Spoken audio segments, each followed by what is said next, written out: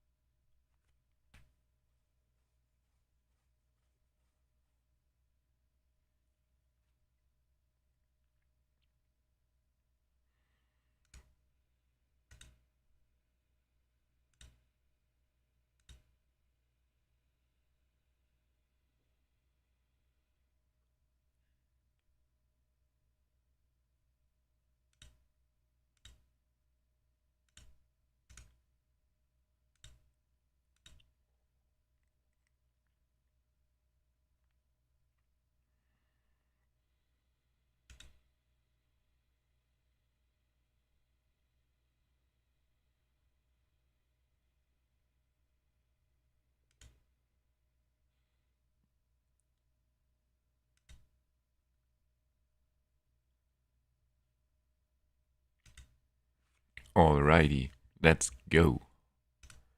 Now, there's only one problem, and once again I cannot see the chat, or I can only partly see the chat. I didn't know how this...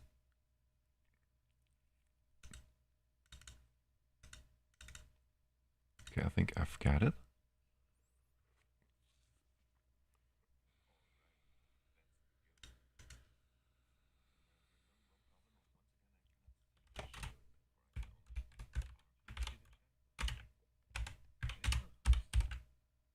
Okay, I think it should work now as well. Actually, I can see the chat, which helps a lot, honestly.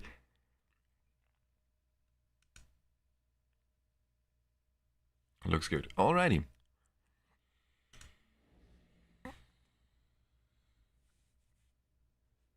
Let's get into this.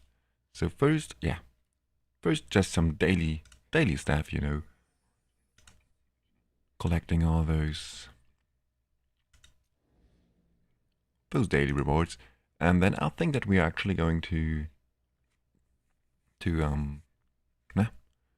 try some continental challenge teams. Not 100% sure. I think I want to try at least to build a team for Oster, because he's the hero that I don't have any clue about yet what we're going to try there.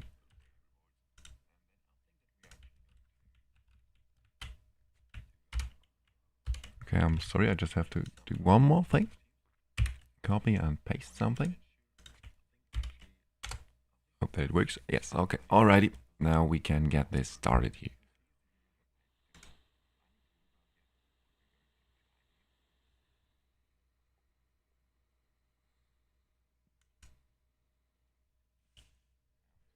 Okay, I think like the stream works fine. If there are some quality issues or whatever, please let me know in the chat. But yeah, as I said, I think first we will just do the daily stuff real quick. And then we can try to build some Oster teams. Well, I think it's quite obvious what we want to run at Oster.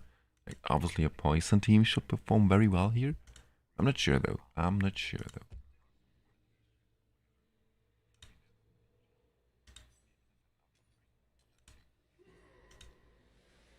Oh, once again we've lost. That's too bad. Okay, so I'm just simultaneously drinking my coffee right now. just get everything started here a bit.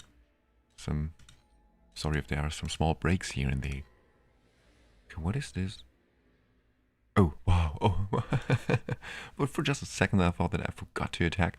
We can also try around and build some different planar or alliance teams. This is something I actually enjoy quite a lot. Building those alliance teams, they are very interesting. And in Season 1, sadly, they used to be quite, don't want to say useless, but the rewards were not too good, while those rewards are now quite good, honestly. Like, where can I see those numbers now? Where can I see those rewards? Because we get those very nice, what are they called? Those hero shards, those fragments, yes, the fragments they are called, which are very valuable, so it is absolutely worth it to build some strong alliance teams. Hello, Raw. Hope you're doing fine. Hope you have a wonderful Sunday afternoon, or whatever time it is, but I hope you have a wonderful Sunday ahead of you or behind you. Okay, first let's have a look.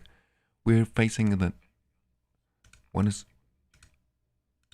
ice, necrosis, and lightning seems to be the strongest 3 elements. Wait a second. Yeah, okay, those are the, no radiance. Okay, ice, necrosis, and lightning. Okay, so we can definitely try to build some teams here, maybe.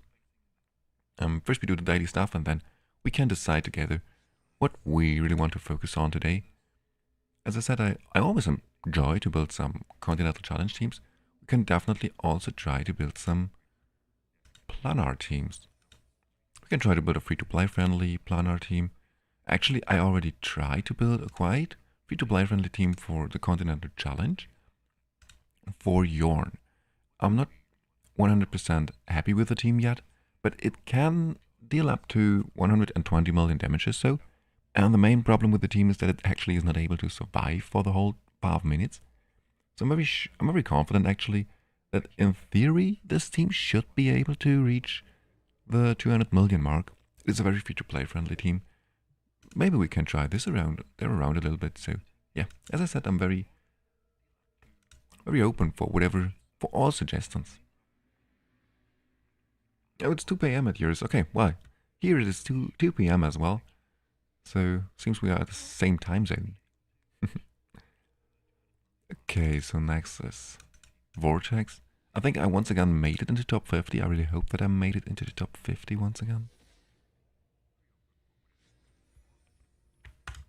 And looks good. Was it already a number? Or I'm just blind once again? Yes. Top 50. Now, this is my main goal always, just to stay in top 50, because right now, top 20, you need so good gear to participate in the top 20. And it's actually not so much, but the difference is not too big. And yet there is definitely a difference, and I just cannot improve my Beldel any further right now, so I just have to take it how it is. And I think top 50 is absolutely fine. The main problem that I have right now is that stupid me, I once forgot to attack the Vortex. Like on one day, I've been playing some Heroes of Might and Magic with some friends of mine for the whole day, and I absolutely just forgot it. I just forgot to attack Vortex, and this cost me 1,700 points. And with those 1,700 points, I think I would be somewhere here, like top 40 or so. So yeah, this honestly was quite a bummer. This was very stupid, and but yeah, I've learned from my mistake, and I will definitely never ever forget to attack Vortex once again. I hope so. So yeah, and this is now, and still I'm quite confident actually that I will be able to reach the top 50. Even though it is not too important, honestly. Now the difference between top 20 and top 50 and top 100 is actually a quite big difference, because it is the difference of the Supreme ticket versus the premium ticket. On the other hand, those tickets, they are fine, they are very cool, nice to have. You guarantee yourself 2 very easy legendary heroes, but well, it is so unlikely that you're going to get a legendary hero, an exclusive hero from those first 20 dice, so yeah, there is barely no difference between the golden and the purple ticket. So if you only reach like rank 55 or so, it's absolutely no problem there. As I said, there is barely no difference. I think the main difference is actually that here for the top 50, you also get this this avatar here. And also for top 20, this imprint is actually quite cool. You can just use this wherever you could use a soul for aesthetic stuff. So yeah, namely for those skins right now. So you can, in theory, I already have one of those imprint souls. So yeah, I could in theory go for one of those skins, but I'm right now not sure. I think there are other skins that I would like to go for more than for one of those active skins right now. Even though the Torrent skin is very cool, also the Ogok skin is actually quite cool as well, so well. But I think I will just save my resources for now.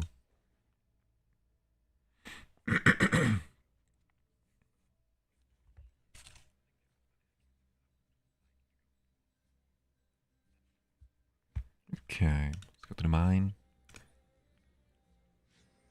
Claim all those daily stuff. Oh, also, what I did now, I didn't do this for like the last 3 or 4 days. I didn't use any of my shards here. And what I always do, this is like my daily routine, I just buy all those, not support, but those buff crystals here. And try to craft some buff crystals for my challenge teams. And I would absolutely recommend everyone to do this. You should absolutely always buy, at least if you are at the stage in the game where I am right now. If you don't need any other of those resources, in theory this is not too bad as well. Like a little bit of additional essence, but the essences that you get from buying or exchanging and not from summoning heroes, you will lose 90% of those essences once the season ends. So, well, this is roughly 100 essence for the next season, and I don't think that is actually worth it. So, yeah. And right now I just try to craft my challenge mode buff crystals as good as possible.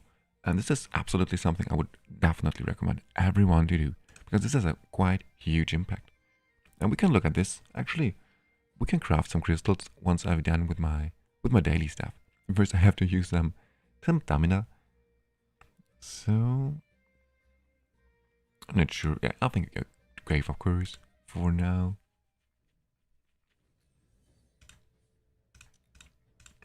Let's get into this.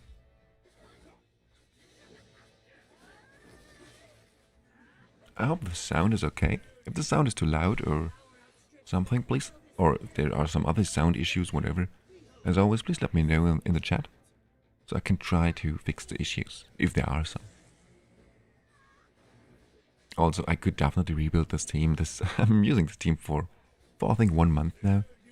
Always pretty much the same team. Then upgrade the gear as well. So yeah, I could just swap around Casper, Felicity, and Flora for 3 Ice Blast heroes, and I should probably have better results. I could do this, but on the other hand, I don't. I'm just absolutely fine. It's nice that there is at least some use cases still left for Flora. I used her so much in Season 1, and now in Season 2 I barely used her, only for the first couple of weeks, and then once I got my Baldel, I've never been using Flora, except for this dungeon team, I think. Not sure if I used her anywhere else. Sound is okay, alright, thanks. Thank you, Raw.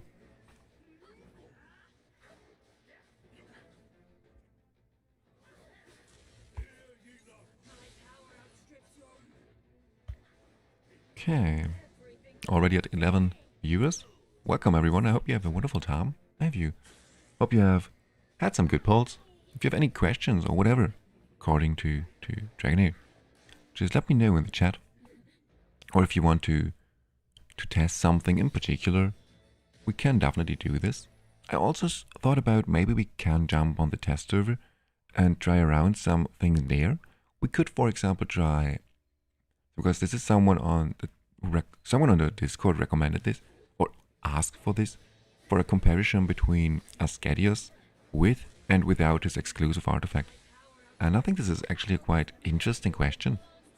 Even though I think, just to sum it up in one sentence, it is probably not worth it for most people out there to go for a Skadius exclusive artifact. Now, I'm not sure how this is going to change in future content. Right now, for the Continental Challenge, it is absolutely not worth it to go for his exclusive artifact. It will barely boost your damage. Now, for endgame content, it could be possible that it is actually quite a big difference.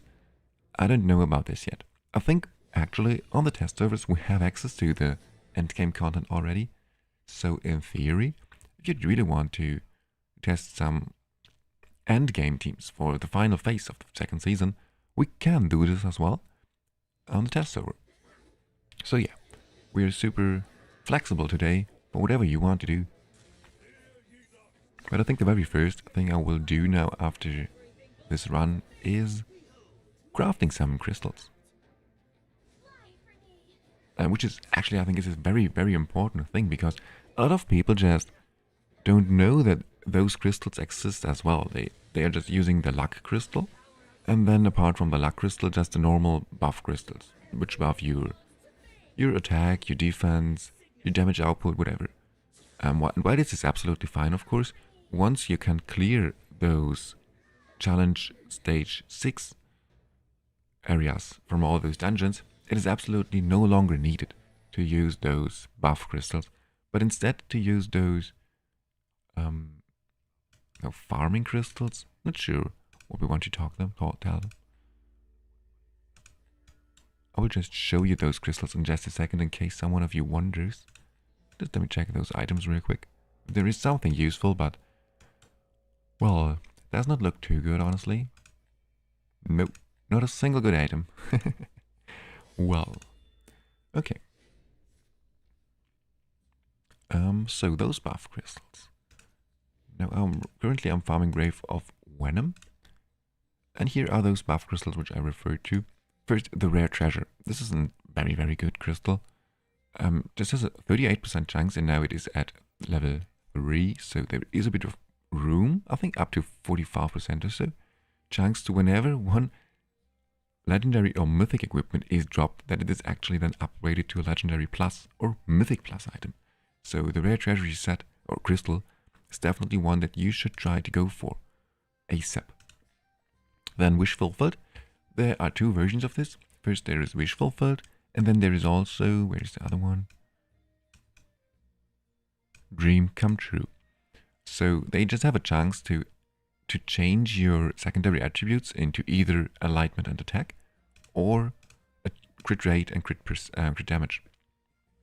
And since I'm mainly farming right now gear for Baldel, for Levanis, and not too much for my enlightenment heroes, since I have already quite good enlightenment items, this is why I'm using the Wish Fulfilled and not the Dream Come True crystal. Then we have the Opportunity Crystal, which is quite straightforward. Just increase your drop rate of mythical items by 10% and up to 3 stacks. So this once again is a very cool crystal. And then of course I'm using the Luck Crystal, which I was quite lucky and actually have him at level 5 now. So yeah, just increases my overall drops in the battle by 20%, which is absolutely nice as well. And yeah, now how do you get those crystals, just in case some of you wonder. So I can show you what I'm doing now on a quite daily base. But now, as I didn't do this for 3 or 4 days, so this is why I have a lot of those shells right now. I'm just buying those buff crystals here over and over again.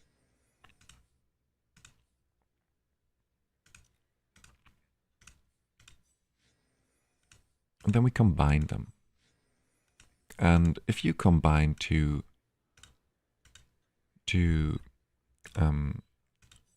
crystals that are not from the same kind, so for example an opportunity and a luck crystal, then the outcome is randomized.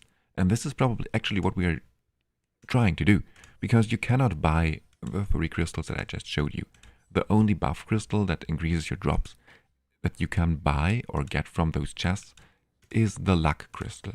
Those other 3 crystals, or 4 crystals, the luck, the opportunity crystal, the rare treasury crystal, the dream come true crystal, and so on, you cannot craft, not buy or exchange those crystals. You can only craft those crystals from random outcome.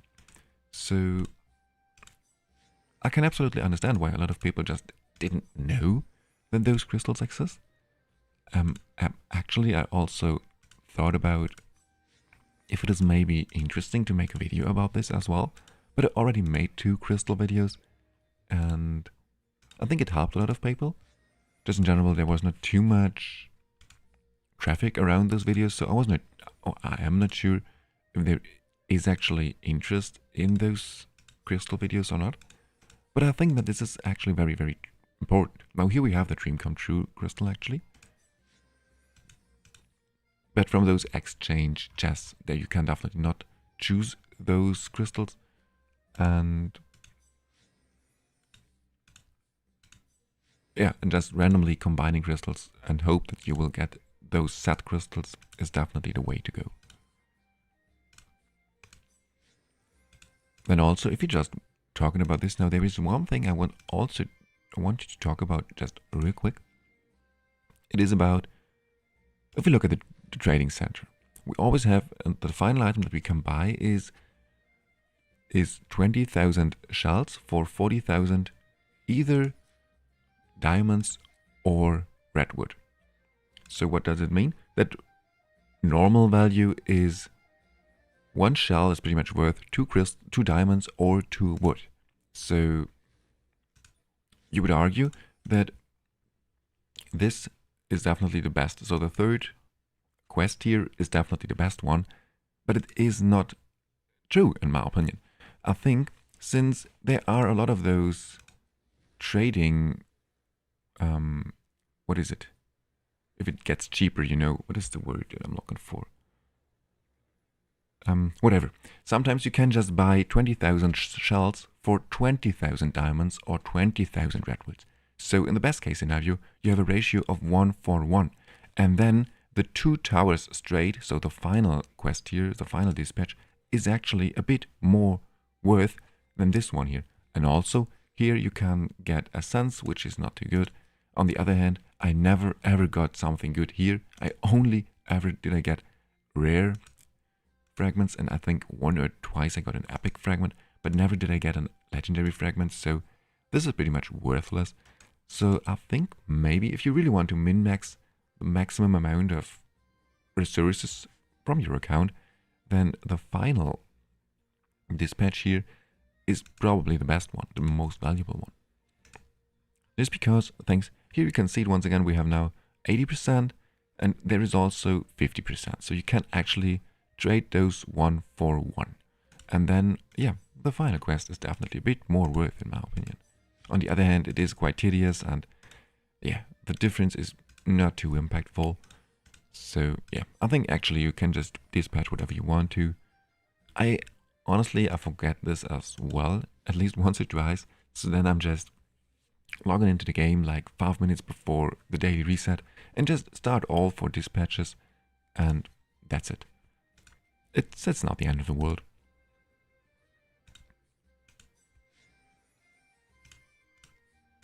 Okay.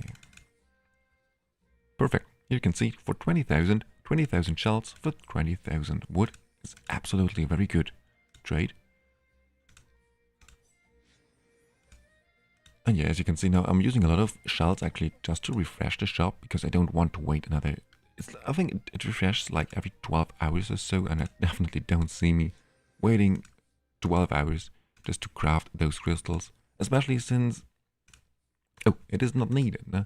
We got so many of those shells, so yeah, no need to save those shells. Just use them, use all of your shells frequently, like regularly, and try to craft some good crystals. I will show you now just what I'm trying, or what is my approach when I'm farming crystals. So let's get into this. As I said, right now I'm farming the Grave of Venom, so let's get into this. But obviously you can use all your crystals in all different dungeons. So yeah. Now here you go and craft. Already talked about this a couple of times in my other videos.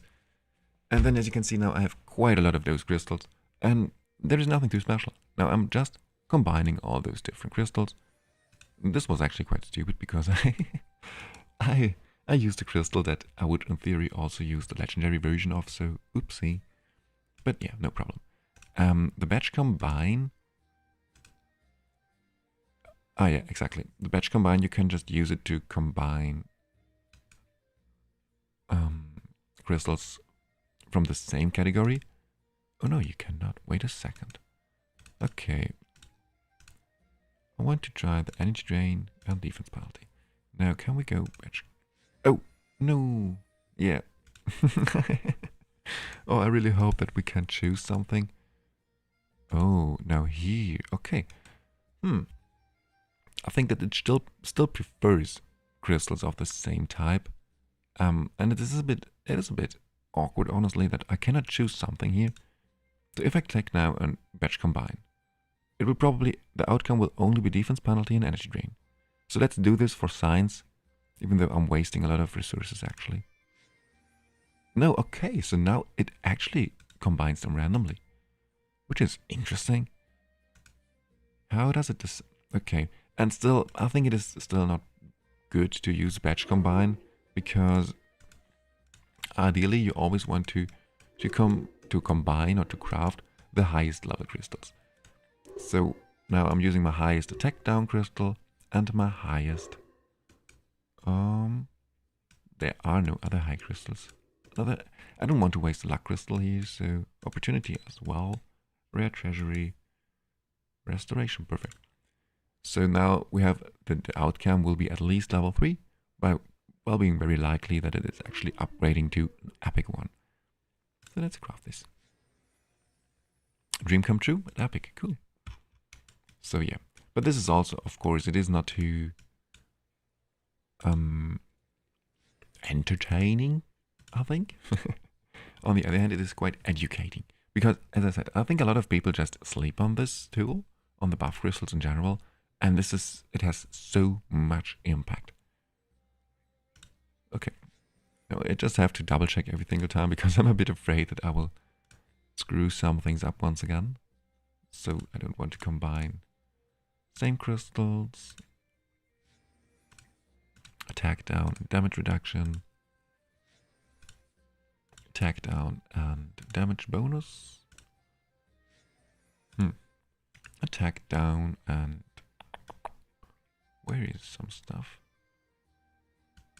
Restoration. No wish fulfilled, at least this is not too bad. Okay. Restoration and shield. Restoration and shield. Opportunity, okay.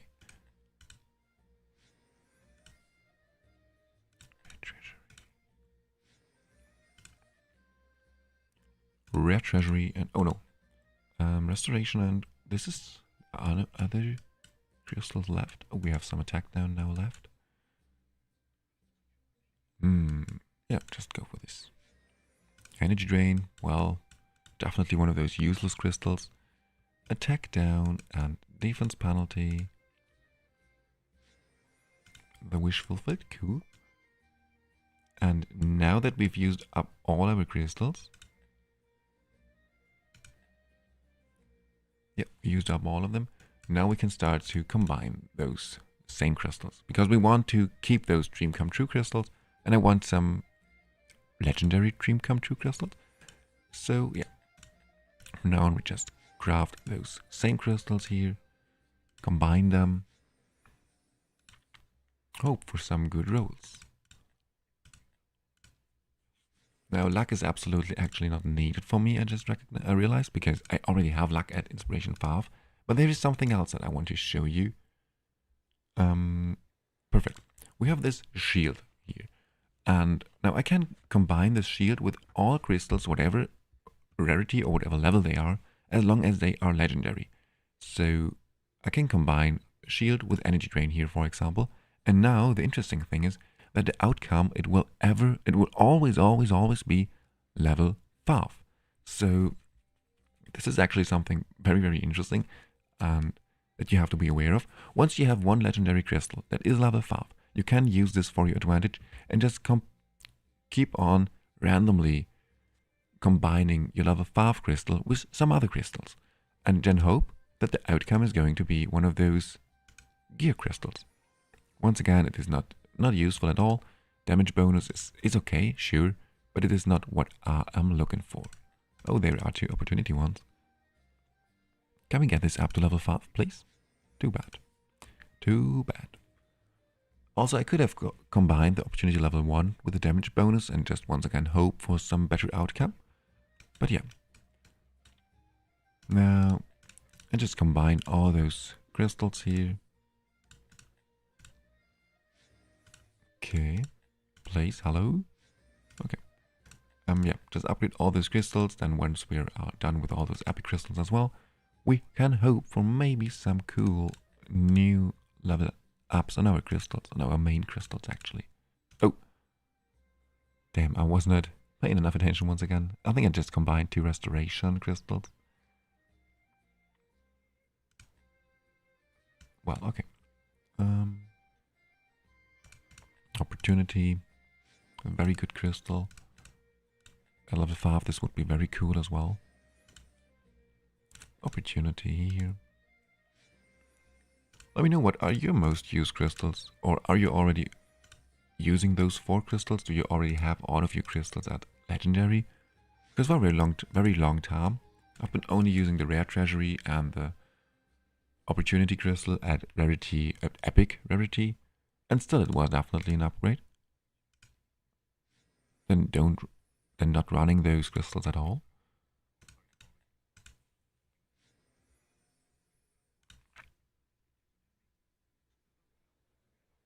Okay. Yeah, no more combinations here. Okay. Okay, so now we keep on combining the shield crystals with maybe some other level 3 crystals, maybe.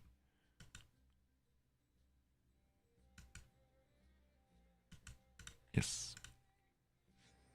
Nice. Oh, it's restoration. I thought it was something else.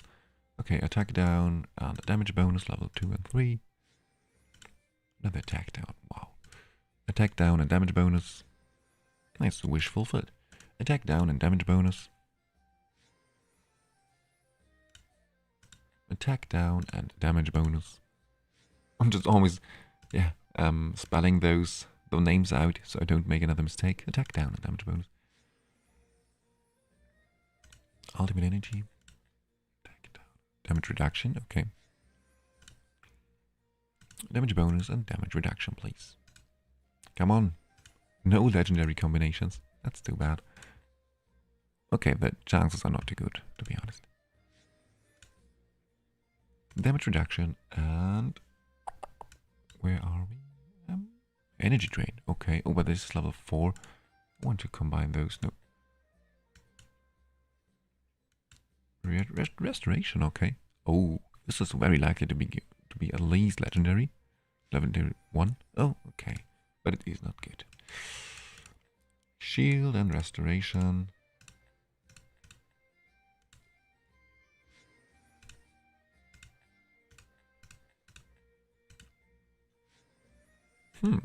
Level 4. Always nice. Shield and restoration.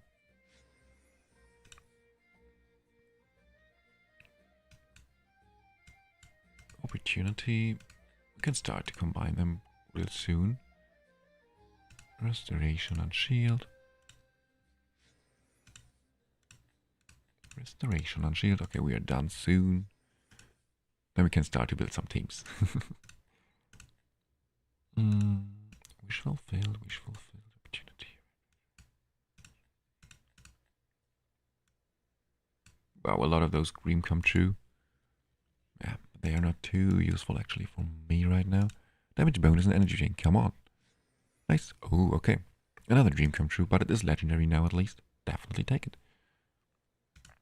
Damage bonus and...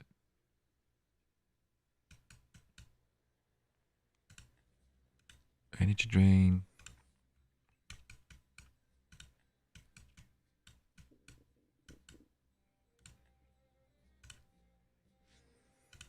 Another opportunity.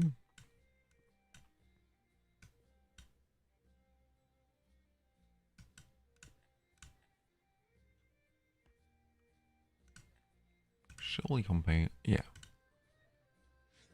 Nice. Okay, another luck one. Legendary luck one. Definitely take it. Damage reduction with... Oh, I think we're done. I think we are done. Yo, okay. So no more epic random combinations. Now let's start to combine crystals of the same type. Dream come true and dream come true.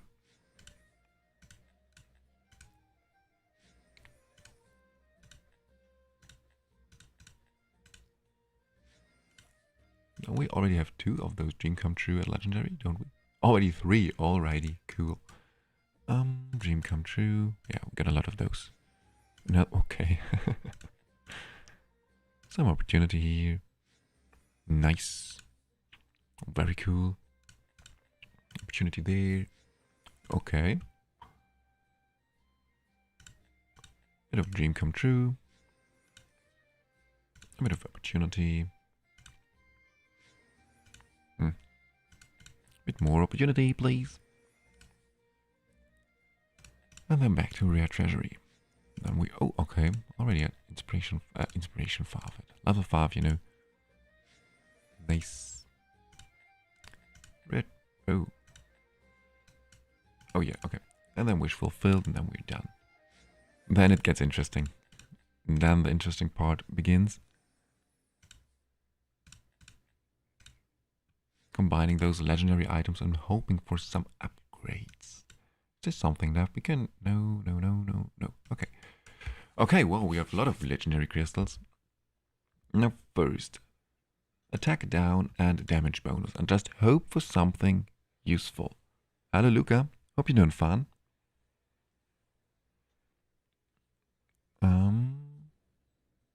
Yeah, come on.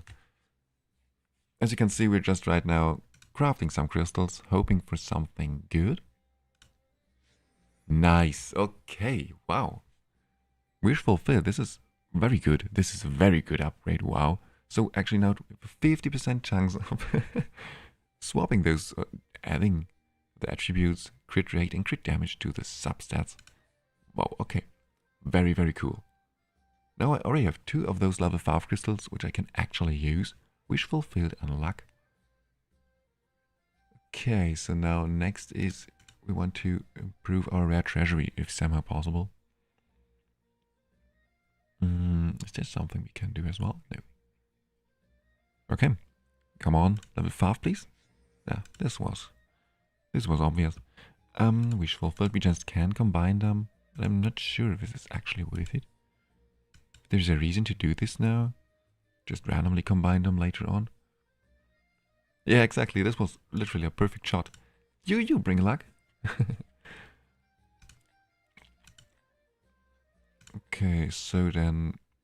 Yeah, let's keep on combining those dream come true crystals. Level 3. Now here I'm actually not sure. Is it better now to combine the level 3 crystal twice with level 1 crystals? Or is it better to combine the level 1 crystals first and then to combine the outcome with this level 3 crystal? I'm absolutely not sure about this, because sadly we don't have any in-depth numbers. I tried around a lot with this on the test service, and I'm still not sure. I think it is just better to combine the high level and the low level crystals a couple of times, then combining the low level crystals and then combining the results, but I'm absolutely not sure. Honestly, I'm not sure. As you can see, because now it is very likely that we just stay at level 3. Yes, exactly. On the other hand, if you just combine 2 level 1 crystals, it is also quite likely that they are only level 1 or level 2 maybe. So I'm absolutely not sure what is better.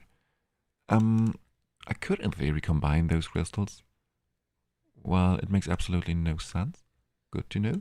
Okay, opportunity. Here once again we have the same problem. We tried like this, come on. We can be lucky. Ah, too bad. Too bad. Well, this upgrades to level 5, I think, is very, very unlikely. Yeah. But okay. This is still like some very good upgrades here. We have now Wish Fulfilled and Luck at level 5. Rare Treasury at level 3. And opportunity at level 4. Wow, okay. Wow, some very good upgrades. Okay, so you also have rare treasury at level 5. Actually, I think rare treasury is the most important one. So, I think that's nice. Oh no, yeah, exactly. I think that rare treasury is definitely one of the most important ones. Just upgrading those items. And you have a 50% chance then to upgrade your items to legendary or mythical plus. This is cool. Like, wow. Especially if you just add all those other crystals, then you can, it is actually quite likely that you drop at least 1 or 2 good items here and there. So, I like this crystal system quite a lot. I think it's a very cool system.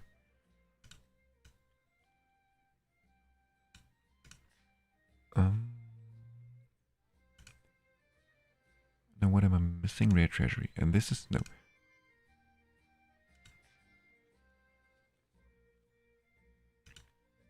And what opportunity is the one I'm missing. And opportunity is, yeah, exactly. Opportunity is the one crystal with 3 stacks. So I want to use it on the abundance crystal, so we can quite fast trigger this. Stack those, reach those stacks. And here, yeah, this is my Venom team that I'm using now. As you can see, it is a very interesting team. Only 1 damage dealer with Lavanis, and then just trying to survive somehow. Because the reason why I'm using this very weird team here is because I used another team, but then I swapped around those buff crystals, and then my team was no longer able to beat stage 6 of the Harpy, so I had to swap some things around. And then this team here evolved, whatever. Then I came up with this team. It is nothing special, I just swapped around some supports, but as you can see now, we're using 2 healers, a very strong shield hero, attack penalty on all of those adds, and then with a Merengar, an extremely strong tank.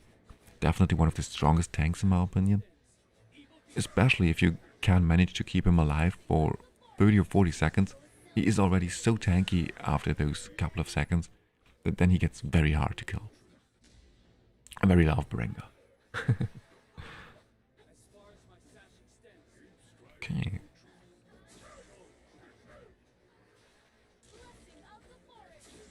Still hope the sound is not too loud or so. It's always, for me, it's relatively loud now. It is absolutely fun for me when I'm playing here. But yeah, I'm always a bit afraid that it is then too loud in the recordings. But, well, I absolutely trust you. Ross says it's fine, so I think it's fine. It always used to be fine in the other streams as well. So why should it change now? As you can see now, this team is super slow. I could maybe swap around the artifact on Lyvanis and just use the Darkthorn Claw on her. Normally, when speedrunning the Grave of Venom, I'm always using the Darkthorn Claw just to ignore those shields. But since most of my gear has extremely good crit rate rolls and no crit damage rolls, I would just lose so much damage that I think it's absolutely not worth it for me. Because yeah, I lose 80% crit damage for 40% crit rate, while I'm already at 110% crit rate or so. So I think it is just not worth it. But who knows?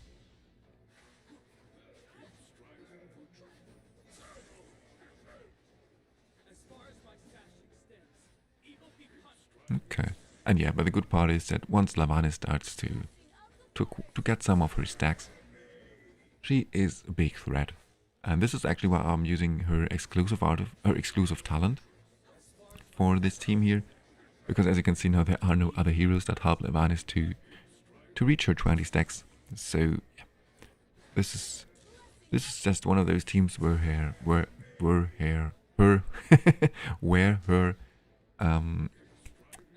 exclusive talent just fits perfectly. Oh damn, and I love it so much that we can just freely swap around those talents whenever we want to for only 10,000 gold. This is so cool. Just in general, I love that we can try around so many different teams and strategies. We can swap around our gear, our talents, and more, just without spending any crucial resources. So I really like this. Also that we don't lose any stamina when we lose a stage. It's just so generous. If you compare this to other gacha games, they really punish you if your team fails. While here, if your team fails, you can just try it again. And it encouraged people so much just to try around teams and strategies. And this is something I very, very much like about Dragonheir. Okay. Did we get something good? As you can see, wow, look at all those additional roads, all those additional drops, just thanks to the luck crystal. Okay. Wow, this looks like a helmet where actually both of those crystals triggered, but I don't have both of those crystals equipped, do I? This is, wow, crit rate, crit damage, attack, and enlightenment. Sick. Also crit rate and crit damage. Oh wow, and another item where this just happens. Just give me a second, please. I'll be right back.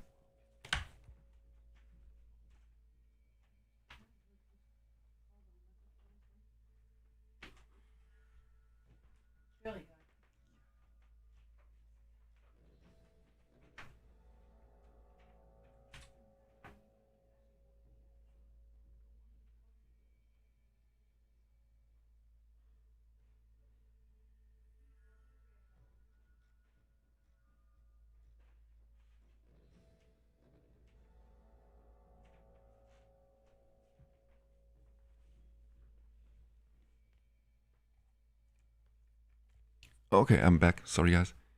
So this is weird. I have to check now if I have the wrong crystals actually, because this happened twice. That we have attack percentage and enlightenment and also crit rate and crit damage is very weird. Also can be cool, of course, especially for some of your burn heroes, for example. They don't need enlightenment, but the other 3 stats, they love to see those stats. I have a question about build out over the Ice Blast team on Vortex. How to exactly do more damage? Okay. I just don't understand this team. Fire was I can absolutely see your point. We can look at this Vortex team in just a second. There are so many important things when it comes to this Vortex Ice Blast team. I can absolutely see your point. I had a lot of struggle to rebuild those teams, and I'm still not 100% sure if I know everything about those Ice Blast Vortex team. I think I do, because I've been watching a lot of content and I'm quite sure that I know all that I have to know. But it is absolutely possible that there are still some hidden shenanigans that I don't know about. But we can look at those in just a second. Now where are those new items? Those new items with those interesting stats.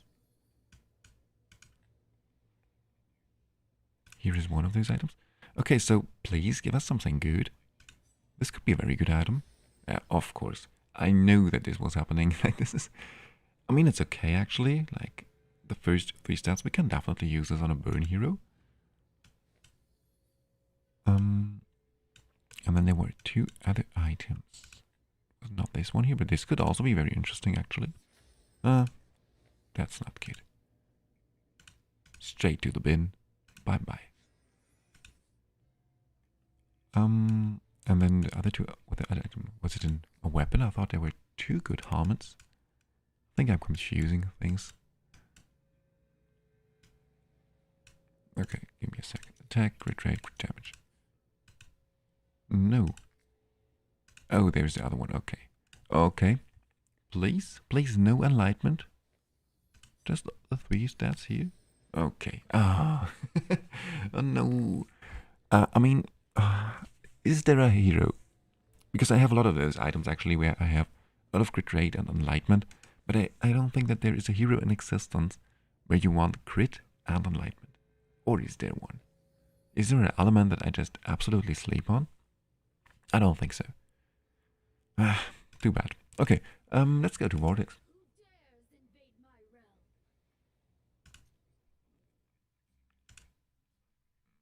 Oops, not a camp, but adventure. Also only barely do 1 billion damage. Like 2 days ago or so, I did like 1.2 or 1.3 billion. When Ice Blast was a little bit buffed from the weekly buffs. Right now, as you can see, I'm doing a bit more than 1 billion, and it is very close, actually. What helped me the most were actually the talents. The talents boosted my damage by quite a lot, because in the beginning, I've been using the wrong talents. Now, let me show you the talents just a second.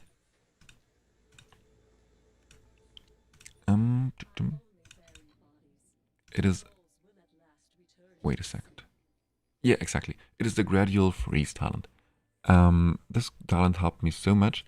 I'm not sure. I think I've been using the condensing ice first. And the gradual freeze is just so much better. It's just pretty much a whole uptime. It's 100% uptime pretty much. And 10% damage up. So, absolutely extremely strong talent. So this helped me quite a lot. And then also the Iskalan's Blessing is, I think I'm quite sure about this, the best talent here from the tier 5 talents. I tried the other talents as well, and I had by far the best success with this talent, but I'm not sure about this. So if you are using other talents now, if you have better results, please let me know in the comments below. I'm very, or not in the comments below, but in the chat below. I'm very interested in your opinions. Now, something I realized is that I struggle to keep the team alive, so we can just make one run here. And the team now, it survives for something a bit more than 8 minutes actually, while Baldal and Shina, they die quite early. They die like 1 minute early or so, which of course costs so much damage. And now if we compare this team here to other teams, one of the big difference actually is the inspiration. Now if we just go somewhere here, most of the teams, they always have inspiration on, either Isilia or Felocia, sometimes on both.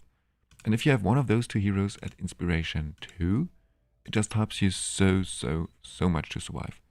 Like one of my clanmates, guildmates, he has pretty much exact the same team. Like he has obviously the same team, but the stats of his team are also absolutely comparable.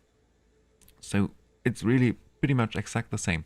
The main difference is that his Felocia is at inspiration 2, and he survives exactly 1 minute longer than I do. And all of his heroes survive like 1 minute longer.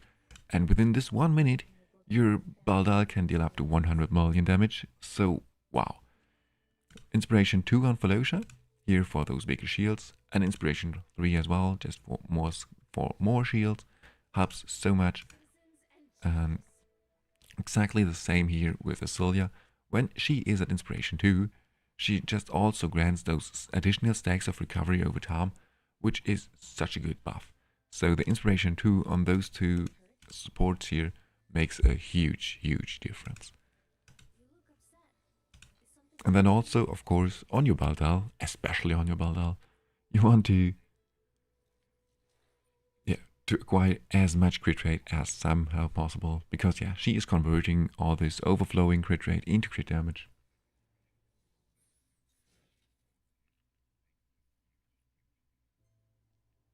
Why we have to build Shayna with crit damage? Yeah, this is a good point. Now she does a bit what Casper used to do in the old wild teams, just like a second DPS, which also improves your main DPS by quite a lot. Of course, I would also prefer if we could build her with only accuracy and attack.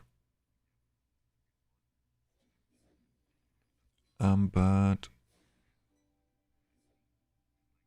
she can deal insane amounts of damage. And I'm also extremely lucky that I already have her at Inspiration 3. This is very lucky, especially considering that I never got her in the old version of the game, where I've been chasing for her pretty much, and I never did I get her.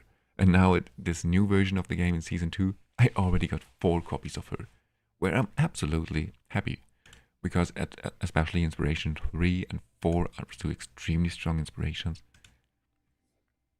Oh, Inspiration 2 as well, I see. On the other hand, I have Zorak at Inspiration 5, which is so useless.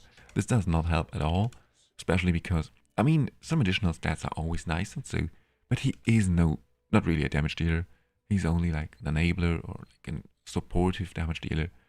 So, well, those inspirations are a bit, don't want to say they are lost, but yeah. And what about Ardred instead of Asilia?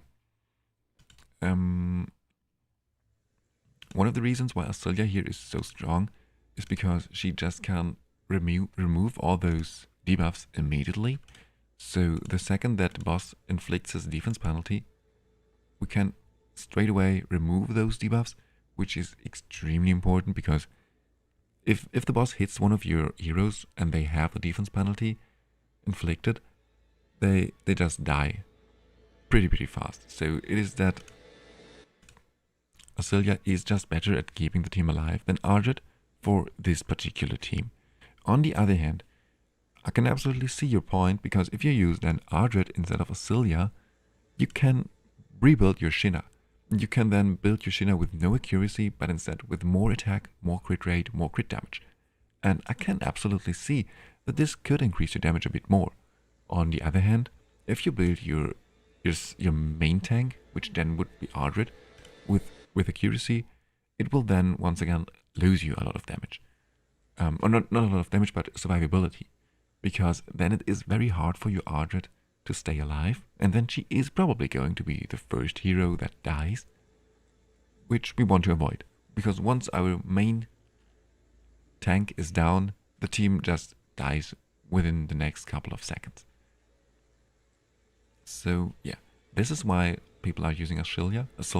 I also tried Ardred on the test server, and Asilia is just better for this team, at least in my opinion.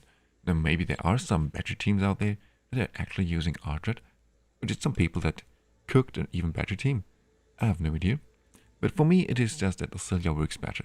On the other hand, Asilia is super rare, while Ardred is a free-to-play hero. So if you don't have Asilia, I think Ardred is a very good alternative. Like a very good alternative.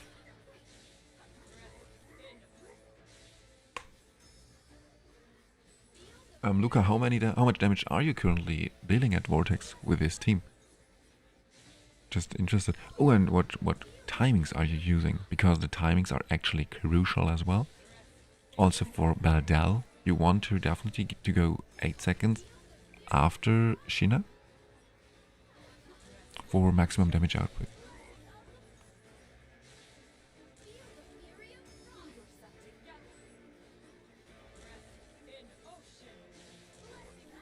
Okay, so you have both. Then I would actually recommend you to go with Asilia. She's also just in general such a strong and cool hero. But yeah, it is actually very interesting now. We have those 3 amazing healers in the Radiance faction. We have Ardred, we have Asilia, and we have Jillian. And all of those 3 heroes have their ups and downs, and in different teams, different of those 3 heroes are actually best on Sloth, which I think is a very cool thing. So if I think back to Season 1, there in the Continental Challenge, Jillian definitely used to be better than Asilia. Like, she was way better in this team than Asilia was. Just because Asilia was melee, and we didn't want to bring a melee hero to the... I think Twitch was the boss, wasn't it? So, while here, we definitely want to take Asilia over Jillian, because even though Jillian can also provide some good healing and cleanse some debuffs, it's just that Asilia gives us more healing in general, thanks to her battle skill. This is why here in this Vortex team, we're using Asilia instead of Jillian. And then for... No, what was it? I think it were some... Yeah, especially for all those speedrunning teams, where you only used one tank, then the tank was Ardred and not Asilia, because you could use just Ardred as your tank, who also is able to inflict the defense penalty. So I think this is a very cool thing, that all those 3 heroes, which are on first sight quite equal, have very different uses, and all of those heroes can be best in Sloth depending on the team and the content. And this is something I very much like about those 3 heroes. On the other hand, I really hope that they will not release another Radiance healer, because yeah, I think if there is going to be another Radiance healer, And if he is ranged, then I think then it's over for Jillian. But who knows? Who knows?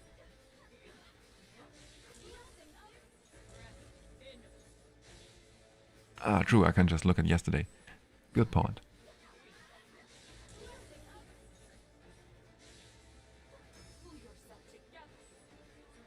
Okay, first, I just want to look real quick. If the team if it is still Baldal who dies first, and not Isilia. Yeah, exactly. It's Baldal who dies way too fast, actually. Maybe I could give her some additional defensive stats. I don't want to. I don't want to give her defensive stats. I could also try another talent here.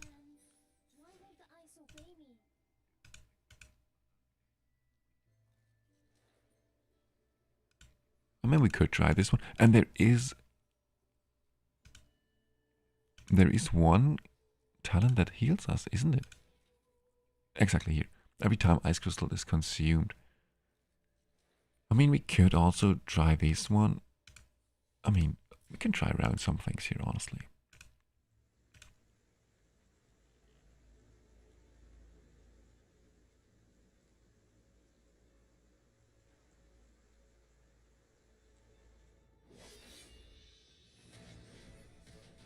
Well, okay. Damage went down by quite a good. We might have to try it once again, but yeah. I mean, we can now try some different talents, but I'm very, very sure that those are the best talents right now for Baldal. Because I mean, I'm not the only one who tested this. So many people tested around with Baldal, and all came to the conclusion that those talents seem to perform best.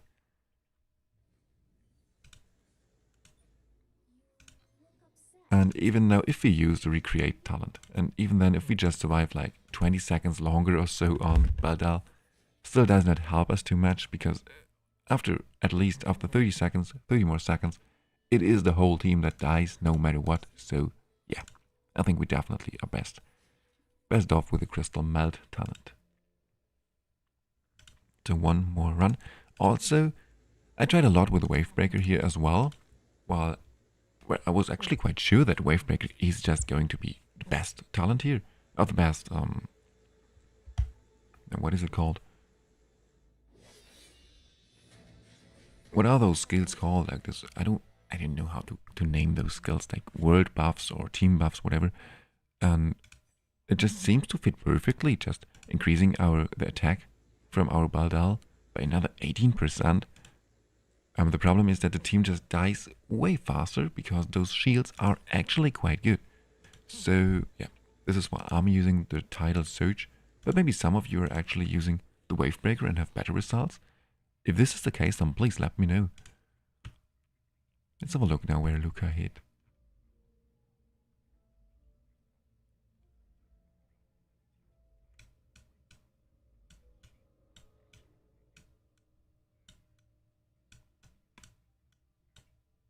Here, Luca. Here, this is you. But this is more than 1 billion. I mean...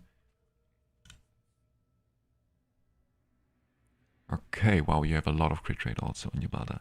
I'm always not sure. I think maybe I'm doing something here wrong, but it is like this. You convert... What do you convert? Like 3% of your crit rate? 300%, exactly. You convert 300% of your excess crit rate into crit damage. So, yeah, if you have like 3%, 103% crit rate, this means that you get another 9% crit damage, don't you? So, crit damage is quite good as well, depending a bit on your rolls.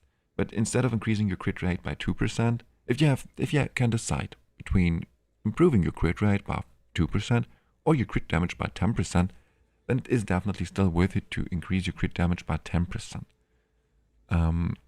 At least this is what I think. But then I tried around a lot with those different gear here, and it seemed that there is more converted than only 300% of your excess crit ratio. Maybe I forgot something, maybe I don't know, maybe I'm confusing things, but I think that there are some additional passives or some additional shenanigans that actually convert your crit ratio into crit damage. Because, yeah, as I said, if we just look at those other belts here a little bit. Buffs, yeah, exactly. So let's look at this. I mean, this is an absolute insane team, like nearly 1 billion more damage than the second highest rank. This is insane. And then there's also, once again, like nearly 1 billion gap between rank 2 and 3. This is just nuts. Now, I digress. As you can see, now he's only focusing on crit rating attack.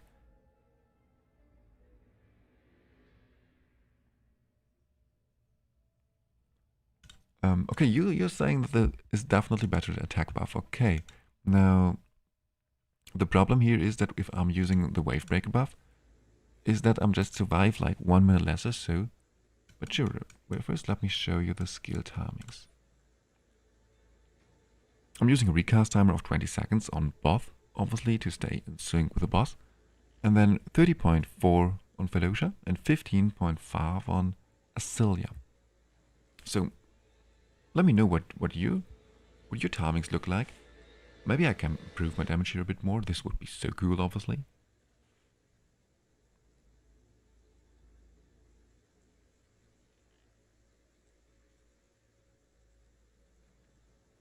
And then, yeah, those heroes here just in sync. Always the 9 seconds gap. Oh, I thought it was actually an 8 seconds gap. Oops. But yeah, 9 seconds gap between Baldal and Felocia plus... not Felocia. Shina plus Zorak. Maybe we could use timing here as well. But okay, let's try it. So I will just use this time and make myself a coffee. So I'm back in just 1 minute. I hope I'm back before the run here ends. And then we can keep on talking about those casting timings.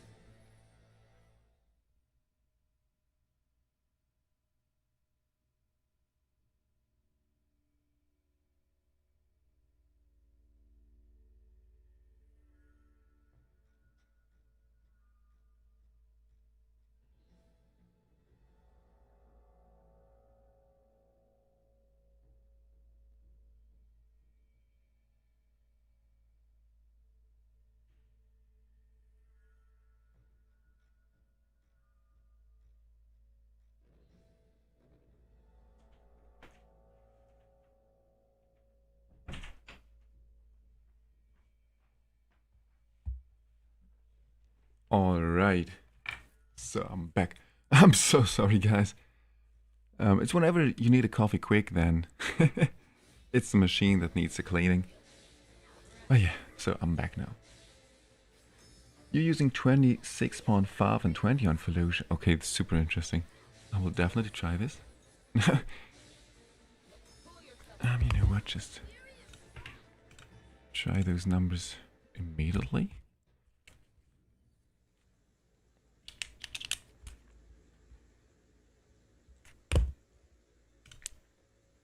Okay, so right now, 30.4.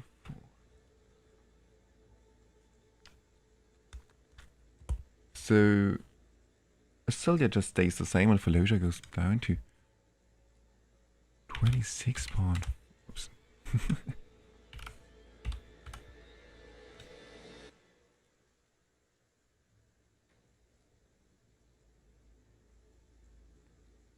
Okay, wow. Inspiration for Baldal. Now this is something sweet. This is indeed very sweet. But what inspiration is your Fallujah and Acilia? Oops.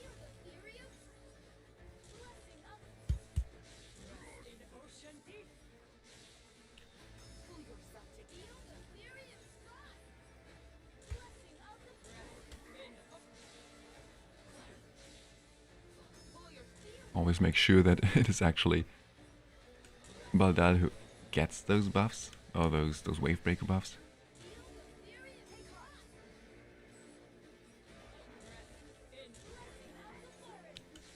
Looks good.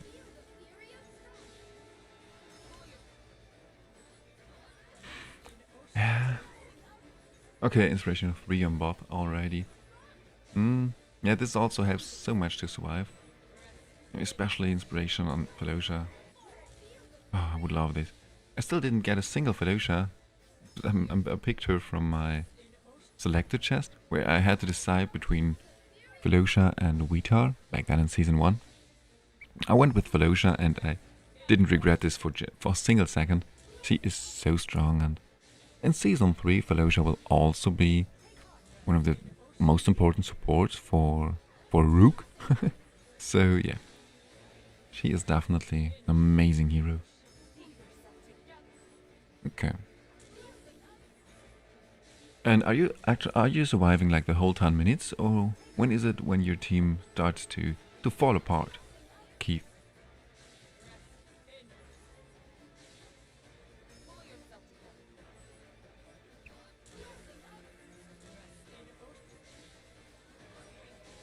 Yeah, yeah. Well, damage is good. Definitely like 10% at least more damage output from Baldal. If she just would be able to survive.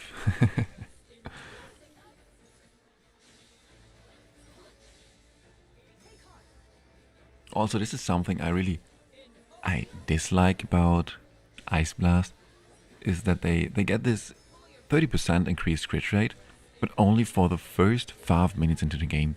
And those 5 minutes, this is, for me, it's such a weird number, because for some areas, for Continental Challenge and so, this means for the whole fight, pretty much for every dungeon, and so this also means for the whole fight they have 30% increased crit rate. The only area where this actually is not so important is endgame content, when it takes like 7 or 8 minutes, and here for Vortex, where it takes 10 minutes. So this 30% increased crit rate for exactly 5 minutes feels so weird to me. So this is one thing, and it took me hours until I realized this, because I've been trying around with Ice Blast for so long, and then always after 5 minutes my damage just went down, and it drove me nuts. I think I got crazy. I didn't know why. I always thought that I made a mistake or so, or that something got out of sync or whatever. And then, in fact, it was just, yeah, part of the Ice Blast shenanigans. But nice, okay. This is a new personal best. Already? Thank you very much, Keith. It seems like your timings are just so much better.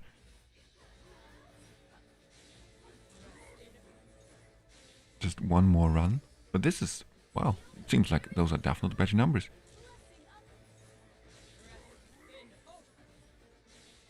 Now I'm even more curious.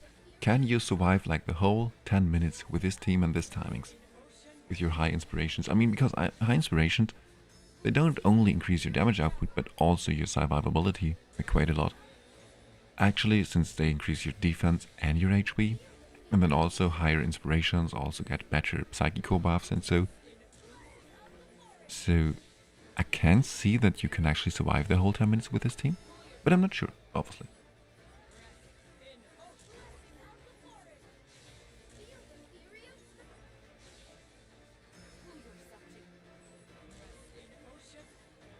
What could we do to increase the damage further?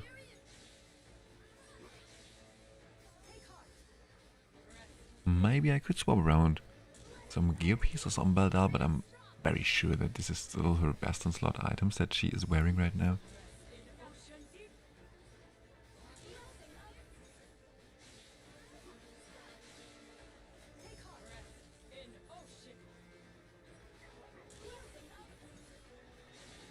And what timings are you using, Luca, by the way? Are you also using 30.5 at 30.4 or like the new suggested 26.5 seconds on Felocia? Or were you using something completely different?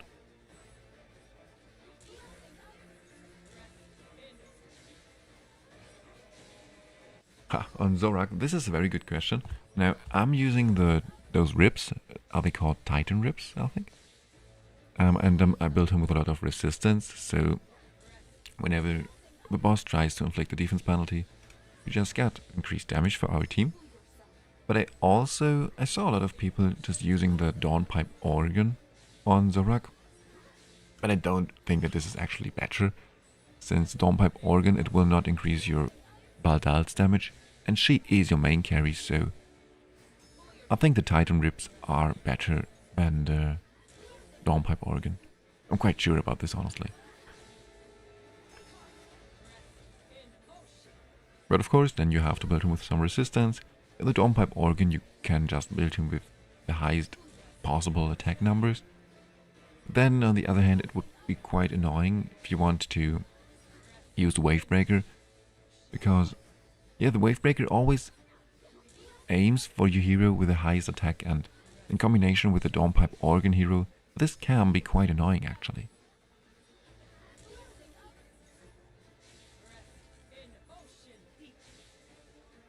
Oh, interesting, you're using Felocia on free. And how long do you survive, Luca?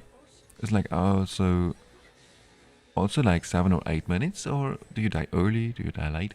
As you can see now, I always die at this area after 7 minutes and 40 seconds or so. But well, nice. Thank you very, very much, Keith, already for your new numbers. This definitely increased my damage by a little bit. And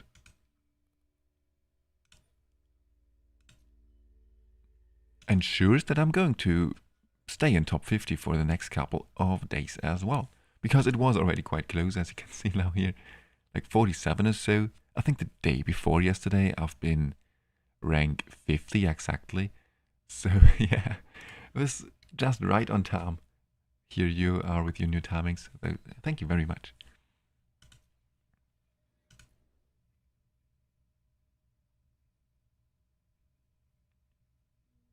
Okay, so you are actually using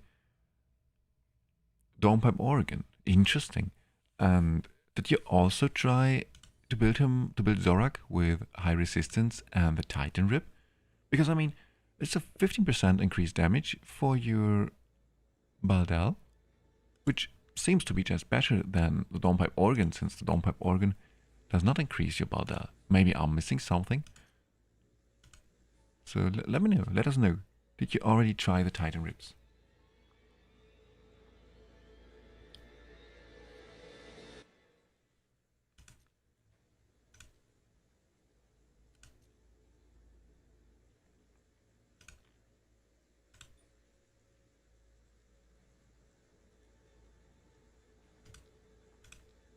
Okay, now let's try it with 3. I'm just curious.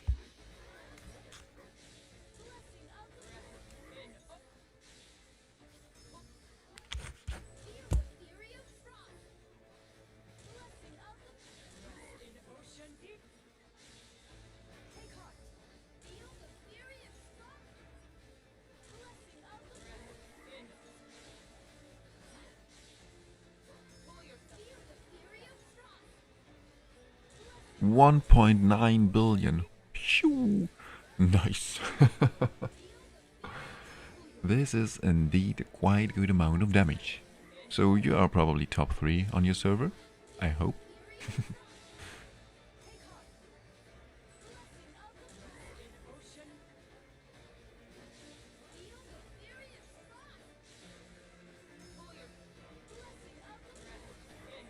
Okay, you're trying to use ribs.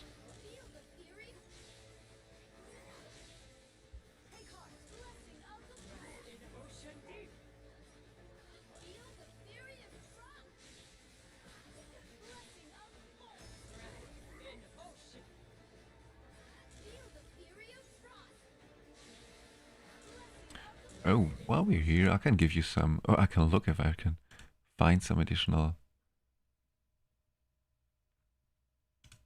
small codes for you guys.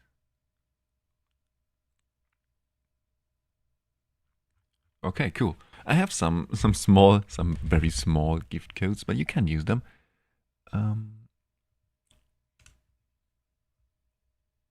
So let's try it.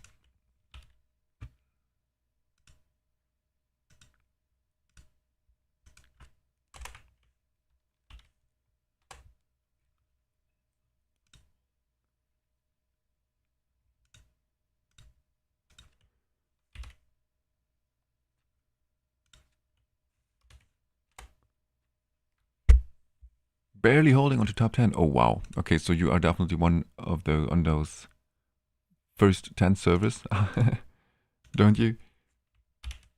Because those first 10 servers, they are stacked with strong accounts, with strong people.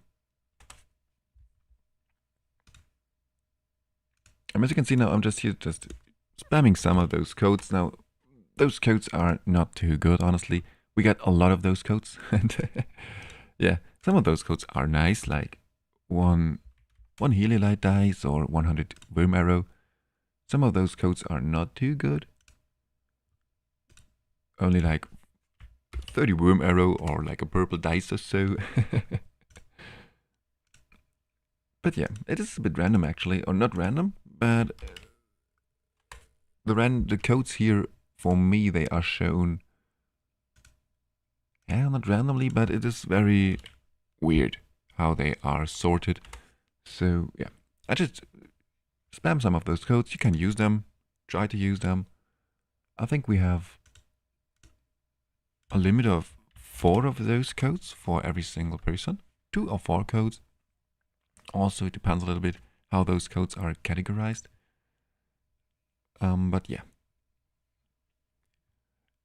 Then what is happening here? We just did even more damage with the free timing. This is no... What? Wait a second. Like, did we actually did like 100 million more? Thanks to free timings. Damn, Luca. Then was this random, or is Luca actually like a genius? Oh, you are on RE9, okay. Okay. RE9, there are some very big players on this server, aren't there? Like, I'm not sure. Isn't this where Kalzir, Zotobi and other people are? I'm not sure, is even Hisoka on fire and Livonarov and so? Are all of those heroes not on RE9? I'm not sure. I'm probably confusing things. But I definitely know that there are some very big whales on number 9. Yes. It was so close that I would have also chosen server 9, but then I went to server 8, and I think the experience here on server 8 is a bit more chill than it is on... Yes, okay. Than it is on those other servers. We have also some of those whales, and we have like probably one of the biggest whales, where, yeah, with his Chinese name, so sadly I don't know how to pronounce him or how to call him, but this is just insane. Like in this realm-wide vortex leaderboards, he also did like nearly 1 billion more damage than the number 2 player. So wow, he's a very big whale. Exactly. Okay, so you have Kalsir and so.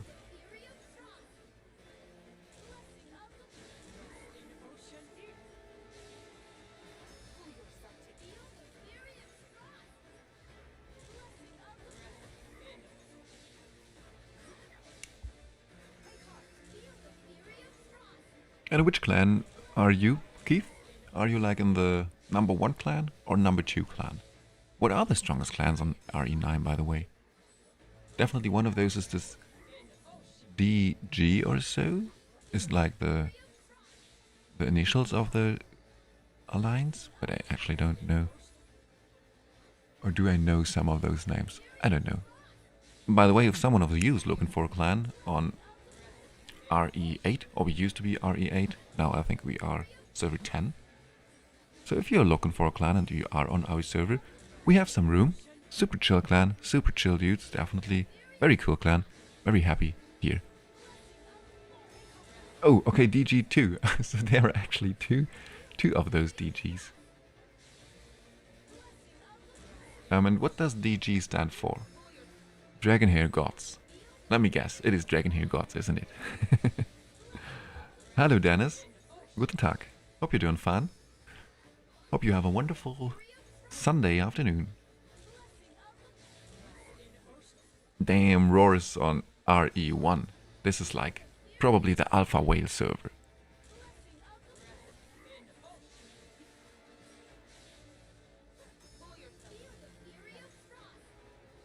A dragon giants, okay. Dragon giants, cool.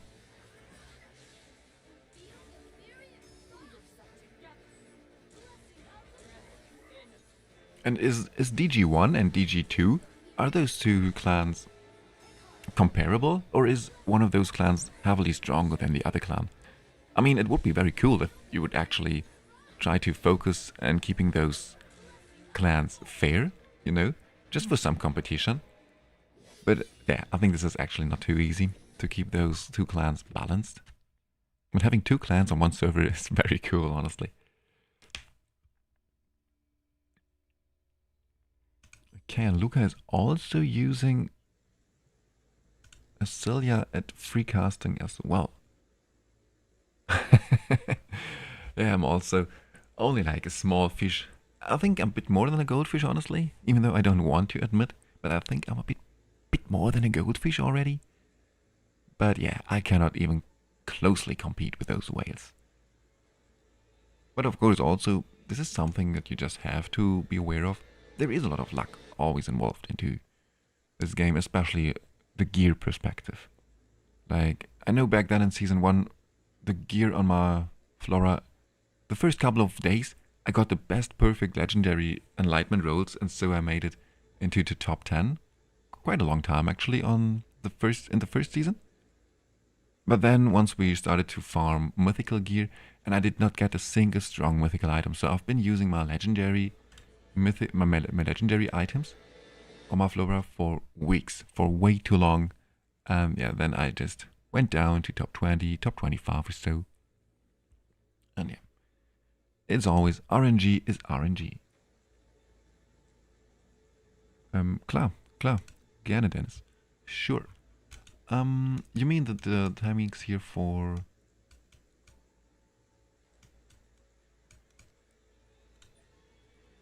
this Ice Blast team, I think?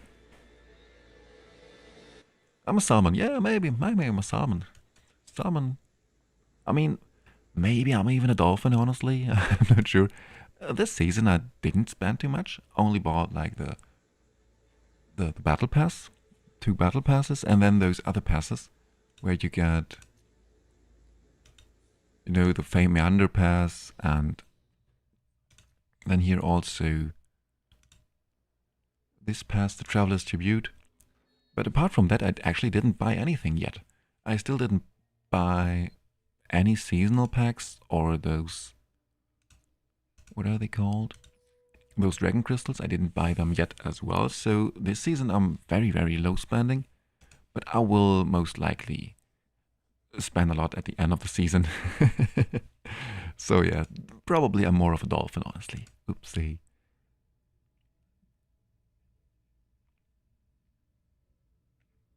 Okay, so okay, it's a bit more even this season.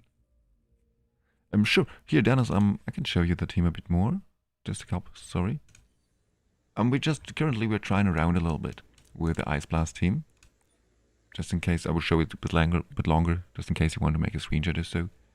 And currently we're trying around it a little bit. Originally, I've been using Fallujah with 30.4 seconds first cast timer and 20 seconds recast timer. But then Luca suggested to just use free default casting on your Fallujah, and this helped quite a lot. Like it helped me to deal like 100 million more damage to survive another 30 seconds, 40 seconds. So right now, this seems to work best for me, honestly. But also, I want to try this here as well. He's using his Auxilia on 15.5 first cast and then default here as well for recast. I'm very interested to see if this works as well. And then the Wavebreaker definitely works better than the Tidal Surge buff. Even though the Tidal Surge buff helps you to stay alive for a bit longer, the Wavebreaker definitely is just better. Those 18% additional attack on your Baldal is just crazy. But you should definitely make sure, Dennis, that it is Baldal who gets the Wavebreaker buffs. You can always check this here. And that not Shina or Zorak steal those Wavebreaker buffs. Because Wavebreaker always gets... always the hero with the highest attack gets targeted by the Wavebreaker buff. So, yes. Definitely you should make sure that it is Baldal who gets those six stacks of Wavebreaker.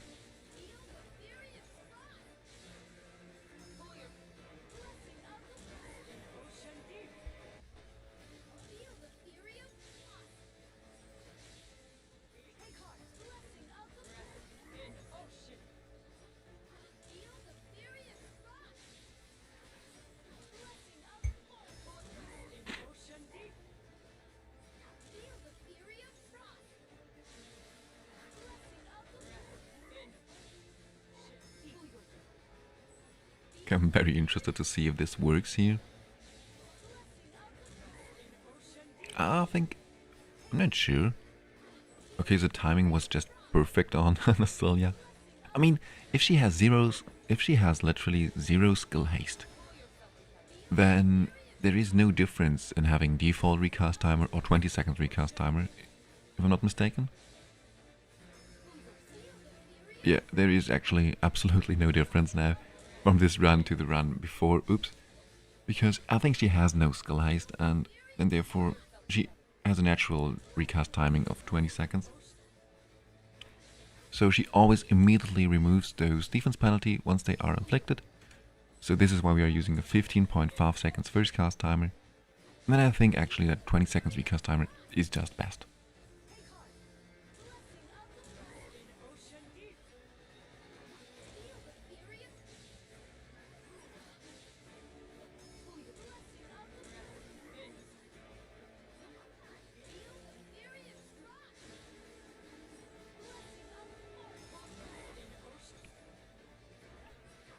Okay, nice. Yeah, let us know, Dennis, what your mistake was. Just to translate this, Dennis now he found a mistake in his Vortex thing, and he's now trying to fix it.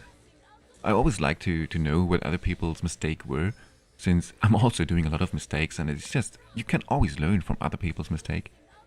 So, and sometimes it's just some small adjustments, like for example, reducing your tech on Zorak by another 200, then Wavebreaker gets actually granted to Baldal, and all of a sudden you do like 100 million more damage. Also for this Durham team, or this Ursula's team, where Durham was the main carry, there were so many frequent mistakes. Just I always like to cover those mistakes because yeah, they are absolutely natural, obviously. Okay, the damage looks very good.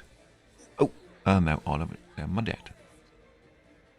I did gloves and Forge especially for Baldal, but it changes ascent for Durham. Okay, yeah, wow. So this Durham team is just nuts. This is such an amazing Durham team where Hisoka came up with. And I think you did insane damage, didn't you? Where is it?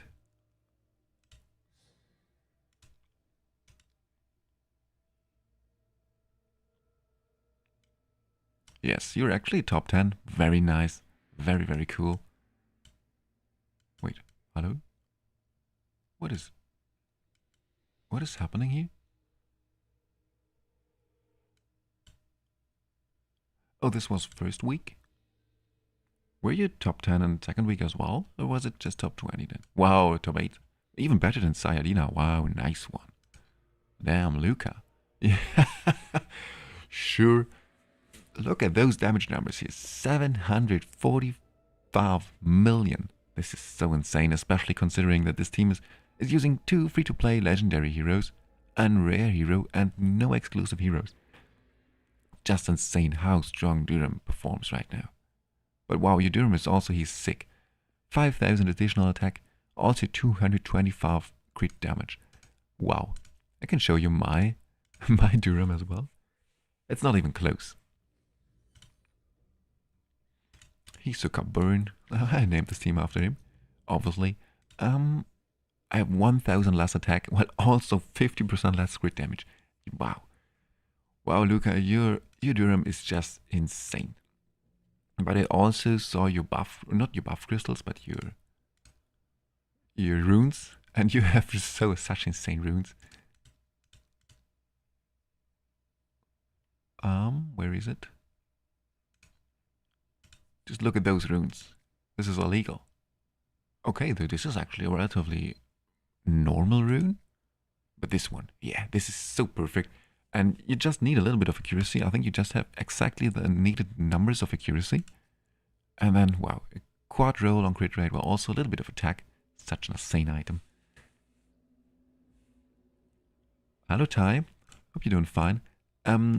No, I didn't try this yet, but I saw a lot of people who had very good success with just swapping around where is it? Alminster for the Dark Lady. Just for another 100 million damage or so. But I didn't try this yet. Honestly, I didn't try any Continental Challenge teams yet. Because I'm not entirely sure if they're actually maybe the Dark Lady fits in another team even better. I'm not sure. But yeah, she fits just perfectly into this team. And if you can increase your damage just by another 100 million damage or so, it's just bonkers.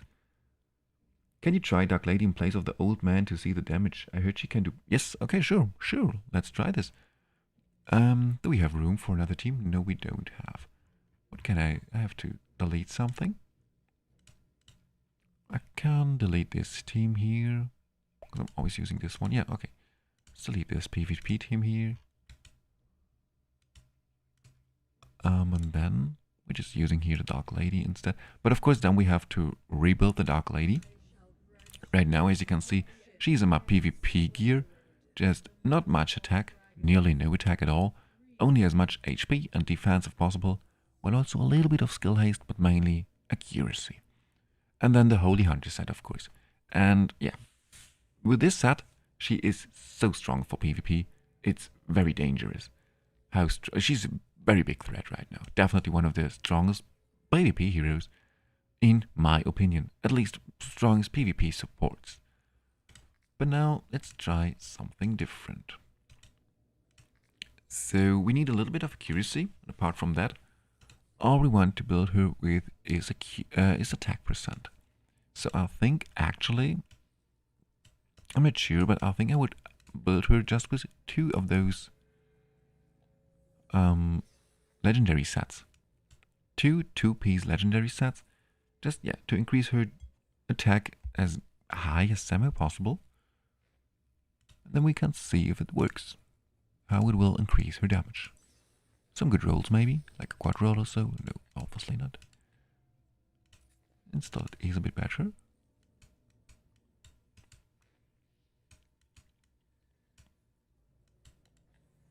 Triple attack roll, definitely take this one. Then here's some attack, please.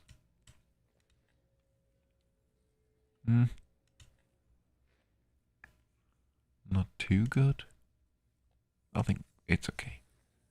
And then here we want attack percent as well, but maybe with some accuracy would be ideal. Okay, so too bad that we don't have one of those legendary plus items. Okay, so then we try it like this. Please give us some good accuracy rolls. Of course, no accuracy rolls at all. Well, we can take something, try something else here as well. Too bad, those rolls are not too good, but additional, this is still a good item. Can we have something better here then, maybe? Just out of interest.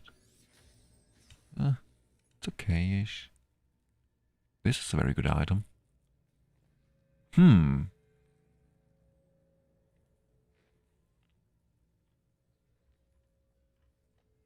think we just try actually this item here. Then here we want Cyril's Whisper set. Only have this one item. Wow, okay. Defense, a bit of resistance. Some additional attack maybe.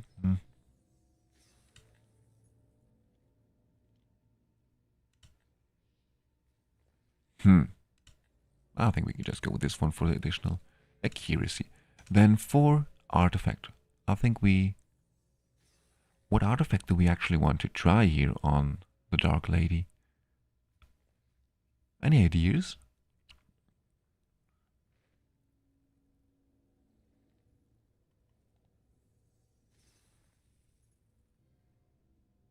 I think we want something with accuracy. Actually, do we want to try the Crown of the Unclean? I have no idea. Also, we have to be very careful with the sequencing once again to see if the sequencing now, if there's something changed or so.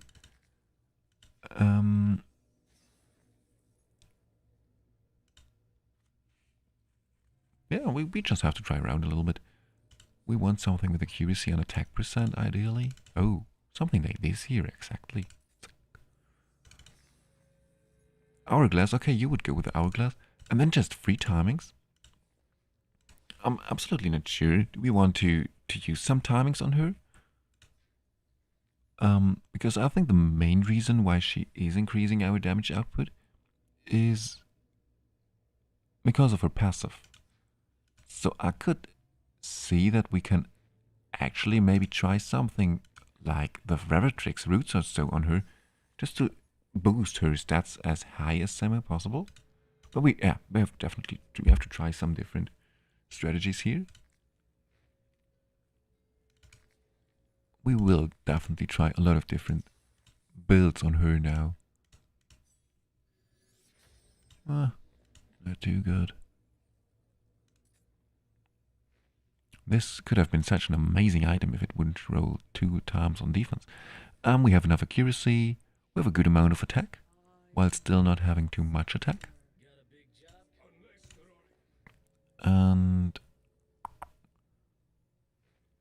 anything that we want to add, yeah, we can now. Elemental Ascend this item here, just for some additional stats.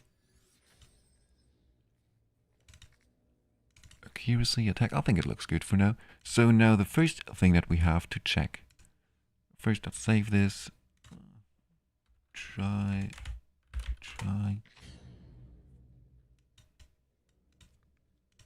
Those skill timings, we definitely want to copy those skill timings. So it's 90.8 and 18.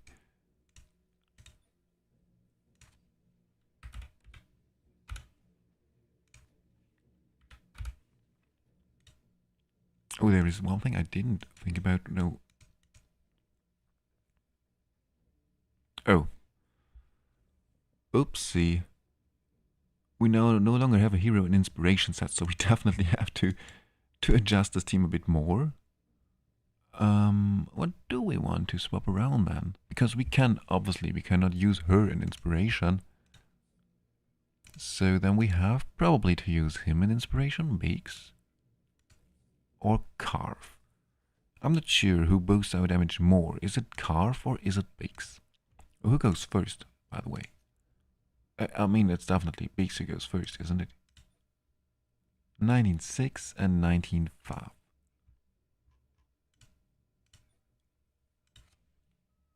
19.5 here on Beaks and 19.6 here on Carve.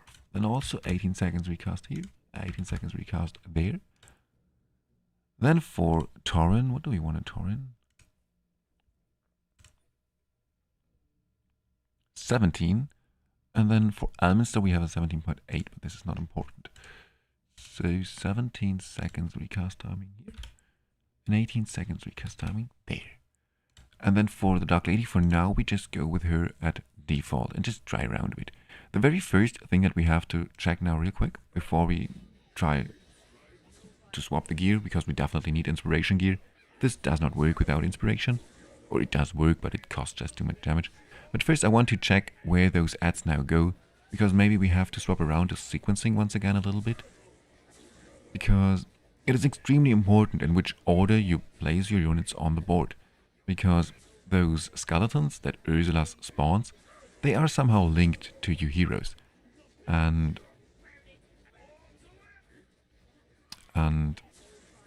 it depends actually on what hero gets placed on the field when. So the first hero that is on the field is Duram, and therefore the areas on which those skeletons then stay, they vary a little bit. As you can see now here, something is off, because one of those skeletons was not in range for the Beak's ultimate. And we always want to be all of those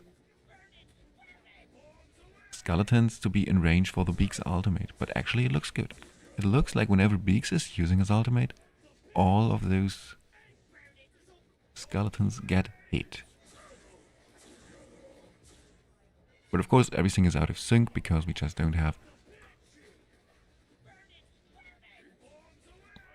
Because we don't have a correct timing, because we don't have the inspiration, but we will just change this in just a second.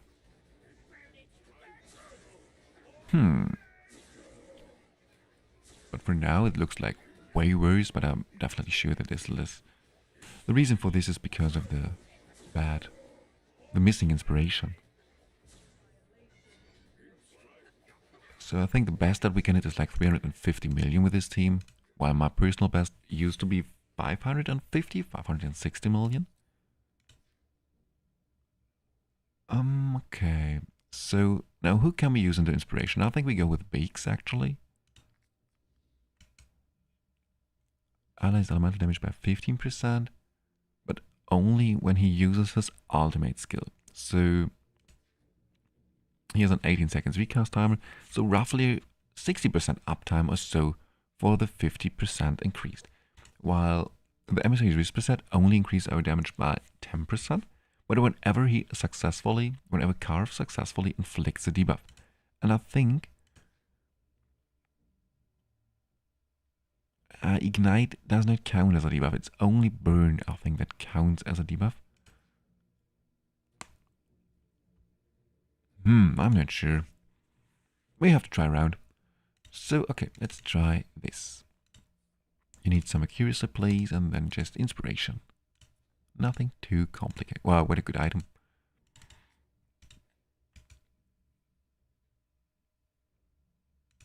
Okay. Here a little bit of attack with some accuracy maybe. Okay, super. Now this was easy. Let's try it once again. But I think the timings are now, they are not good. And also I still think that the sequencing is not ideal as well.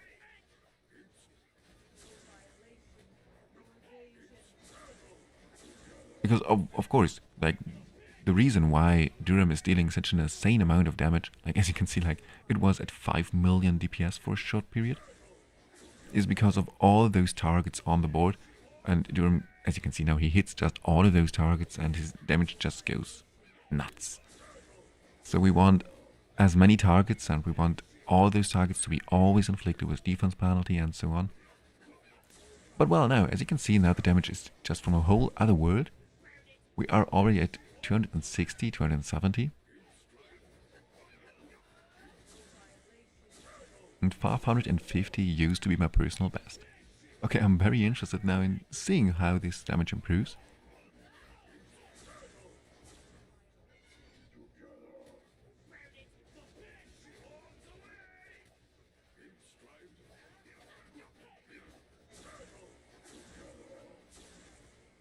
Wow, more than 2 okay.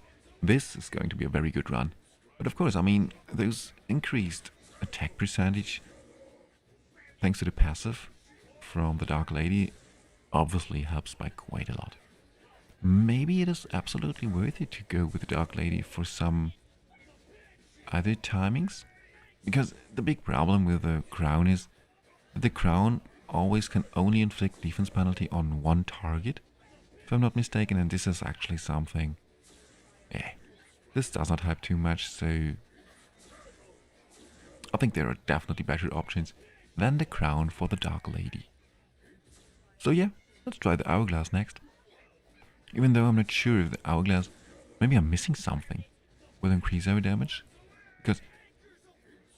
what is it what the Dark Lady is bringing to the table that increase our damage? It is only the passive, isn't it? Am I missing something?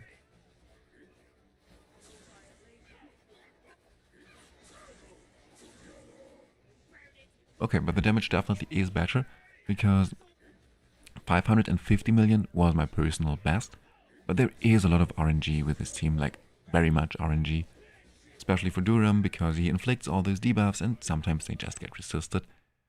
And now the very first run already was exactly as good as my personal best with the old version of this team, and I've been running the old version of this team for, I don't know, 50 times or so. So yeah, this is definitely a better version of the team. At least 10% more damage is possible with this team, thanks to the Dark Lady. And also they always stay in range for the ultimate from Biggs. So it seems like the sequencing is just fine. So now we make one more run with the Crown of the Unclean, and then in the next run I will try the Hourglass.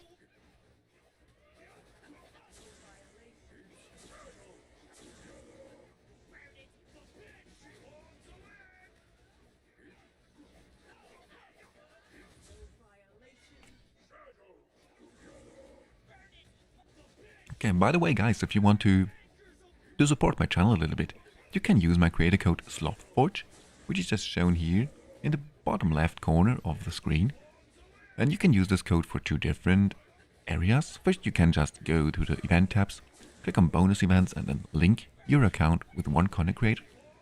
This just shows the devs that there is definitely some interest in the content that I produce. This would help me quite a lot, just to grow. And then you can also go in the options tab and use the redeem code SlothForge. But then it is important that you use a small f, so exactly like it is here written in the bottom left screen, SlothForge, which then provides you, I don't know, like another 50 or 100 worm arrow. So nothing too special, but yet it obviously, of course, it definitely helps me a little bit. Just shows the devs that there is, as I said, interest in the content that I produce. And also, yeah, I mean, some additional worm arrow, I would always take it. Even if it is only like 50 worm arrow, it's already half on Heliolite dice, so...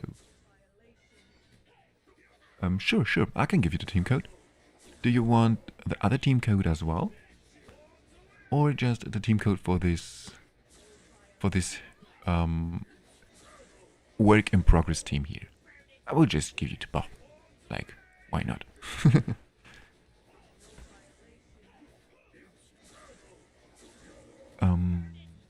Okay, so once again, the damage numbers are very good. It's definitely better than the old version of the team. And yet I'm still not sure that maybe we want to use the Dark Lady in another team. Maybe we can use her to boost our damage in another team even more. So I will try her next in the Lavanis team and just look if this will increase the damage even further.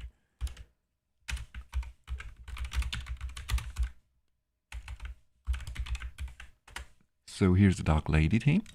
And then here is Hisoka's team as well. Where is it? Here it is. Generate team code.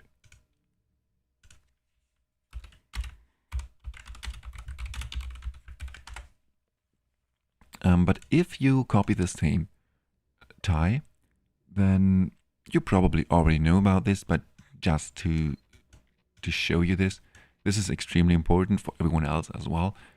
I've been talking about the sequencing now a couple of times, just to showcase you this one more time. It's extremely important in which order you then inflict or place your heroes on the field. So once you used the what is it called? Not the creator code, but the team code. Once you've used the team code, then all of your heroes are somewhere on the board. Then you just want first to remove all your 5 heroes and then do exactly what I'm doing now. First, you place Duram here. Then you place Carve above him. Then, right behind Duram, you're going to place Torren. Then, right behind Carve, you're placing either Elminster or now in this case, the Dark Lady.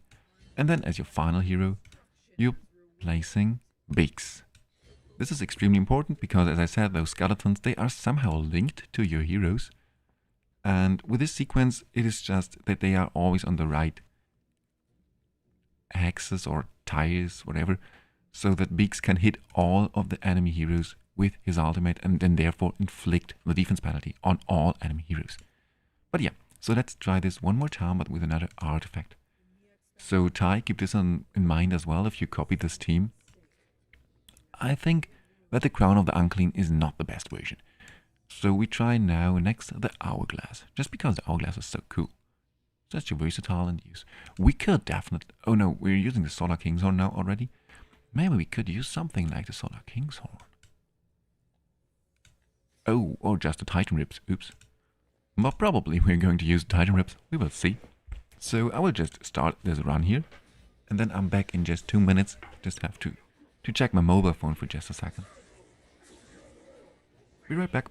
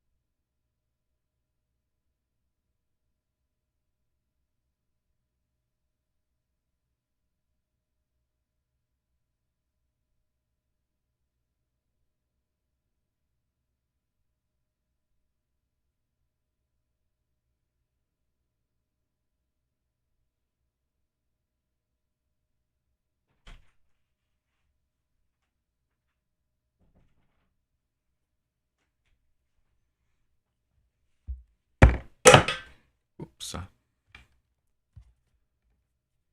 All right, I am back. I'm sorry, guys, for all those interruptions. But this was the last one. Now, I just dropped my phone, so, well, perfect. 520 million, and the damage went down.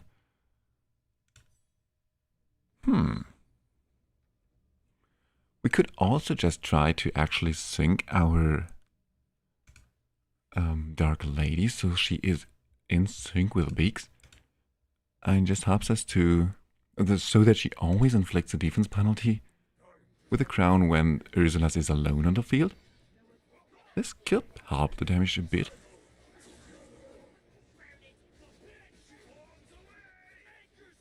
So, oh nice, just by the way, in case you want a bit more in-depth explanation of this team, or about the sequencing, you can also just watch the video that I made about this team. Yeah, just in case, but it is exactly the same that I just explained to you about the sequencing, but just in case you, I don't know, forget how the sequencing is, because of course it can be a bit confusing. So you can always check the video about this topic, about this team. What? 820 million Durham on Inspiration Path. Nice one. Oh wow, nice Luca. Congrats, man. This is very cool.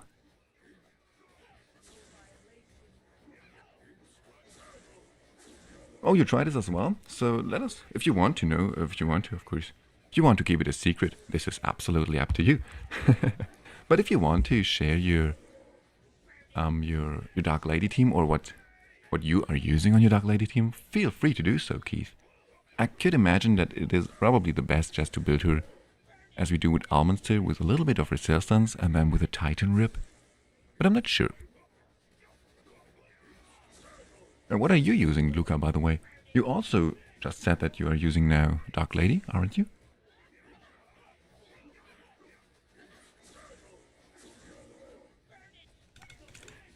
Yesterday I bought one of those Necrosis chests as well, or the day before yesterday. Because I'm gambling and I would love to get Inspiration 5 on Centralia. This would be so cool. But yeah, it is so unlikely to get the exact hero that you want. So, especially Durham, if you get him, this is always cool. Because he benefits so much from every single inspiration. So especially Inspiration 2, all of those inspirations, all except for the first one, I think. Inspiration 2, just overall 15% more damage. Inspiration 3, more crit rate and more crit damage. Inspiration 4, once again just increased damage overall. And then Inspiration 5 is ignoring defense, which is just insane, obviously.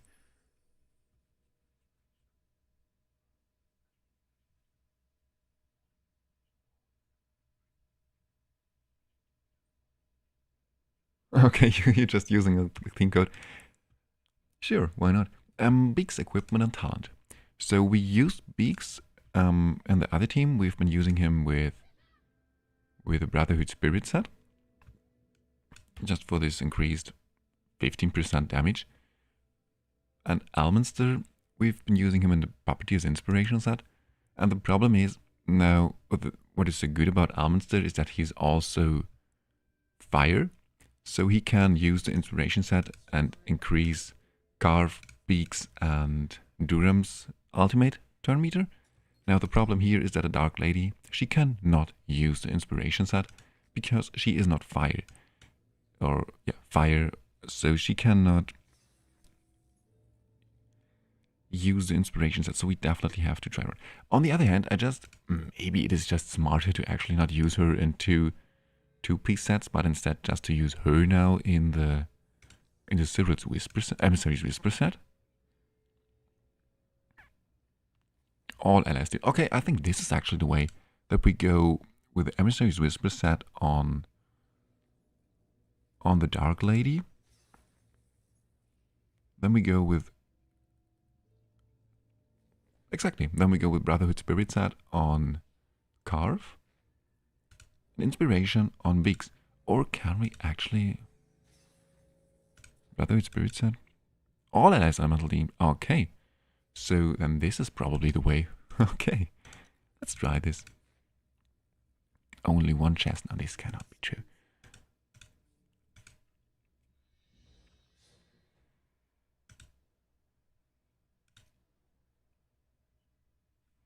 So let's go to the camp. And craft some items. Yeah, I didn't craft for once again for quite a long time.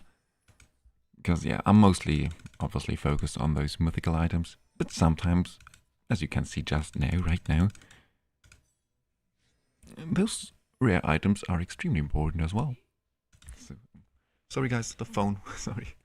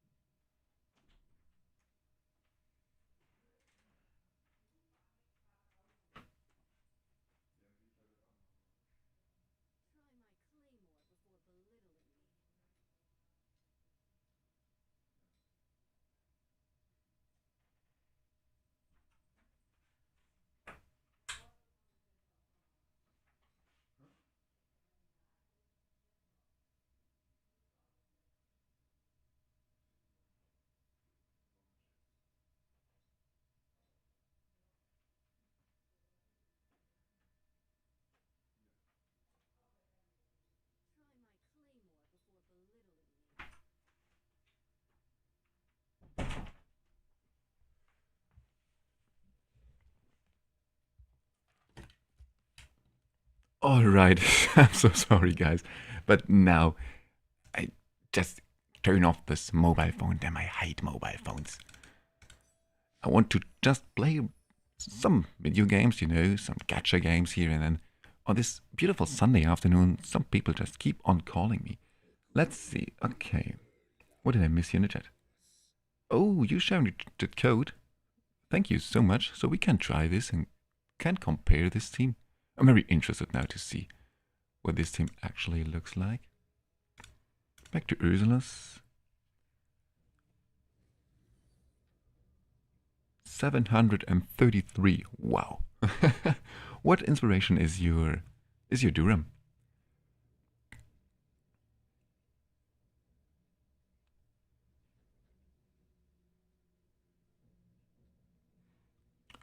So now I lost track. Yeah, exactly. I wanted to try her now. Or do we first? You know what? First, let's have a look what this team that Keith was sharing looks like. This team here, we can delete this team. What am I trying here? Ah, I know what this was. We can delete this. Okay.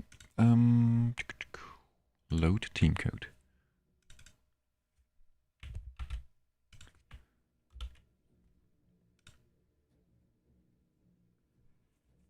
Exactly. Okay, here we have the Emissary's Whisper set on her. Okay, and then Inspiration on Carve and Brotherhood. I think there's actually no big difference between who of those heroes has what set.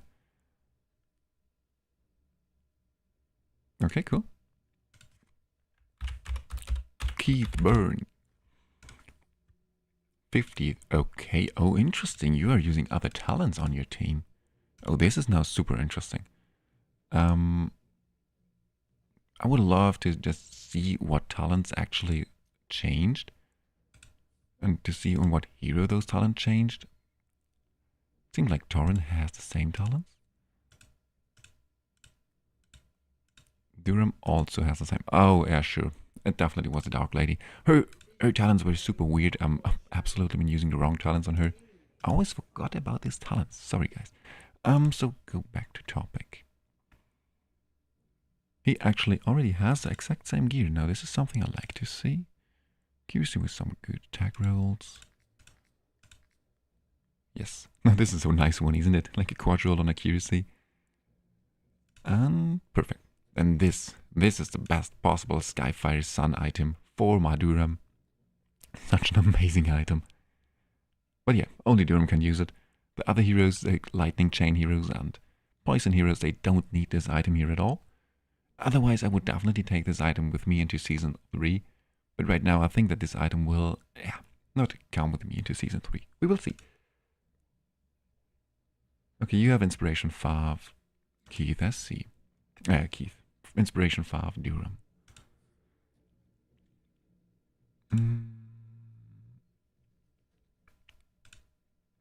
Wait a second. Wait, what team are we using here right now? Oh, we are... Okay, so... Exactly. Now we have to re-gear the whole team. I hate it. I really like this team code system. This is a very cool addition, and it makes it so much more convenient just to swap around teams and just to share your teams with your teammates or clanmates and in general with other people. This is a very, very cool thing. But yeah, you can see, you can tell that the system is just still not perfect. There are definitely a lot of room for improvement here. For example, now looking at this, all of his stats just went down by so much because he prioritizes always the stats first. And you're absolutely right. So the Stonebreaker set is just so much, or not so much better, but the Stonebreaker set definitely is a bit better than the Imposing Presence set.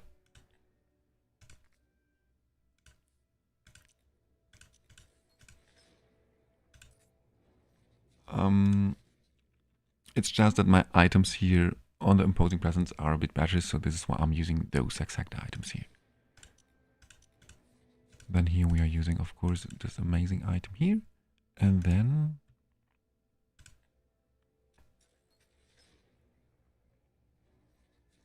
I mean, this one looks good. But this is wrong. What did I try? What is it? I always hate to re-gear. I'm so sorry, guys. This has to be so boring for you as well to watch. Oh yeah, I remember. It was this item exactly. No, it was not. Oh, wait, probably here's the problem. Accuracy, attack percent. Nice. Hello. And then here, some... crit damage, please. Crit damage. Come on, please, please. Only the first two. Okay, this is not too bad. Attack went up by a little bit. Oh, wait a second. What is the item that I'm normally using here? Oh, yeah, this is the item I'm normally using. What did it? And it's exactly. Okay, here's another problem. Accuracy. I've been using the quad roll accuracy helmet. Perfect. Just barely enough. And this is still not the correct setup.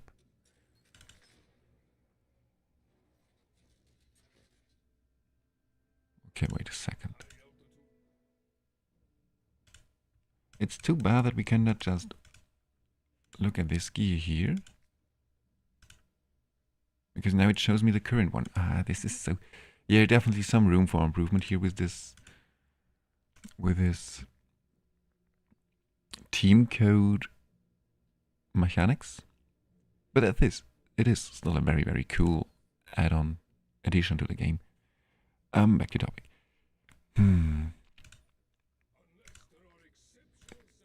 Have I been using something with crit damage and crit rate, maybe?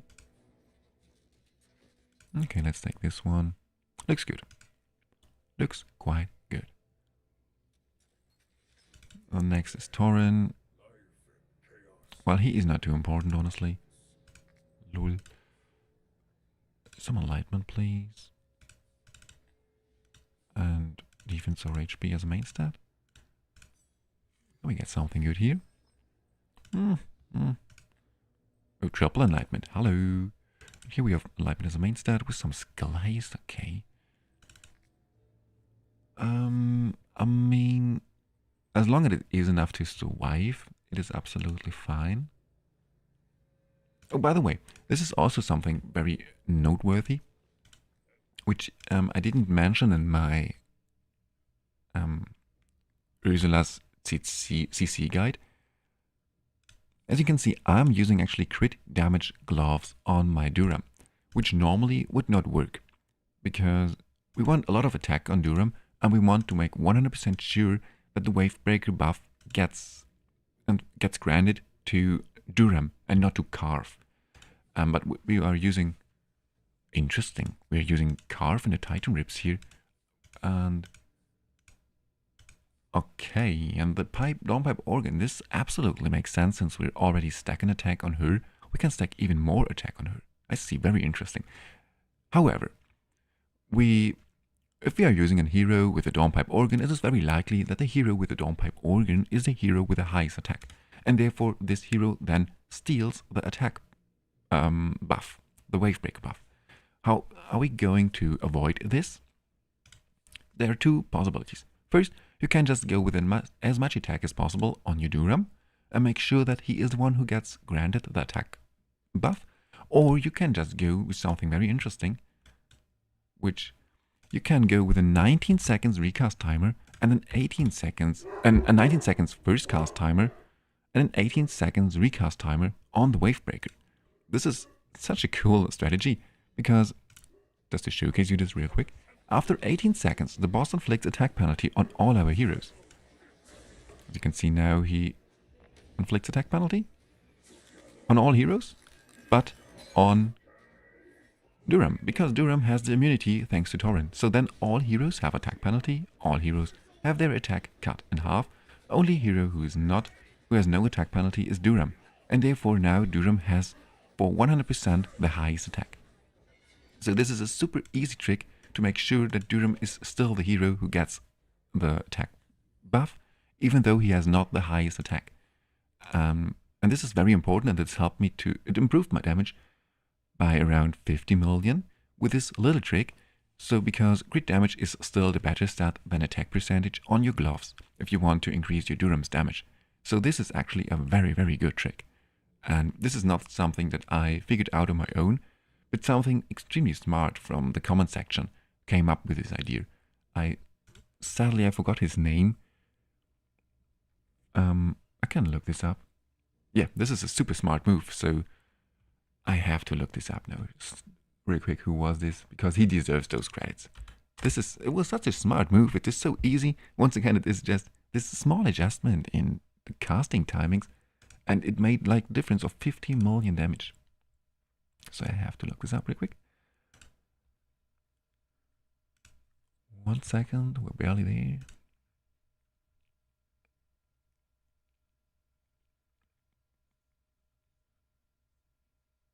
It was Exodians. Exodians, I'm not sure if I'm pronouncing this correctly.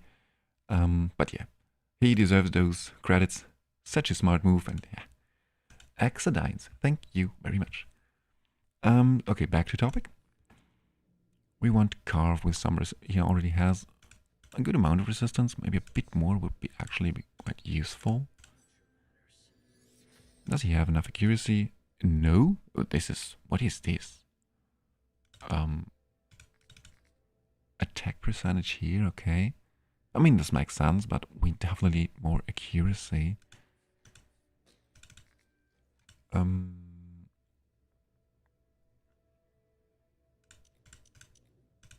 as a main stat, I think we probably want crit rate actually to increase our damage a bit more. Then we go with this here. This is still not even close to be enough, so we have to go with accuracy as a main stat here. Okay, we go with this one, and now he is fine as well. Some crit damage here, interesting. Now, this is just... First, I just want to make sure that the team survives, and then we can just try to adjust those small pieces to make sure to improve the damage further.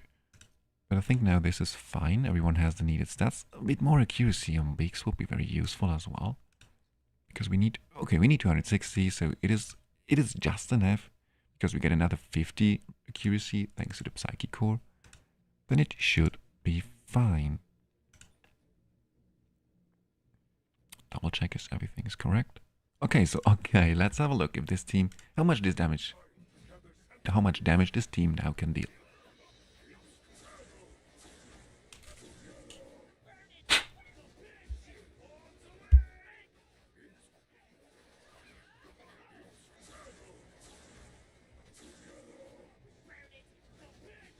Everyone is in range for beaks, which is the most important thing at first. Or one of the most important things.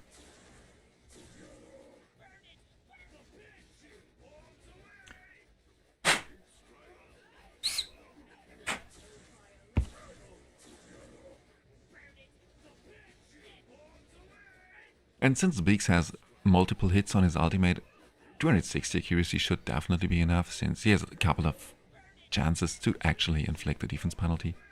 So I'm quite confident that this is enough. Just watch it. If we look at this, seems like he actually inflicts defense penalty every single time.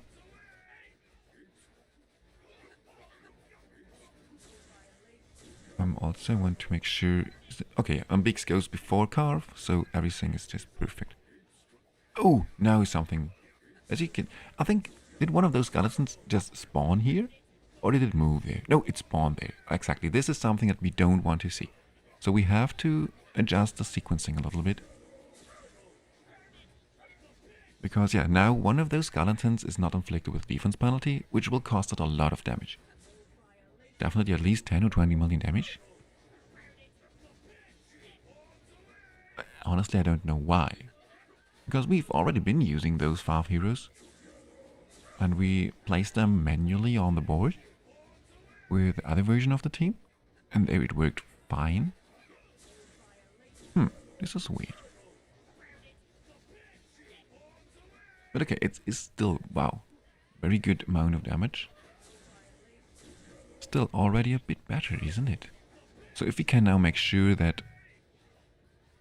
Why are we running away now? Okay, this is so weird. Those skeletons are so weird, and I still have no idea how he managed to actually find out about the sequencing of, or the order in which you have to inflict, or you place your heroes on the board.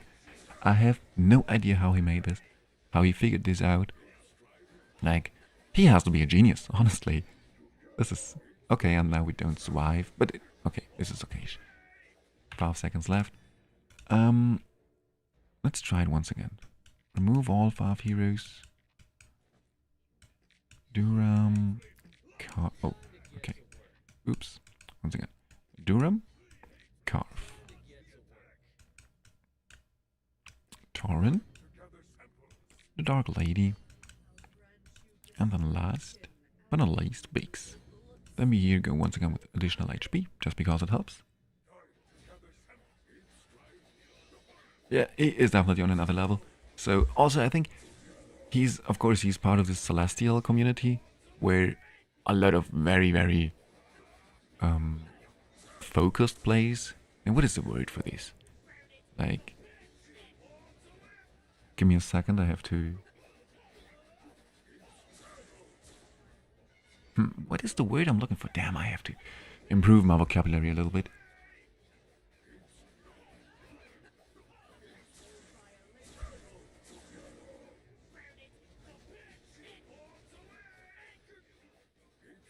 Purposeful. Okay, purposeful. This is an interesting word. I'm not sure if this is the word I've actually been looking for.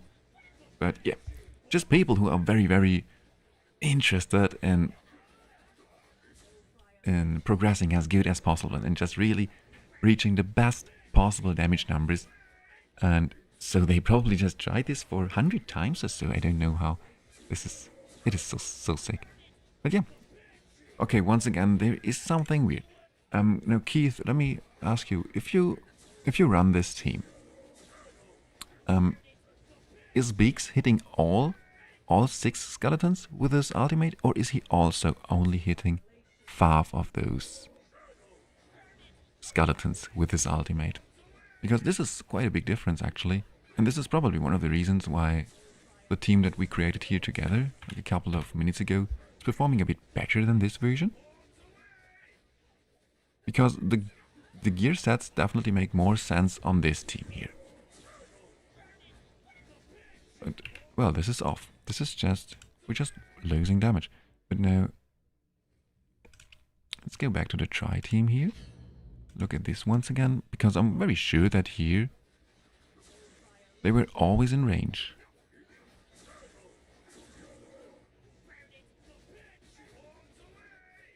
Maybe I just didn't pay enough attention.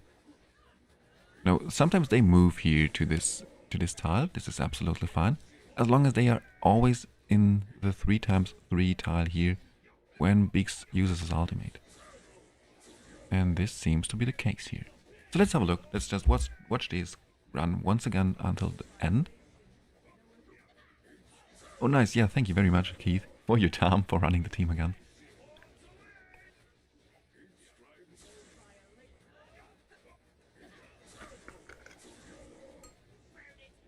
Okay, now here it happens again as well. How can we make sure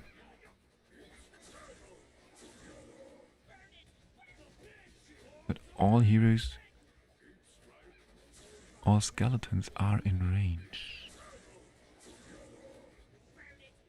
Yep, but as you just saw, this skeleton it spawned here. Now this one runs over there, this is fine. And now all skeletons were in range, so now everything is fine. Maybe it's just we have a little bit less damage now, which I don't think so. But okay, now they are all in range once again.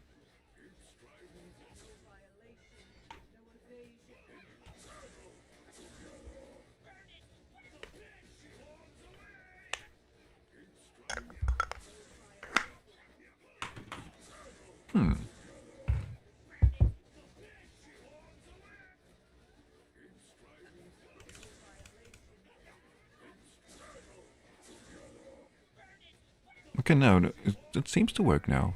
It was just for this short period where he didn't hit all skeletons with his ultimate. And now he inflicts a defense penalty just perfectly fine once again. This is so weird. Maybe this would have been the case with the other team as well. I just would have run it out till the end.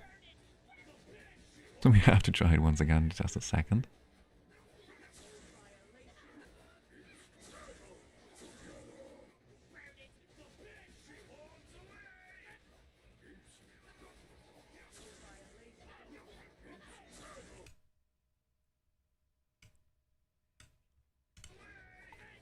Okay, damage is once again, it is fine. But I would love to reach something like 600 million damage or so. And I think this is possible. Even though, of course, Durham here is only Inspiration 2. So there is a lot of room for improvement. Okay, let's try it once again with Keith's team. We have the current. Maybe we need a little bit more damage.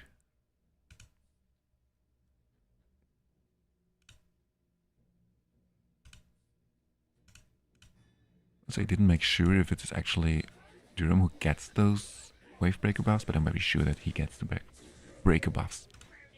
Wait, yeah. For now at least.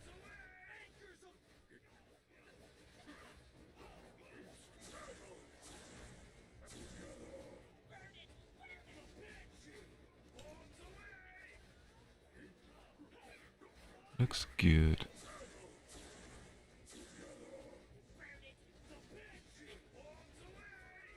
Damn, Durham is so cool. Especially considering that he is not an exclusive hero. This damage output is just insane.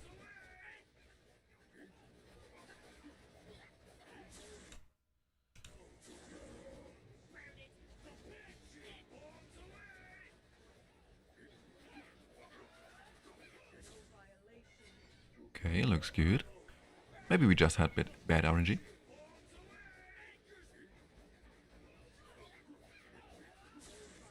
So then if we adjust the Oh yeah, now I have no idea why now the skeleton moved here instead of just staying there. Hmm.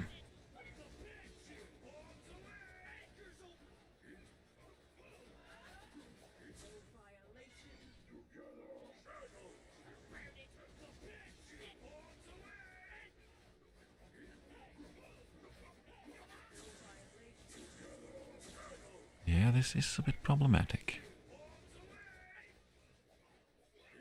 And here now it spawned also here, this stupid skeleton. Now the new skeleton, it moved here. Hmm.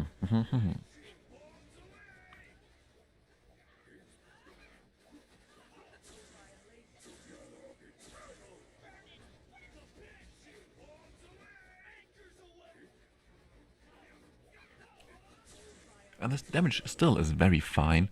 So if we can make... Wow, their positioning and their movement is so weird. Now they also move just back and then they die somewhere here for some reason. This makes absolutely no sense. Is it because they go invis? Then they have no longer a target? Because I think they just moved upwards even though there was a target. I don't know. Weird skeletons.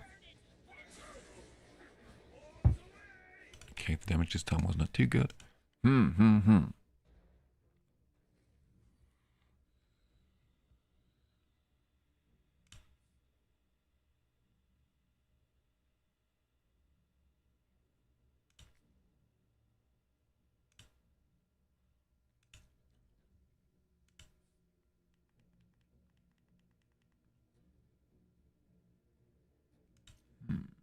What timings are we using? Oh, okay, you're also using other timings here. Super interesting.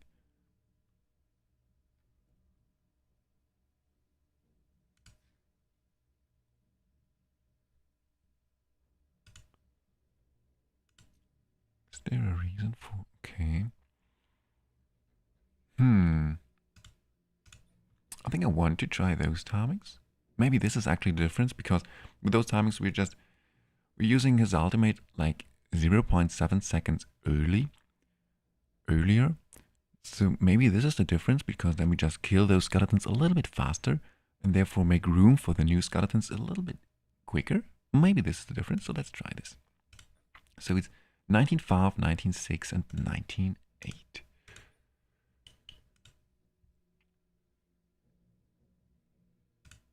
Okay, I think it's actually enough if we just adjust decent timing here.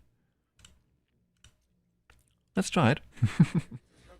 And then I definitely also want to try the Dark Lady in the Levanis team. Because I can see that she will increase the Levanis damage as well by around 10% or so.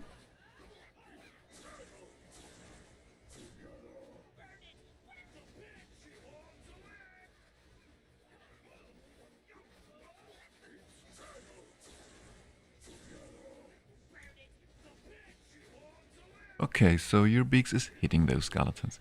Then maybe it is actually because of the damage numbers. I think if we kill those skeletons just fast enough, then they always go to the same areas. But if it takes us a little bit of time, they start to move randomly around. Maybe this is the reasoning.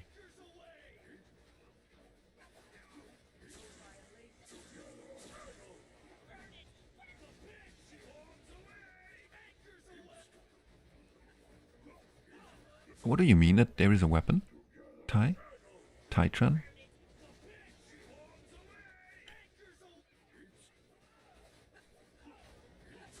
Okay, now they once again start to move weird.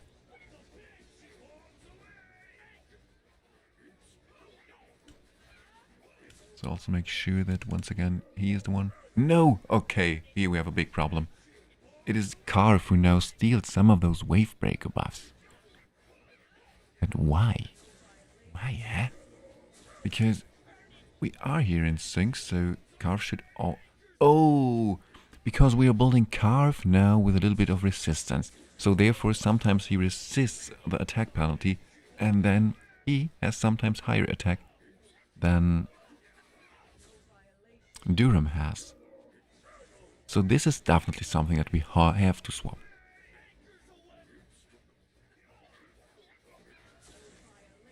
that boosts her attack with every turn.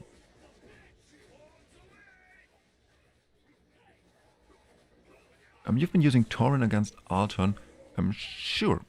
Oh, wait a second. Okay, for this team, this is a good question.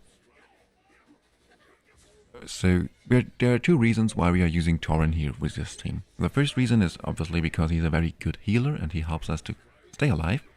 The second reason is because he brings the debuff immunity and makes sure that we don't have to build resistance on our Durham.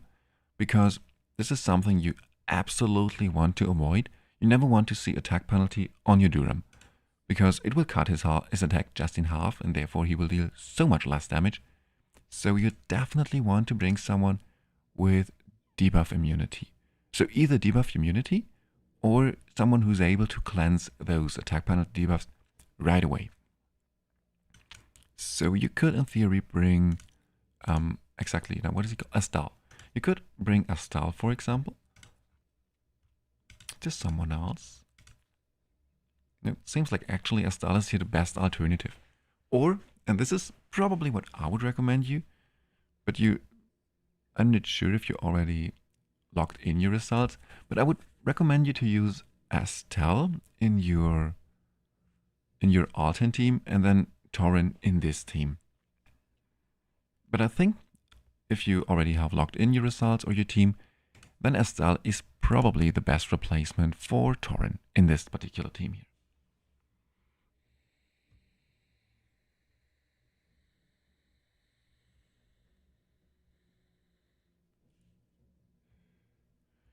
Oh, an item that boosts her attack by 20%. Wait, give me a second. I mean, we could use the magic crystal refinement, because we are already building here with a lot of accuracy. This could be quite good as well. The Bloodshade Mark. Here, I'm never 100% sure how this really works, because it says it excludes the wearer. Now, does it mean that if the wearer is the hero with the highest attack, that then the Bloodshade Mark does not take effect? Or does it mean that it then just will target the hero with the second highest attack, if the wearer is the hero with the highest attack?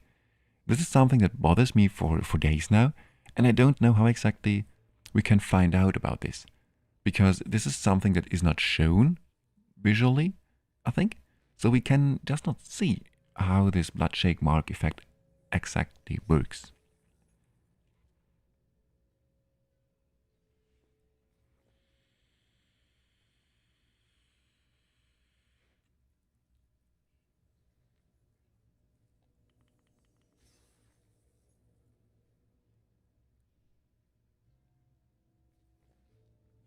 Okay. Yeah, then I actually think that Astal is most likely the best alternative for you, Roar. Okay, you're not referring to this item. Okay, interesting. Then what are you referring to, Thigh? Is there something here left that I forgot about? I mean, this is super useless. This as well, and are you referring to the Stonebreaker set? Of course, this works very well on her. So this increases our damage by up to 30%. Oh, well, the Chaos Symbiosis is actually not too good, because we only have 2 heroes from the Necrosis, so this is only 12% already. So we can swap here around stuff a little bit. Oh, we definitely have to swap around a lot of gear here. The first thing I want to swap is I don't want Carve and Resistance, because I really want that Carve is inflicted with attack penalty actually. At least for this particular strategy, for this particular setup. So, what are we doing now?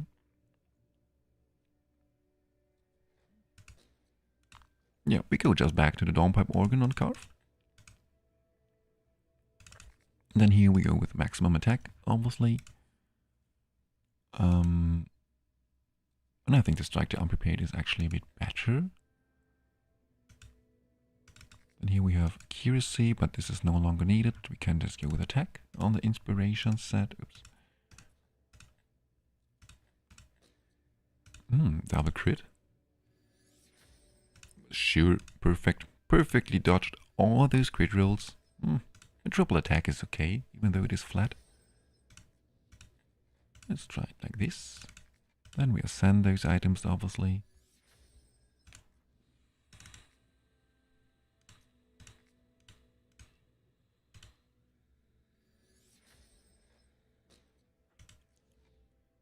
Oh, wait. It's an artifact. Okay.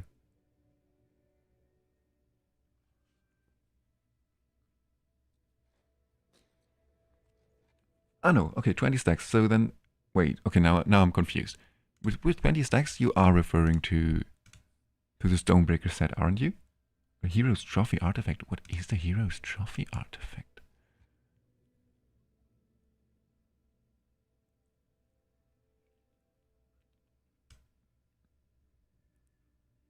Hero's Trophy? Is there an artifact that I don't use yet? That I don't have yet?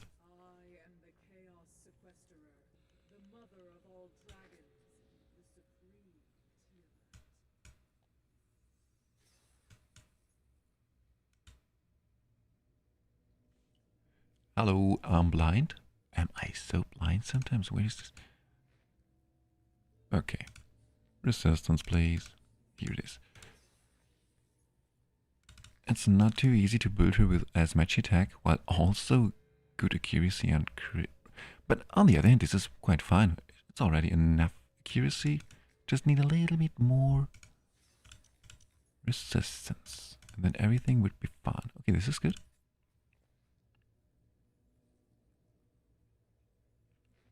Okay, I don't have it. Okay, let me check this in just a second. Nice place. Okay, this is good. So now we have enough resistance. We have enough accuracy in theory. A little bit more resistance would be quite useful, but it's not mandatory. And then I don't want a Chaos Symbiosis. So I either want...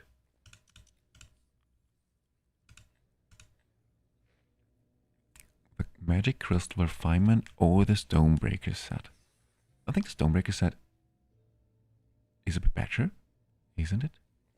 Like, I mean, it provides us another 30% attack, which if we have 5,000 attack, this would have been 1,500. Well, this provides only 600. Yeah, definitely. We want the Stonebreaker sub, please. Ideally with... yeah, that's too bad.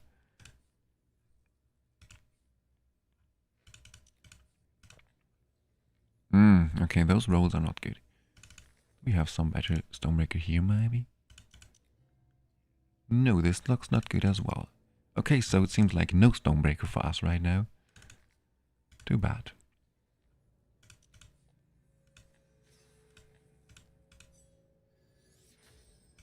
I mean, this item here is good. Better stats. Now we only have 4,000 attack. More attack would be great, of course, but it is what it is. Here we have 6,400. Okay, so now let me check this artifact real quick, because I'm very interested now to see what artifacts you are referring to. Hero's Trophy.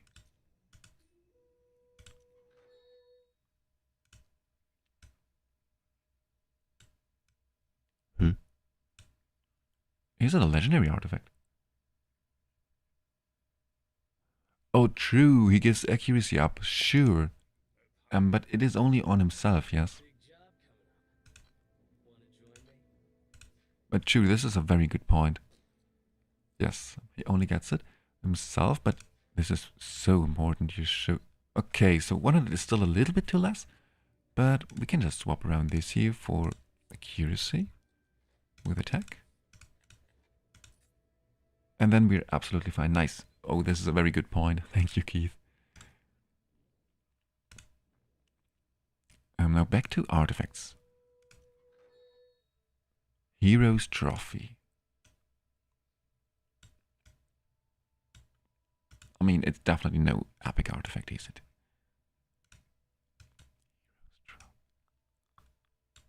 Huh. Oh man, I would love to use a Diviner's Compass, by the way. I will soon definitely go for Gladys, and then maybe I will actually go for her exclusive artifact as well. Also, I will go for Perkunta's exclusive artifact. I would love Lothir's artifact as well, but well, this is all going to be too expensive. Back to topic. I hear it's an artifact from Season 3. Oh. Okay. And Keith, you already have this artifact. Can you also use this artifact already? This would be very interesting. Okay, but then in this case, let's go to the Continental Challenge. Ursula.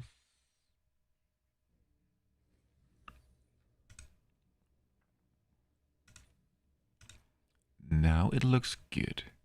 We have now no resistance on Carve, so to make sure that it is only Durham who gets those Wavebreaker buffs. We have not too much attack, honestly, on the Dark Lady. And yeah, this is definitely not the best case scenario as well, because we want to boost her attack as much as possible instead of her resistance, but we will try it. Also, can we look at those talents real quick if they're...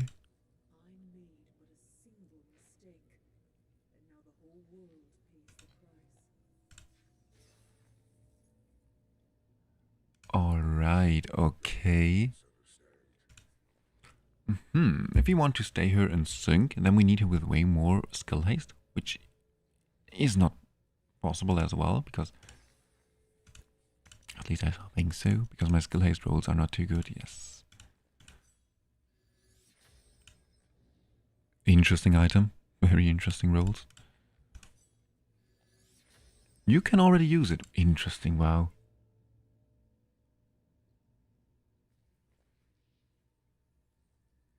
And what exactly does this item do?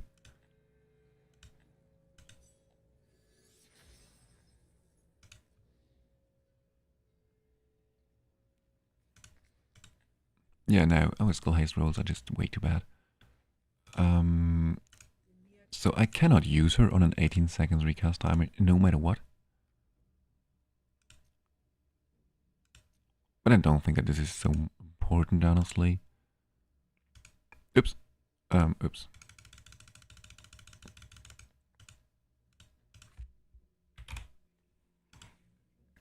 Okay, apart from that, I think it looks fine now. Let's try it once again.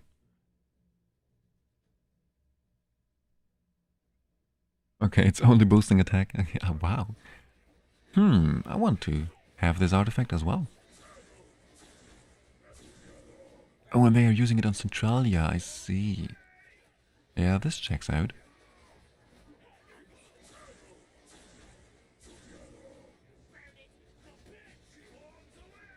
Okay, now, first thing, make sure that now only he gets the Wavebreaker buffs.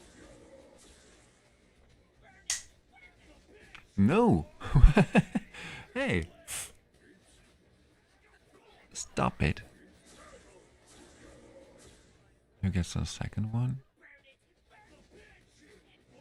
Okay.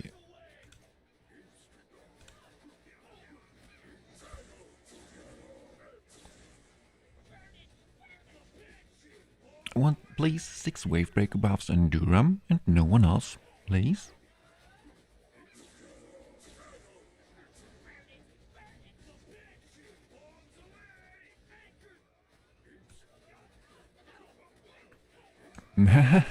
What? She gets those Wavebreaker buffs. And why? Okay, something here is so off. Oh, I know. I probably know what the reason is. I think we have not enough skill haste on Torren. No, this is enough. No, it is. Okay. Alright. We found the problem. Or one of the problems, at least. Oopsie. Skill haste and enlightenment, ideally.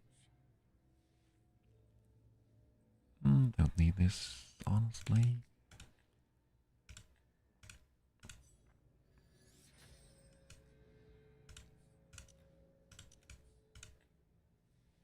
Okay, perfect. So this is now, this makes a big difference. Place here enlightenment as well. Don't we have this? Okay, so I'm not sure how tanky does he need to be. Can we build him with resistance? Or not build him with resistance? Okay, yeah, this should work. And now, oh, okay. This was important. This was very important. 18 seconds recast timer is crucial on Torren to make sure that Durham never gets inflicted with attack penalty. What just happened now, and this definitely cost us a lot of damage.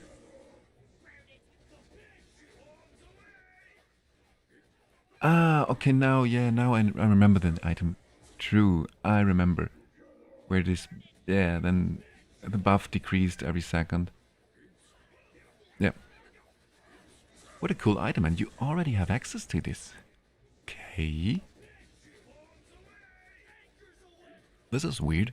I mean, I can see that some people feel discouraged. Then there's an item, like an exclusive item that they don't have access to. Or not an exclusive item, but an artifact. On the other hand, I think it is very cool. I also really like that the veteran players, they are running around now with their Inspiration 5 Ardreds and so. So, just to... What is the word I'm looking for? I mean, they are veteran players and they absolutely deserve some form of advantage over other people. And exactly stuff like this, like if they already have like an artifact a bit early or like a hero a bit early, like for example Ardred, everyone just had Ardred after, or had access to Ardred after 4 weeks into the season, while veteran players, they have their Ardred at the very first day from Season 2. And I think this is a very, very cool thing actually. Just, yeah, to encourage, or not to encourage, but to... Give me a second.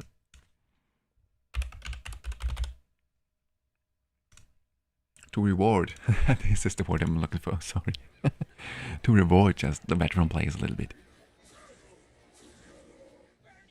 True, and Season 5 things will start to even out, but even then, some of those people, and oh guys, this is going to be very interesting for you veteran players.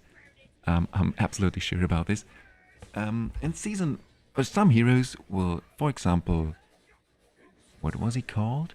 Stagamuffin? Or so? Stagamuffin? Something like this, like a very weird name. This poison archer. And he's a hero. He used to be from Season 4, I think. And now he will join the game into Season 5. But now there is the very interesting thing. Stagamuffin, or Stagamuffin, or I didn't know how to pronounce his name, is now going to be an exclusive hero. So this is so cool, I think. And I'm not 100% sure if this is already confirmed, but I got this super cool screenshot from Kelsier, where he showed he already has the soul of Stagamuffin, whatever. Oh, and the damage numbers here are very good, honestly. Nearly 600 million damage, cool. Oh, Luca. Damn. Humble brag. Nearly 600 million damage. Oh yes, I'm also so looking forward for Trollgar. He aesthetically is such a cool hero. But now what I wanted to show you is the claim preview here. In Season 5 you can see Stagamuffin. And you cannot see this here. But if you maybe some of you already have a soul of Stagamuffin from the old version of the game. Then if you go into your pack and look at your souls, like wherever they are. Here are they? No? Yes. Then you can see his soul, and this is actually an exclusive soul now. Just let me look at the screenshot real quick. Maybe I can find it.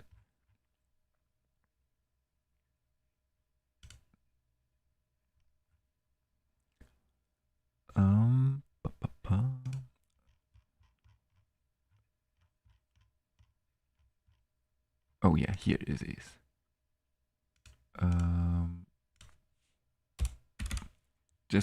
It's just a matter of time. Give me a second, please. Here you can see it. This is a screenshot from Toby. And you can see that Stagamuffin actually is now, or at least it is shown as if he is going to be an exclusive hero in the upcoming season, Season 5. And I'm super hyped for this. Because I only had one Stagamuffin, but I had him at least. And I always thought that he was aesthetically an extremely cool hero, but he was never pretty much used anywhere. I think from what I know, and that he's now going to be an exclusive hero is so super cool.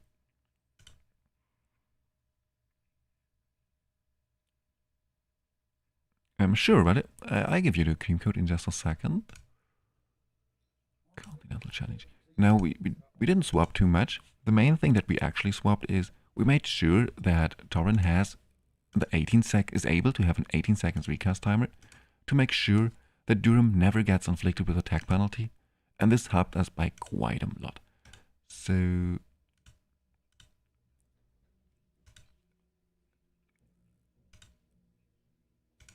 now this is actually Keith's team, but we swapped some things around.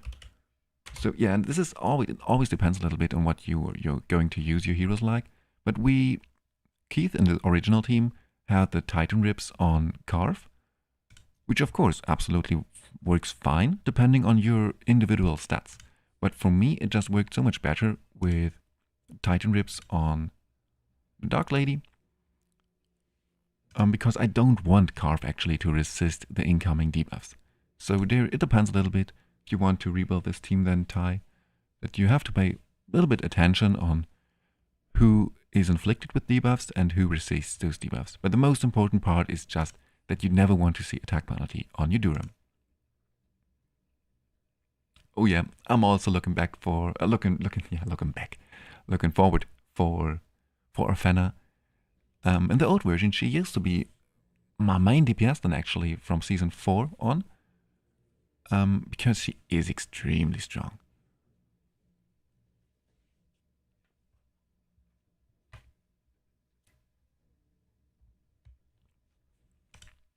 Oh, give me a sec, I have to check my Discord.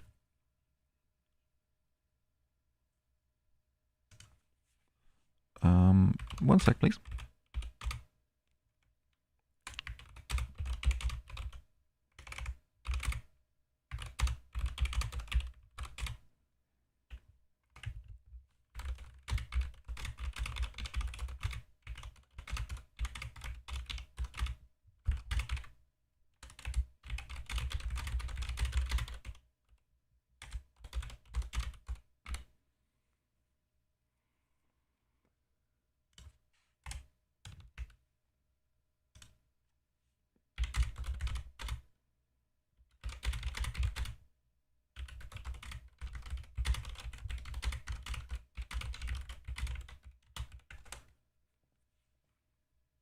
Oops, sorry.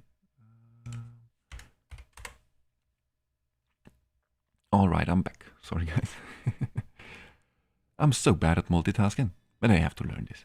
I will learn this, definitely. I will improve.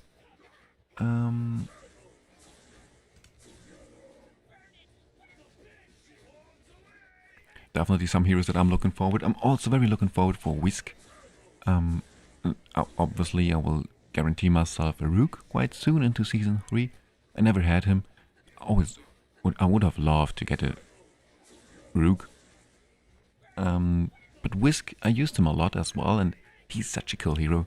I have a thing for rats. I think rats are so cool. And all those rats here in Dragonheir, they are aesthetically very cool. Twitch as well is one of my favorite heroes. And Zephy also. She is such a strong hero. Such a good support hero. And yeah, all those rats. Rook, of course, as well. One of those overpoweredly strong rats.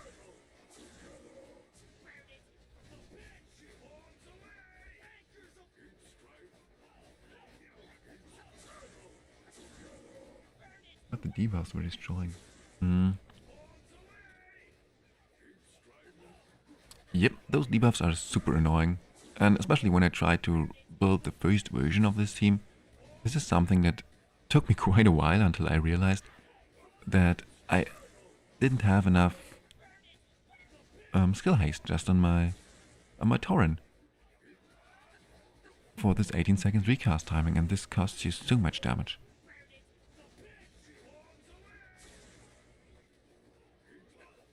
Hello, CC tries the game. Nice to have you here. Hope you have a wonderful day as well. Yes, they have done the rats very well. Also, I'm so hyped and interested to see what future brings there as well. Also because of Slate. Because right now it seems Slate is very underperforming. I don't see a lot of teams where people use Slate. But I think he is very unique, and just the fact that he brings 10 additional poison debuffs to the table should improve the damage output from SlothForge by so much. But right now I don't see Slate used a lot. So who knows? I think this will change in the future. Maybe Slate will also get an exclusive artifact sooner or later. And this could be the big difference. We will see. Same with Baldal, by the way. Also, I'm very interested to see if Baldal is also going to get an exclusive artifact sooner or later. Oh, nice! You have Slate. Oh, be cool. Yeah, I've been arguing with myself for quite a lot because I want to go for Slate. I'm still not 100% sure about my upcoming summoning plans, but I saved a lot of dice in Season 1, and I've been participating in every single banner here in Season 2, and I will also participate in those 3 banners. While here in this banner, I will definitely guarantee myself a Gladys, because I really want Gladys. Rally in general is a very cool faction, and even though I don't have Philendor, I think he is absolutely not needed for Gladys. As long as you have Gladys and Filto and Huberg, you're already very fine. And so I definitely want Gladys. And here I absolutely want Perkunte's exclusive artifact as well, because he can deal insane amounts of damage. He's such a strong hero, and his exclusive artifact seems to be very, very strong on him.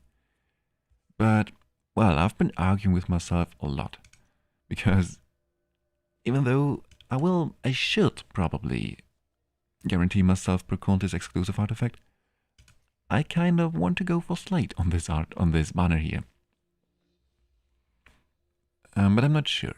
So I think the best approach is just to go with Gladys here, then with Perkunte's artifact there, and then for this banner, I'm absolutely not decided yet what elements I want to summon from this banner. Most likely I will go with Radiance here, to go for Gladys artifact, and then maybe I will just try something like, it's either Rally and Wild, or Rally, Radiance and Fire, just and hoping that maybe I can summon 1 or 2 additional Durams, or Radiance and Poison, and just hoping for an early exclusive, so then the early exclusive either is Gladys or Slate, and then after 300 I can guarantee myself the other hero. But well, I didn't get a single exclusive into Season 2, and honestly I don't expect to get one in one of those 3 banners here as well. So I'm very, very undecided yet what I want to do with this final option summons banner here. Do you guys already have a plan on what elements you want to go with this banner? Because if so, then I'm very, very interested to see what your approaches are going to look like. Also, I'm still not sure. There is a lot of different theories about which are the best banners. I like those banners here quite a lot because you can, if you are very lucky, get one of those exclusive support heroes, and you have a 2% chance of a legendary hero. While here at this banner, you can just aim for elements a bit better, which is very valuable, or can be very valuable, but you only have a 1.5% of a legendary hero. But yeah, in the end, it's all just RNG, so I don't know.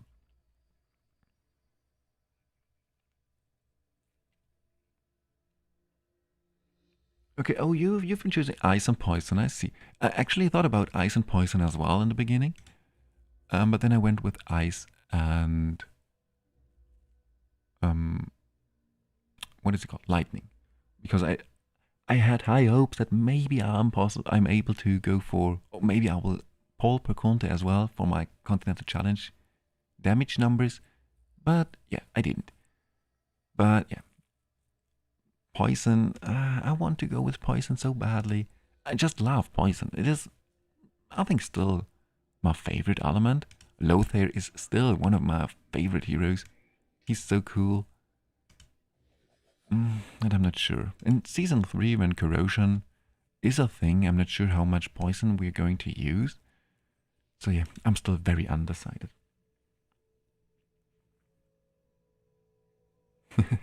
Yeah, you're absolutely right. Maybe we can pull him early.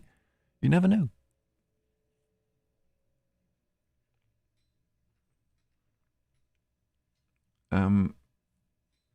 What exactly do you mean by he goes with Rook? So you mean that when Rook becomes a thing that we're no longer going to use poison? Because I think yes. I think this is probably what is going to happen. That just Rook is going to steal the show. He's going to steal every poison hero's show. But I'm not sure. I mean, maybe there are just two very strong poison teams going in then, or one poison team and one corrosion team.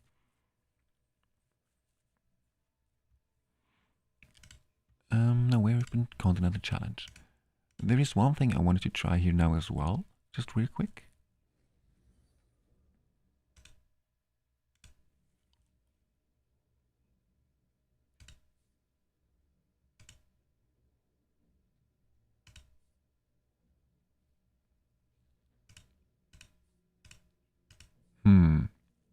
No, not really.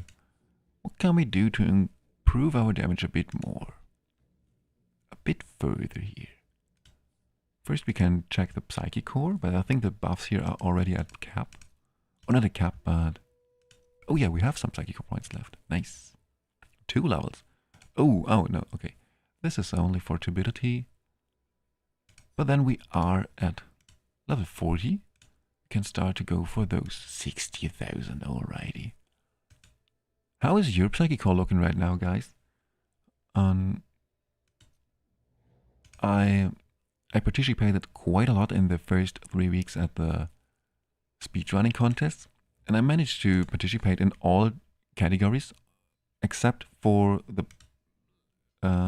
ice category, because so many people on the server already have Baldal, so this was the only team where I was not able to participate. But apart from that, I participated in all 4 other categories for the 3 weeks, which provided me back quite a lot of Psychic Core. So I would definitely always recommend all of you to participate in those speedrunning contests. This has such a huge impact. Not as much as it used to be in Season 1, and still it is a very, very huge impact.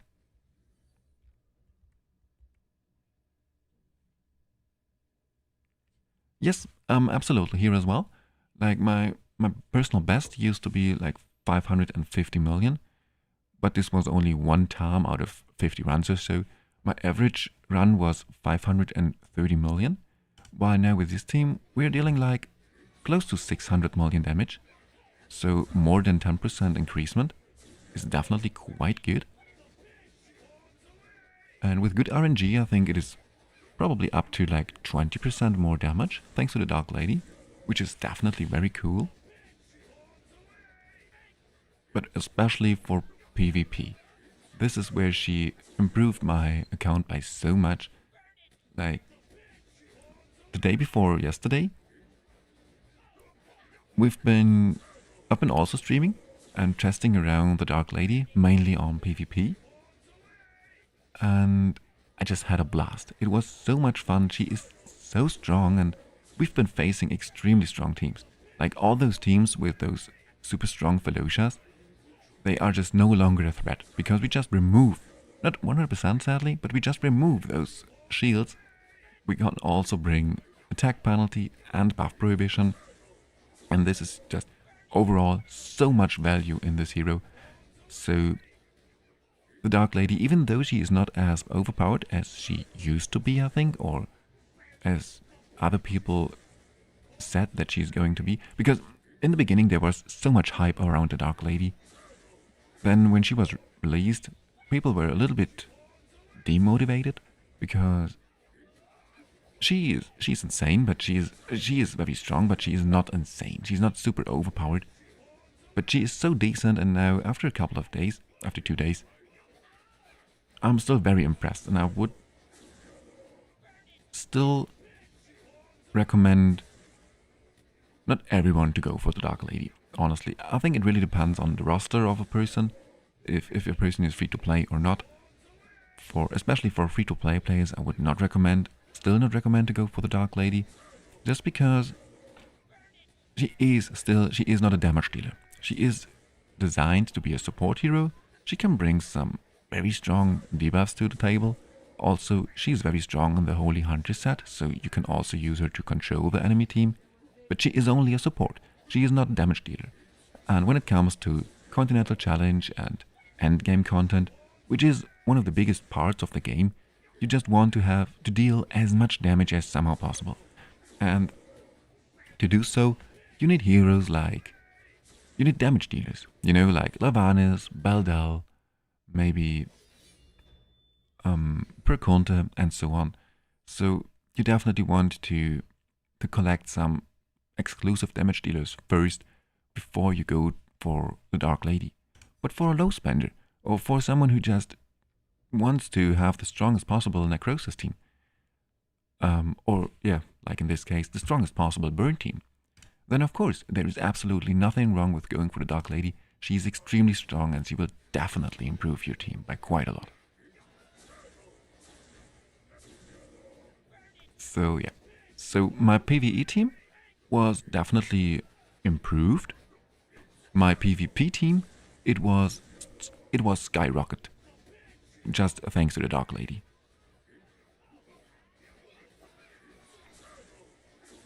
Sure, let me show you the PvP team in just a second. I want you to see this run one last time and observe how many defense penalty debuffs are not inflicted on skeletons. And we're already at 1. Poison was needed when we had to make 15 teams. Oh yeah. Multiple teams from each element, but once... Yeah, this is something that I fear as well. That poison now is just no longer a threat, or just no longer a thing when Rook enters the game. But we will see. I mean, at least if you're one of those Giga Whales and you have a slate at Inspiration 5. At Inspiration 5, the maximum cap of his poison goes up to 20. So then, instead of having a cap of 40 poison stacks overall, you can in theory reach 60 poison stacks with an Inspiration 5 slate. I know this is super unlikely, super unrealistic to have an Inspiration 5 slate, but in theory, you can then have up to 60 poison debuffs on the enemy, which should increase your SlothForge's damage by quite a lot, honestly. But I know it is super unlikely, and also the damage increasement on SlothForge with and without slate was actually not too big, so I don't know. Probably we will not see so much poison in the future seasons, but who knows? I mean, it's just one small artifact or one small new talent, whatever, that could make the difference.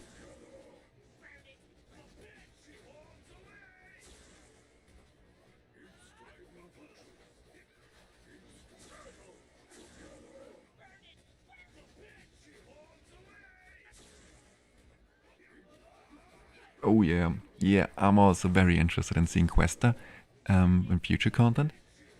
I've heard that she got a rework, so she is no longer... I mean, she used to pull the enemy heroes to herself, didn't she? And I think now she just pretty much does exactly what Lucian does. She now jumps into the enemy backline and disrupts the enemy team from doing what they want to do, by reducing ultimate energy, stealing ultimate energy, inflicting recharge speed penalty and stuff. So she definitely changed a little bit from what I've heard, but what I also heard about her is that she actually got even stronger than she used to be.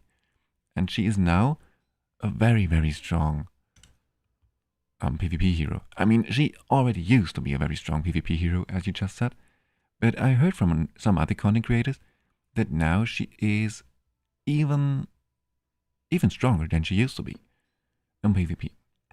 I mean, we all know Lucian, and Lucian is an extremely strong and annoying PvP hero, and Questa now seems just to be a new Lucian, an even better version of Lucian. Now let me show you the arena team.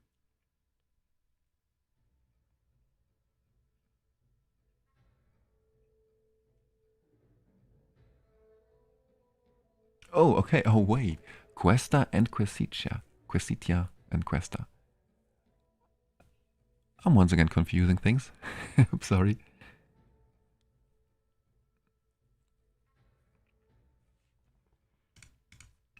Okay, let's look at... seems like it's a bit laggy right now.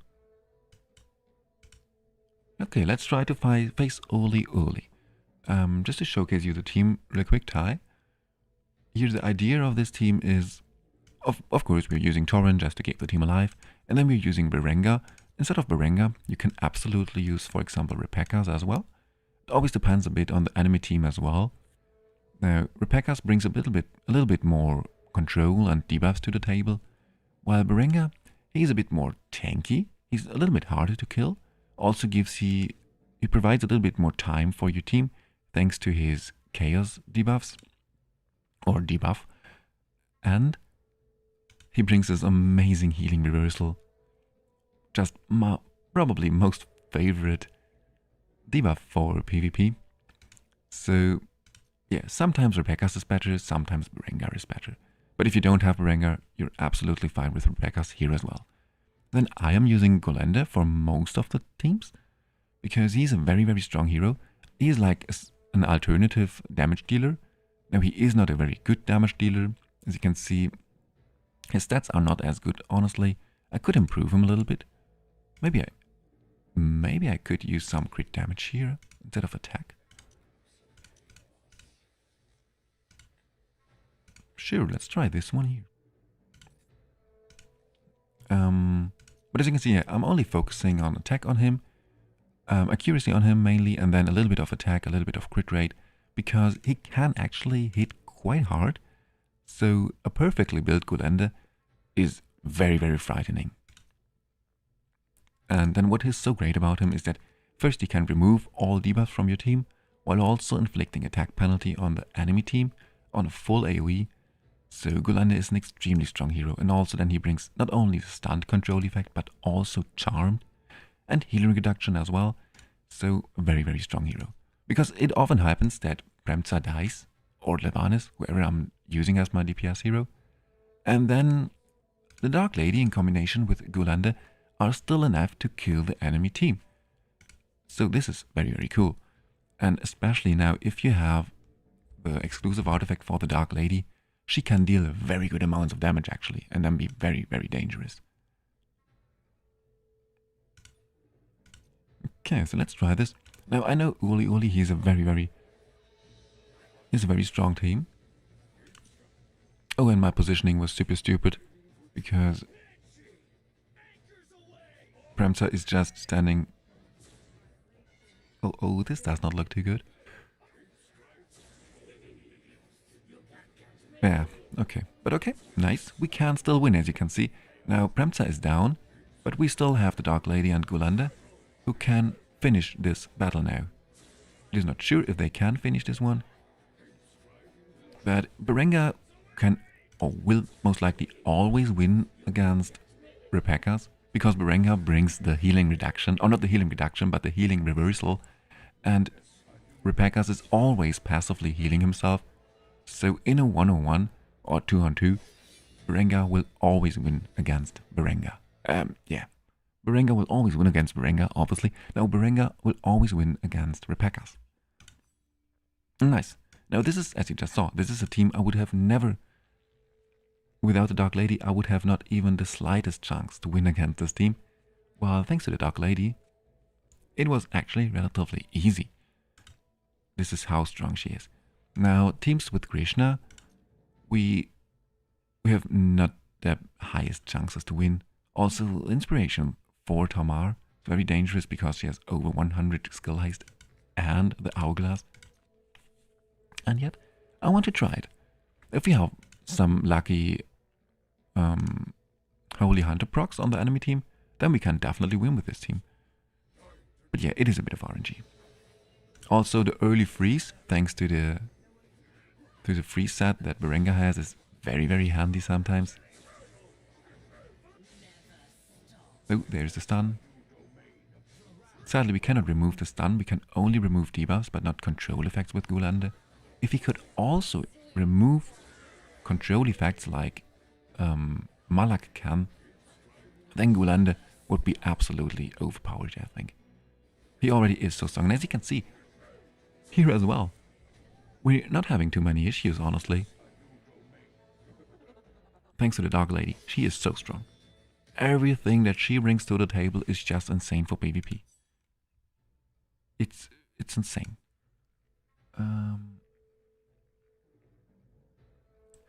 Sorry, I just absolutely forgot to watch the chat. Yes, those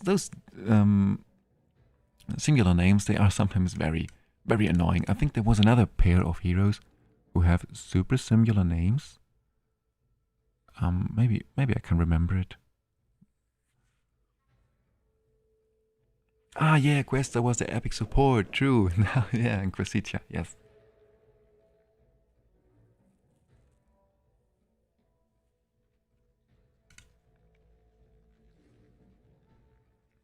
Okay, now this is a new version as well of this team with Ascadius and the Dark Lady. I see her used a lot in those Yorn Durham teams as well, or Yorn Ascadius teams. Maybe she's performing even better than in this team. But of course, always, when it comes to PvP, it is always around counter the enemy team. So right now, I think that the PvP is actually quite balanced here in Dragonheir, because there is not the strongest PvP team. The meta here always, it is quite fluent, you know, and it changes around. And the meta always also depends just on the server where you are at. And this is something I like very, very much. Like in the first couple of weeks in Season 1, Vitar just used to be the by far strongest, of Frost in general, used to be by far the strongest PvP team or faction or school, until people started to build those Nastyanka teams and use Nastyanka just to one-shot Vitar. And then not only Nastyanka to one-shot Vitar, but then also with a Zephy with maximum skill haste. And then all of a sudden, those Vitar teams, they were no longer a threat. You just easily countered those teams with the combination of Zephy and Nastyanka. And then those Zephy Nastyanka teams then got countered by those Garika teams, and so on. And this is something I very much like about the PvP here right now. And also, I know some people with free-to-play accounts that can compete and stay within the top 10 on their servers and compete with very, very big whales, actually. Just thanks to the reason that they just know a lot about PvP. And then you can always counter your enemy team a little bit just from positioning. So there is quite a lot of skill involved into PvP here as well. Not only skill, but also knowledge about the game, but also quite a lot of skill. And this is something I very much enjoy. Now, I'm not so much invested into PvP. Honestly, I'm a very bad PvP player. But still, I think that PvP is designed very nicely here in Dragonheir. Oh yeah, Thea and Thea. Perfect. Thea and Thea? I'm not sure. Is there any difference in the pronunciation? I'm not sure. Then, for example, if we just talked about counters, there is another way to counter Nastyanka. Because what Nastyanka now wants to do, she wants to one-shot my Premca. Because Premca is the hero with the lowest current HP at the start of the battle. So Nastyanka will immediately jump to my Premca and then kill her. Now, how can we avoid this? We can try something like this. Because now there is no area where Nastyanka can jump to. So now she will jump to the hero with the second lowest HP, which is Gulande. So now she will just one-shot my Gulande, which is, of course, as well a little bit of a bummer. But Premca will survive and then can try to kill the good old Nastyanka. So let's try this. As you can see, she will definitely jump here now. Yes, kill Gulande, which is a bummer, but it is not the end of the world. Now we have attack penalty.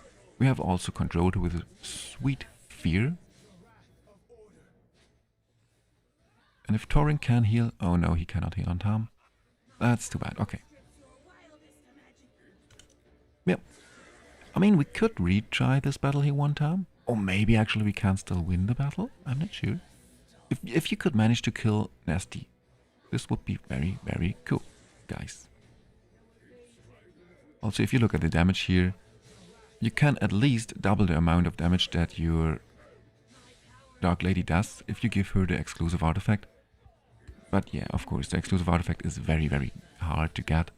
Up to 1000 dice, and this is definitely not worth it.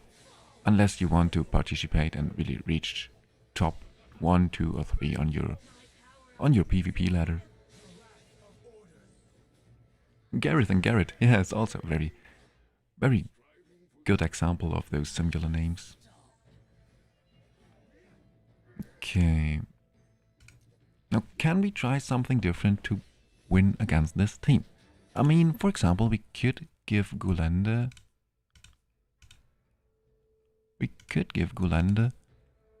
the Immortality set. So some accuracy, crit rate maybe as well. On the Teardrop set. No. And there are some bugs. Now let's have a look if the bug actually now happens here as well, because sometimes Nastyanka just ignores it perfectly. I have no idea how she can do this, but sometimes Nastyanka just ignores the Monolith's Teardrop set. And I hate that this happens. Vitar can also ignore the Monolith's Teardrop set, but when it comes to Vitar, this is actually intended. Her execute just ignores the Teardrop set, but only the Teardrop set as well. So Vitar, she cannot ignore invincibility from Ogog or Zephy, but she can ignore the immortality from the Monolith's Teardrop, which is a little bit weird and very annoying, but it is what it is. It is intended. Now, for Nastyanka, this is not intended. This is definitely a bug because this is written nowhere. And maybe this is not a bug and I'm just stupid. I wrote a bug report about this, but Flora didn't answer yet. But this is not, I don't think that this is intended.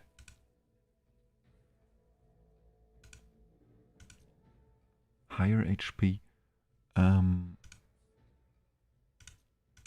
What exactly do you mean with higher HP? Oops. And I mean, I should definitely upgrade those talents. Oops.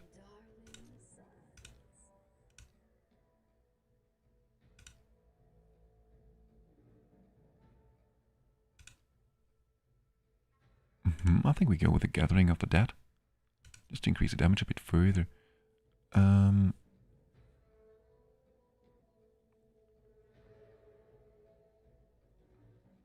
Oh, okay. This is a good point. I mean, sure. Let's go like this. Oh, come on. Oh, I hate Nastyanka so badly. I think I had no Teardrop set on... Wow, and now Premtsa is dead as well. Well.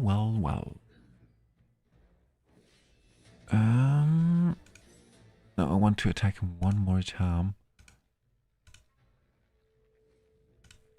And give her... Are you hurt? Don't worry, I'll help you. Oh, you mean HP over defense? Yes, this is a very good point.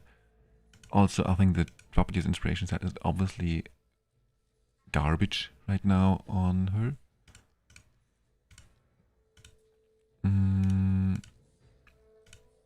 First, let's go for the Teardrop set.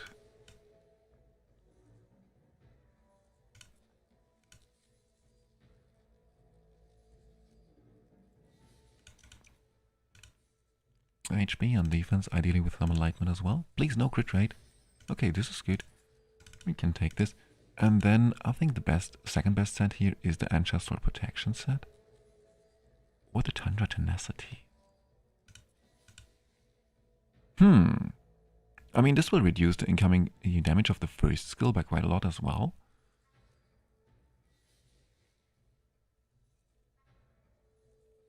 Oh yeah, true, we can also just build him with more HP. Then she will try to kill the Dark Lady, probably.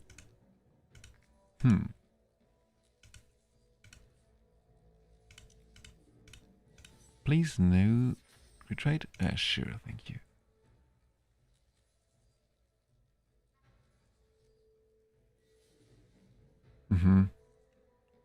Yeah, the ignore defense part is quite annoying.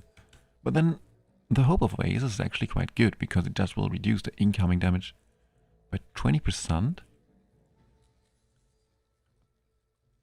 I want to try it. Let's try this. Defense, please.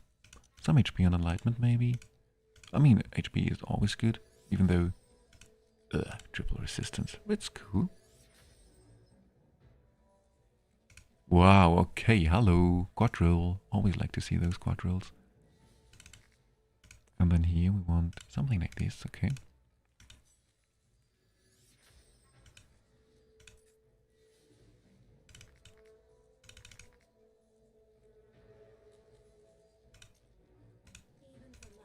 Okay, let's try it like this, and then if this does not work as well, then we will just try Gulanda once again with way more HP.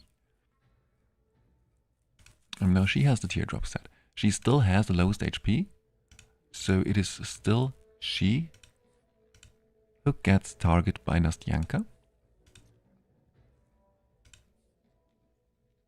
I mean, but she should survive now. No.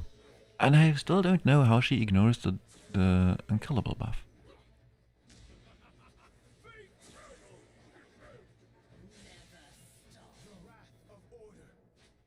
Isn't there a set that has a chance to reflect crit damage or something? Oh no! Ah, yeah, there is a set that will, when your hero gets a crit, it will then reduce the crit rate of the enemy who inflicted the crit hit.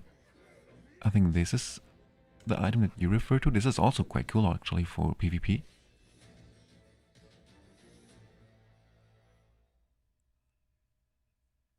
Okay. You want... Okay, okay.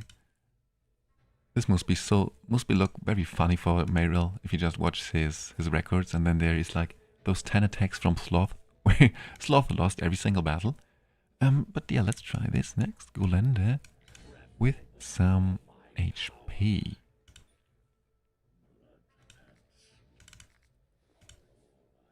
HP, please, with accuracy on the Holy Hunter set. Oops.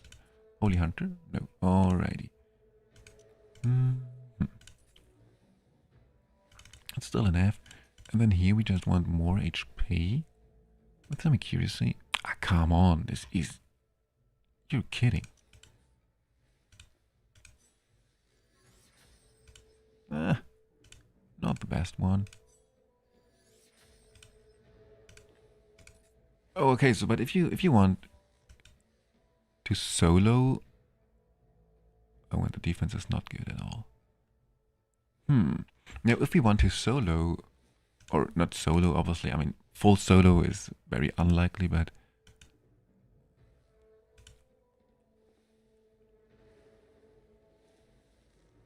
I think you mean the Stonebreaker.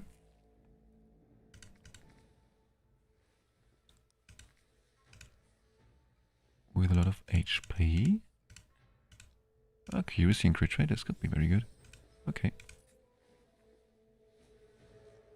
We still have enough accuracy, I think, for everyone.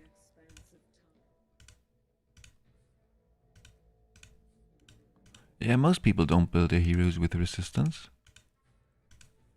Okay. So now... Oh. Okay, no. It is still Gulanda who gets focused from Nastyanka.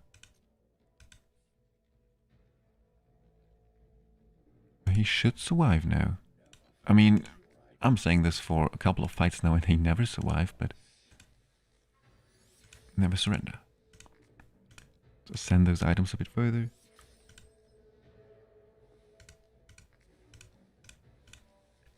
Oops. No.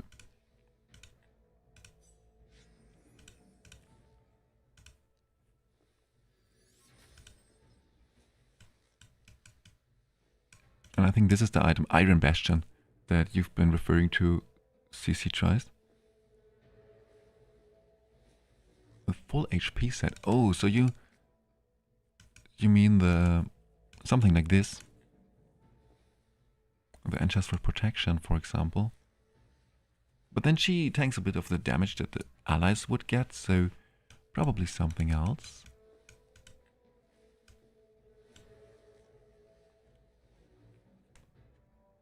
And I just like the Holy Hunter set so much. If you have a bit of good RNG, then this set is just bonkers. Because there's also no cooldown, you know. It's you can just recycle those stun debuffs, which is so insane. Okay, I will try it like this, and then if this does not work as well, then we will build her with even more HP. Damn, she still one-shots Gulanda. This is so unfair. Definitely have to make another bug report here. Or, I don't know, does anyone of you have an idea why she ignores the teardrop set? Because this is not always the case, actually. My Nastyanka, for some reason, does not ignore the enemy monolith's teardrop set.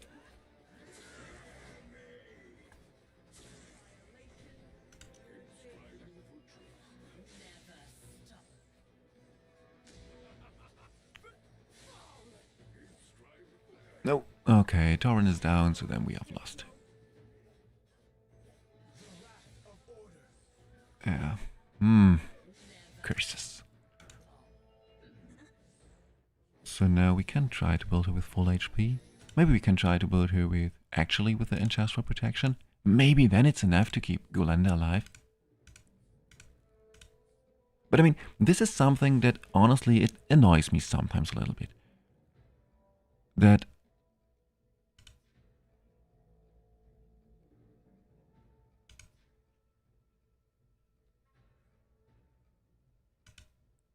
sometimes, because but with her it's actually exactly the same.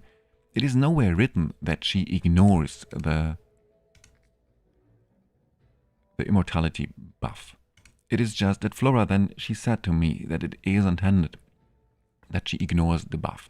But it is nowhere written. And this is something that actually bugs me a little bit. Because I want to know what is happening. Because if I don't know what is happening, and then those things just repeatedly happen, then it is demotivating, you know.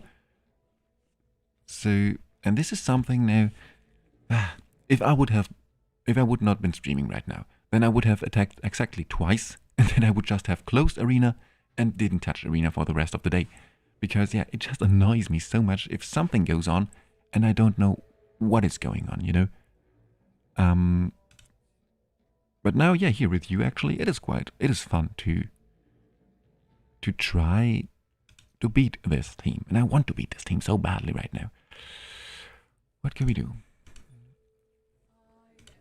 Just build her now with full HP and defense on something would you not the hope of the Oasis, even though it provides a little bit of skill haste. Frost Taint is useful. Tender Tenacity for a bit more spam.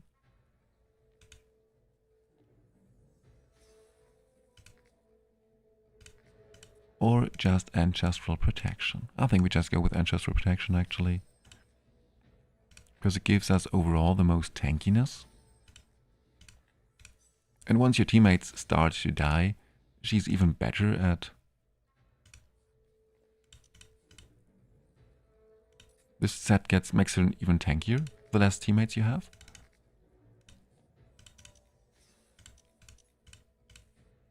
Well, that's not too good.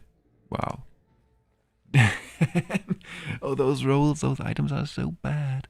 Not a single accuracy roll here. Oh, damn. Okay. Accuracy, HP, defense. Oh, bad. Damn, come on, please. Okay, oh, those rolls are far from ideal.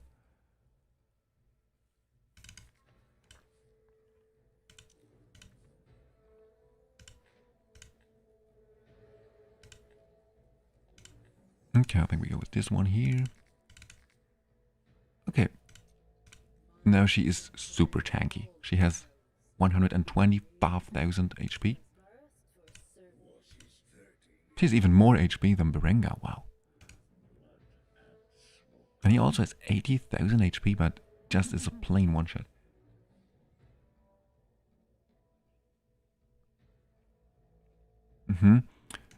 You're right, especially since she is using the Verdict, and then it is just on Nastyanka, so thanks to her passive, they are inflicting quite a lot of very weak basic attacks, so the Thunder Tenacity set should probably be very strong, honestly. Okay, so we tried like this, and then we tried with Tundra as well. Wow, he survived. He survived. Amazing. Thanks to protection, huh? The whole team is controlled. Now, yeah. Still, we have not even close to a chance. Okay, have we a chance, maybe? No.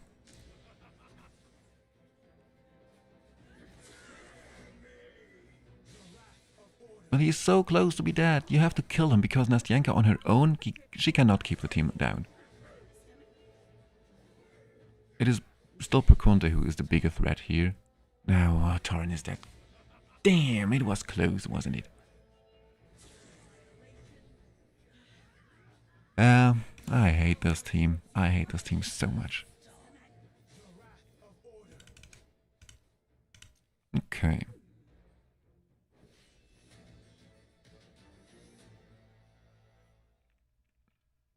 You go Vidimir, Losenya, Vitar.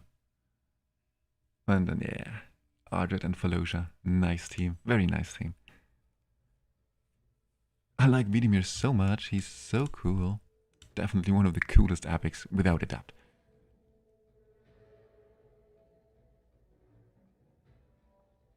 Or the set that frozen the attack, exactly the set that we're already using here on Brenga. This is very cool, yeah.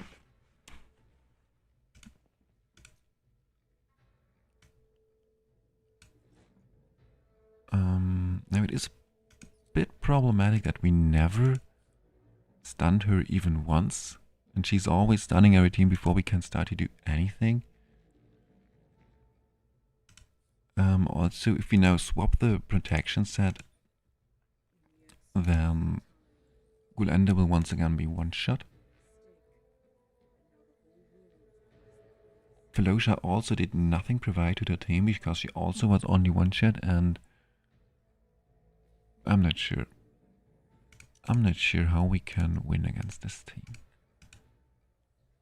So let's try the Tenacity set. Okay.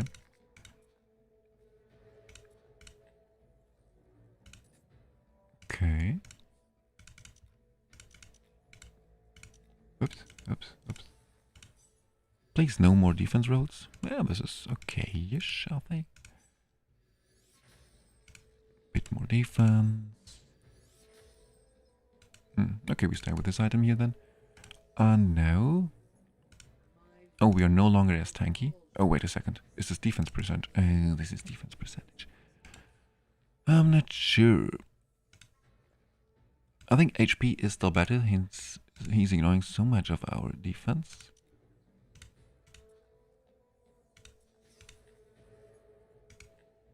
Yeah, let's try it like this. Hello, Fred. Thanks for staying here or being here with us. Hope you have a good time. Dark Lady's ult is so quick and does 2 times damage.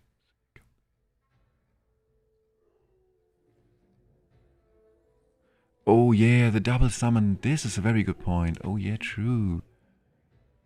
And then...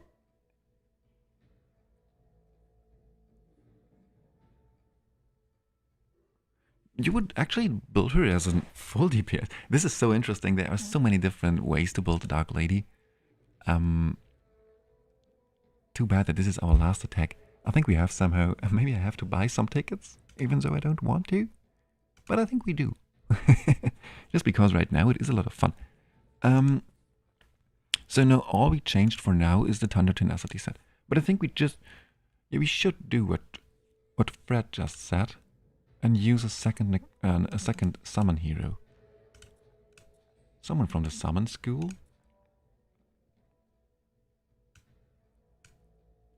Maybe just Lavanis, lol?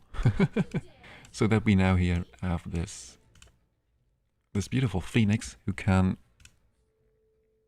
digress Nastyanka for a short period. Shall we try it like this?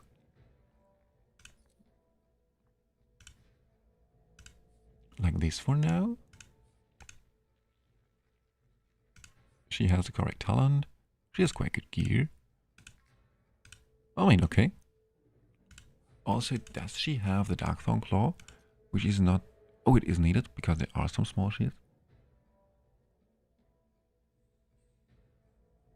Oh, which remains... Oh, wait a second. Witcher Eye. So, do you mean the eyeball? No, I think you mean which remains.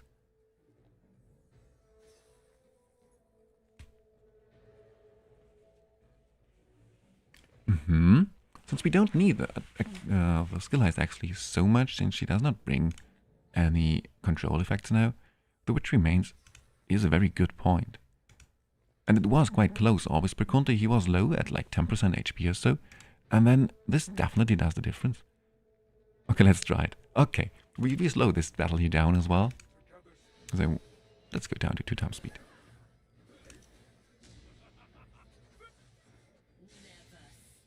Damn, I hate you, Tamar. I really hate you.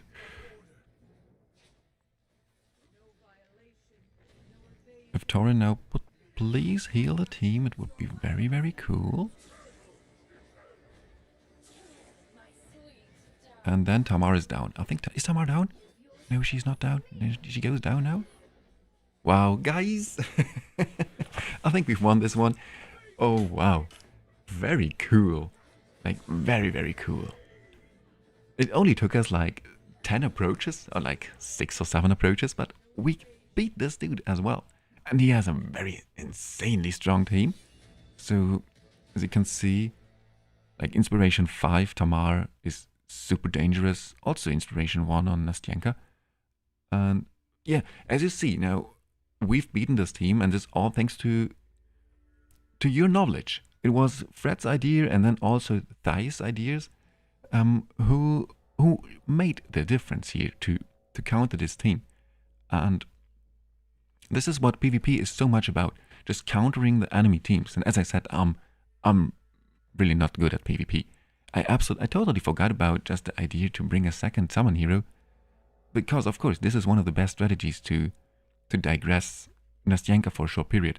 Just summon this stupid bird, and she will kill the bird, use her stuff on the bird, and then she will stick to the front line, to Berenga in this case. And yeah, amazing. This is so cool. This is actually quite a lot of fun.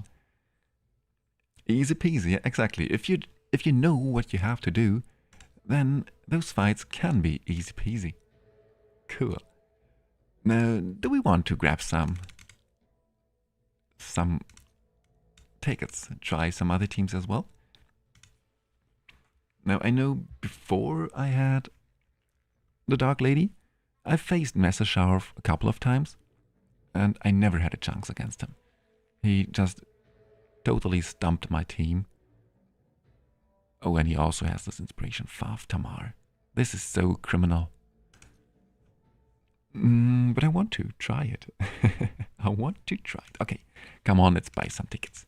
Like, who cares? Now for this, first I want to save this team actually.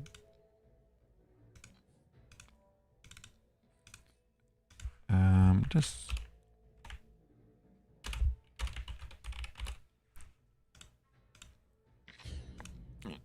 Yeah, just because I never used Premza in combination with Lavanis. I saw it a couple of times and it seems to work decently. At least against some particular teams. Now for this team I actually would once again go back to... Wait. Lady PvP? Lady PvP. Here it is. The combination of Perconte, Jainachtan and Nissa is very dangerous as well. It can burst your team very quickly. On the other hand, we have the Dark Lady and Golande. So, who knows? We should be able to survive for a couple of seconds. The biggest issue probably is going to be Tamar. Should we try it like this, or would you swap around some things?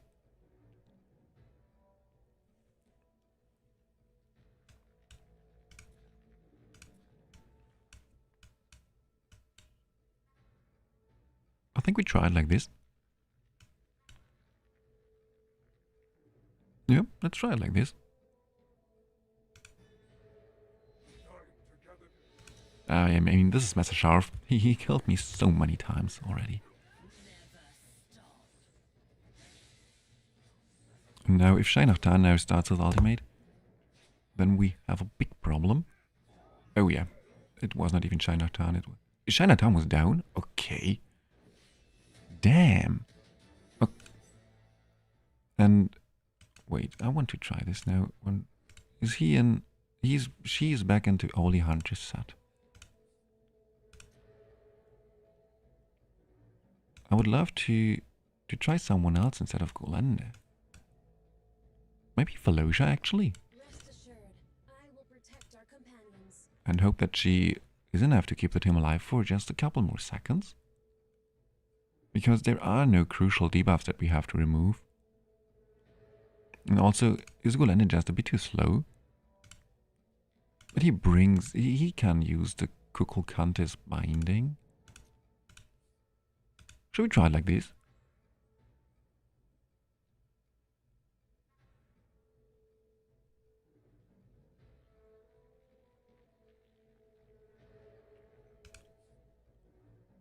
$28,000.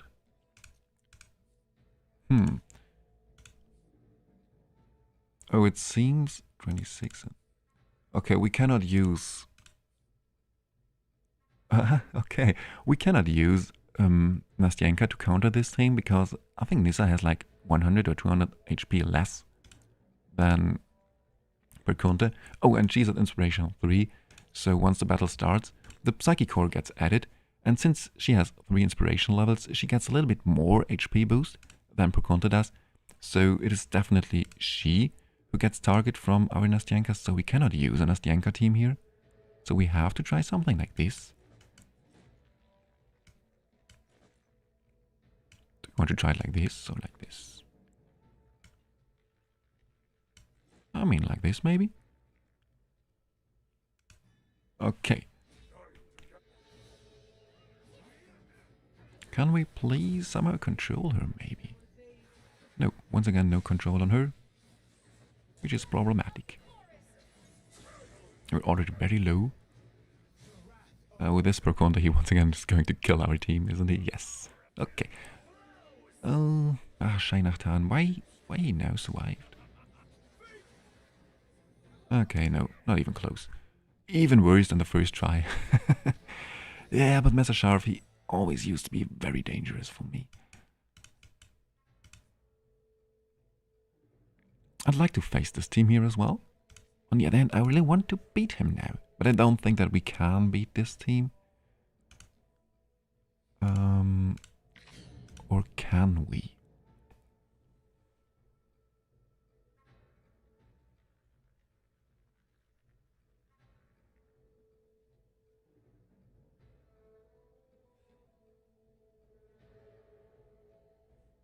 Okay, you would get rid of Relanos. Wait a second. Relanos is...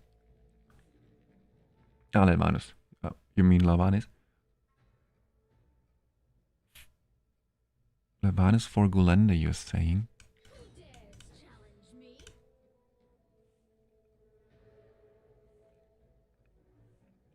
Something like this, and then Velocia as well, or just like this? Because if we don't run Velocia, we lose the 5 inspiration boost, which will cost us a lot of damage reduction. And I think that we just died way faster now with Velocia than with Golenda in the first version. So I think something like this is better.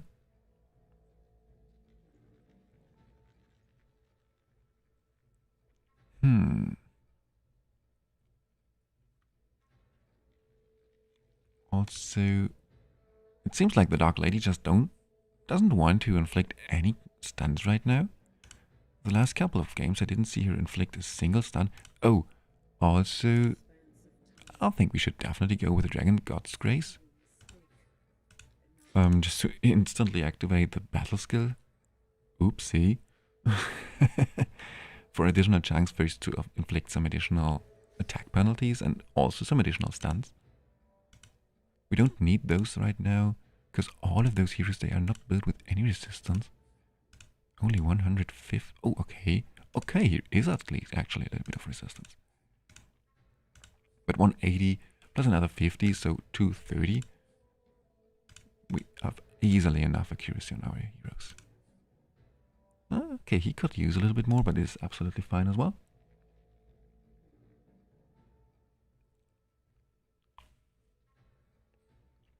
Okay, let's try it like this. I think this could work, or maybe... Is there another better talent here? When inflicted with a negative effect, gains immunity to the negative effect. For 20 seconds? Oh, once, okay. Casting the ultimate skill. I think this is actually better now for this team. Since we already have enough accuracy.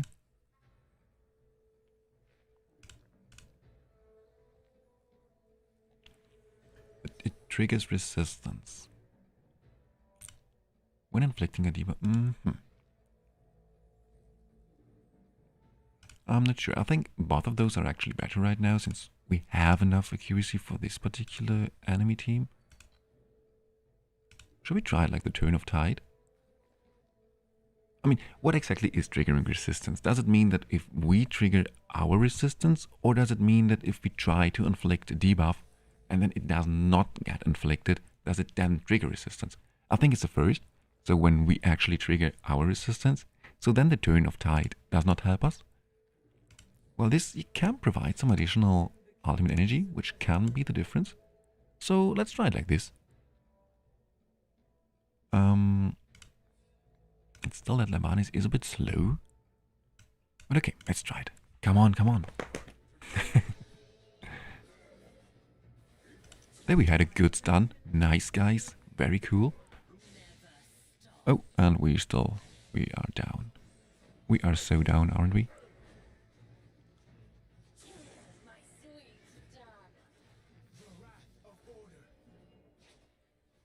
Ouch, ouch, ouch. Ah. But okay, Levanis is still alive. Levanis, come on, please. Kill something. No. But if the front line dies, then we have a good chance. Good, good, good. Very, very good. Now it gets once again dangerous, but okay, I think we've got this. Cool. So Levanis was the difference this time.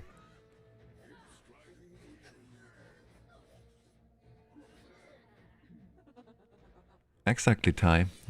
Once again, you were exactly correct. What we were missing was a little bit of damage. And Levanis actually did the trick. Also, I think that the different talent, especially the exclusive talent on the Dark Lady, helped quite a lot. I want to keep on fighting, honestly. Should we buy some additional tickets? I think we do so. Sure. Also, we could just go into the other arena. Now, those two people, I cannot beat them. I can definitely not beat them. I tried this dude, and yeah, it's absolutely unbeatable for me. And I think against archers, I also have absolutely no chance of winning. I want to try. Now, against this team, we should once again use this team here, don't we?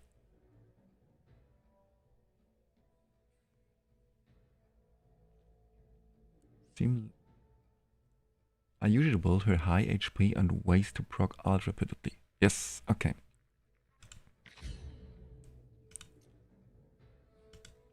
Okay, you build her with high HP as well. I can see this. This makes absolutely sense. You're so right. I don't need her with so much attack because once she starts to evolve, or once she evolved, she is a threat. No matter how much attack she has, I think. That's a very good point.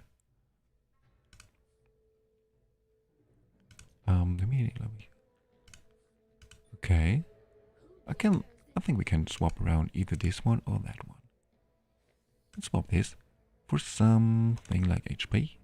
Maybe still some crit rate, crit damage. So this here, the clean sweep, is actually a very good set. Not only for in season 1, I've been using this set quite a lot as well for some continental challenge runs. But here it seems to be very good as well for PvP.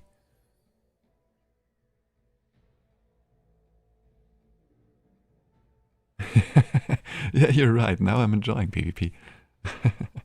But it's also the thing doing something together.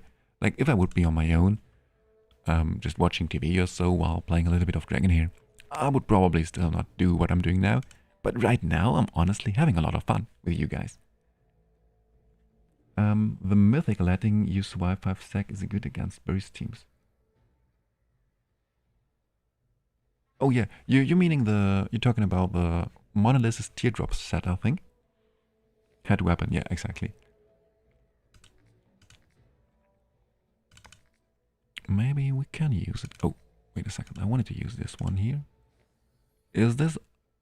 I mean, this should still be more than enough offensive stats on her.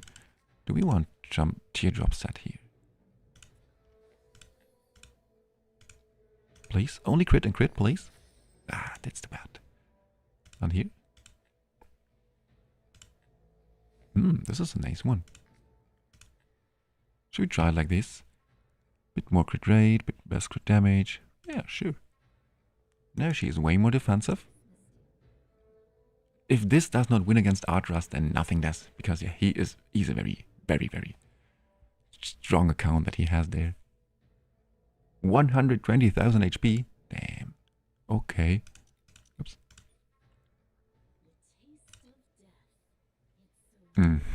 So you're telling me to use another chest here as well.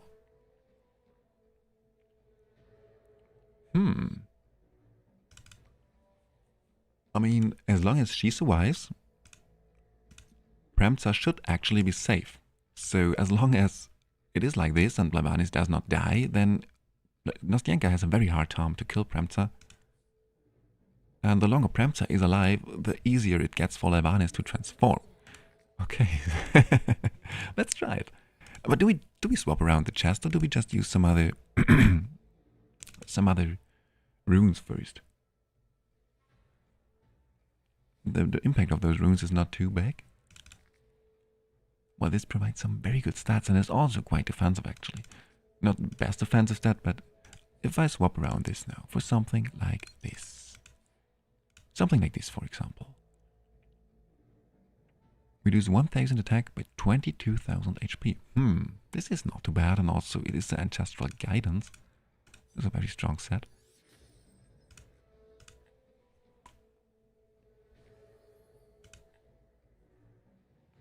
I mean, we can try it like this, because why not? I never tried to build Lyvanis like this tanky, but this absolutely makes sense, so okay.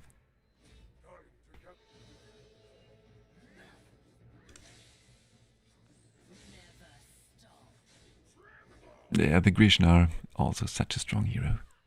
And now, when Perconta now alt, we are down, I think. Okay, yeah, and there we go. Wow, he even killed Berengar so fast. Okay, but if Berengar... Okay, it is actually not too bad, the results here.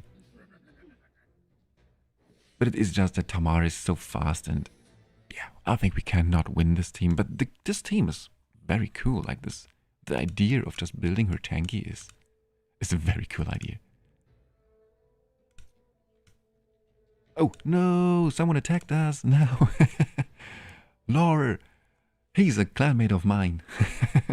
Shame on you, Lore. Maybe he's even watching right now. I'm trying things here, and you attack me. Okay.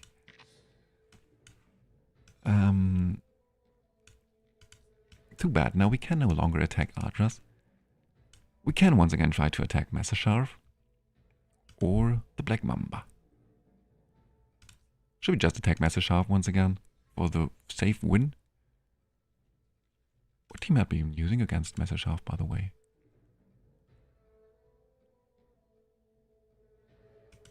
Or do we try to attack someone else, just for some additional testing purpose?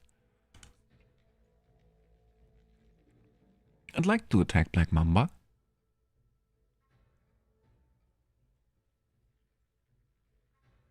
Yeah, I think you're absolutely right. Just test around some things instead of the free win.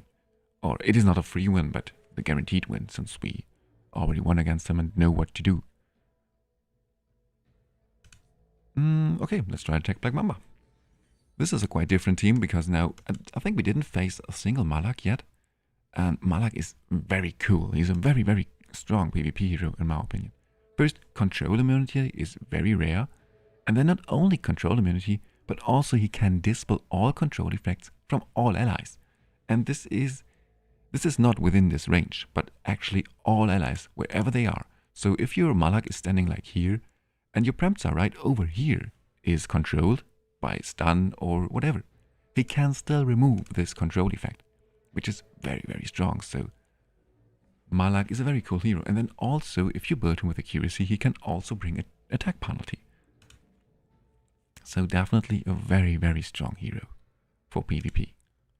And of course, Grishna, I mean, we don't have to talk about this hero. He is just too strong. Or not too strong, but just extremely strong.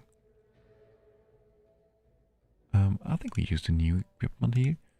And then, do we want to try it like this? No, I think we want another positioning at least. Something like this here maybe.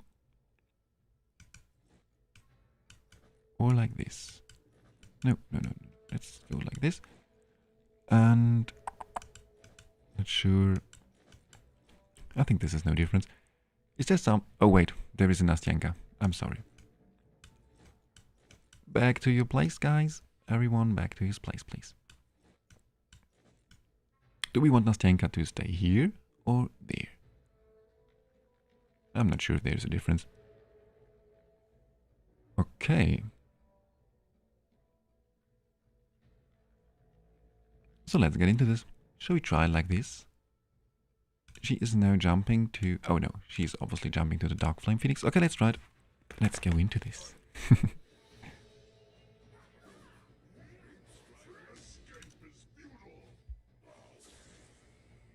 Please, some controls, please. Not a single stun. Ah, that's too bad.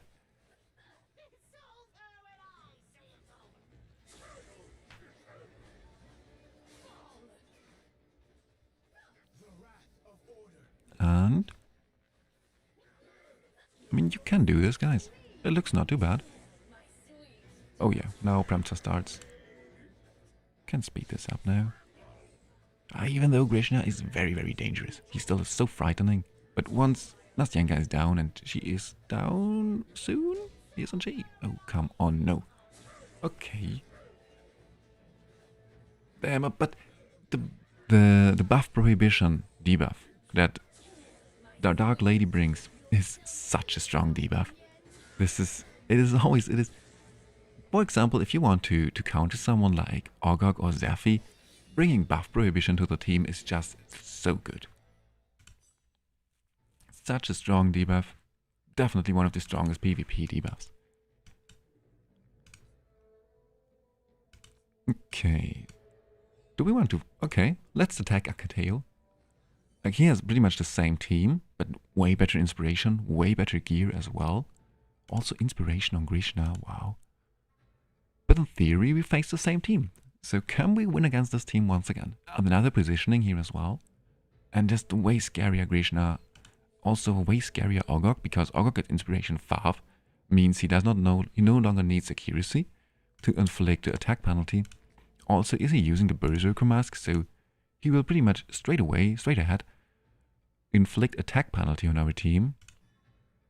Okay. And there it is already on our Premza. Now Grishna makes his ultimate, starts to annoy the shit out of us.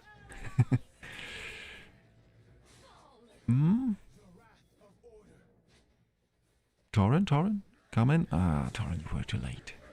But okay, as long as Lavanis survives, it's absolutely fine. He's already using his second ultimate. Lavanis didn't use her ultimate even once. His luck's not so good.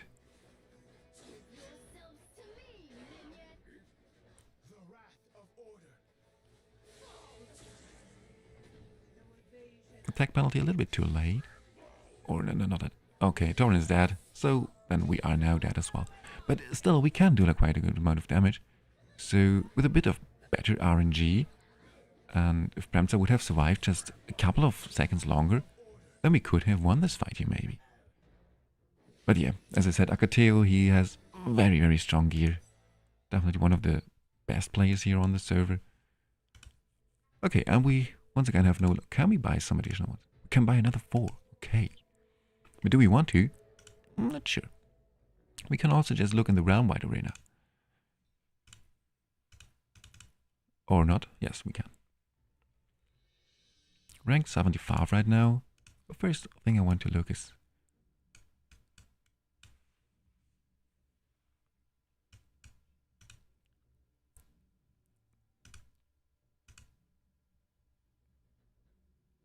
Okay. Inspiration 2. Oh. Not nice.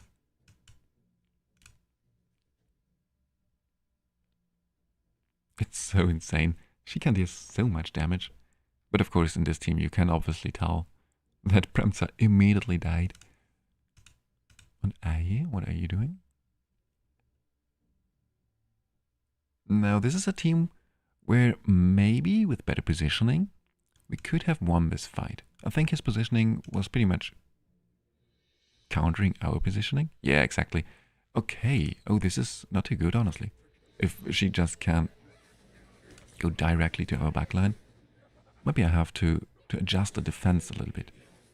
Oh, but he is killing us so fast, so... Well, this makes probably no difference. Oops. And still I have definitely to adjust the positioning a little bit. Let's go to lineup. This is a very weird positioning. This was a very weird positioning. Maybe something like this or like... I'm not sure. I think this makes actually no difference. She can always go into the back line. You have bad luck. But it is still better so as it used to be.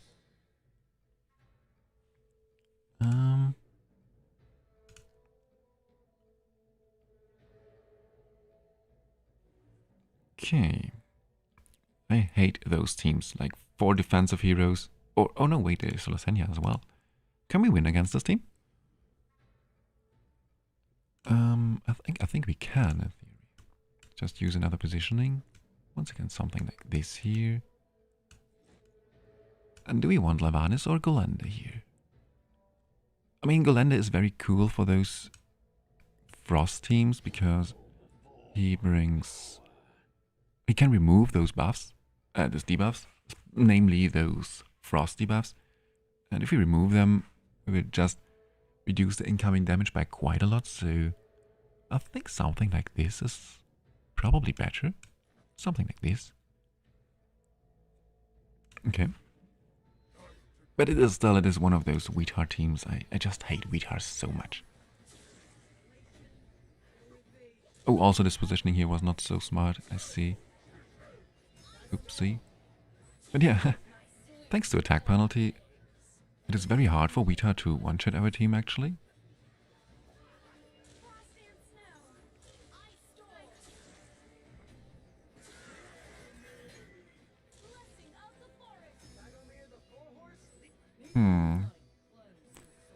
We're not removing our shields. Premza is also sleeping around a little bit. But okay, Weetar is down. If we kill Arsenia now as well, then we have a very good chance to win this. Perfect. And removed another shield. Alright, Thytran, thank you very much for being with us, for your very nice input, and hope to see you soon in another video or an upcoming stream as well. But for now, have a good time, good night.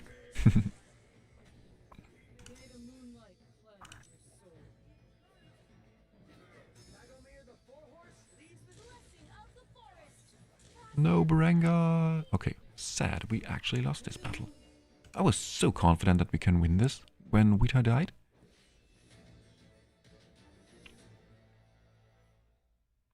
Oh, when we lost points. Oh no, we are losing points. Yeah, this is just in general, if you're watching now and you wonder, I would always recommend everyone to not do what I'm doing now and just to attack some people because you want to. Especially here for the round-wide arena, I would absolutely recommend everyone to only attack players where you know that you can win against those players. Ideally, You just check your records, just check your attack record and also your defensive record. And oh, okay, he attacked us twice. And what did he change? Just check this real quick. Okay, interesting. Now without the Dark Lady, he won against us. But yeah, Yorn and Garika is such a strong combination. Now yeah, back to topic. I would always recommend you to check your attacks and defenses. So now I know that I can win against Ahi. Depends on what heroes here he's using. Also, I can win against Lenaya and Pobva. So I know when I see one of those people, I can absolutely win against them. Also, you can check your recent attacks and note down their teams and their names so that you know whenever you see one of those, and if they still have the exact same defense lineup, then you can pretty much guarantee yourself another win against those players, which is definitely recommended, because if you lose, it will just cost you some points, and therefore you will lose ranking points, which you obviously don't want to. So this is why I would definitely recommend you to be very picky with your fights and just think twice on who you want to attack. Okay, my goal is to reach top 50. Top 100 is absolutely fine as well. Now, Eternal. First, there's one thing I want to do now before we keep on fighting. I want to attack the incineration just real quick.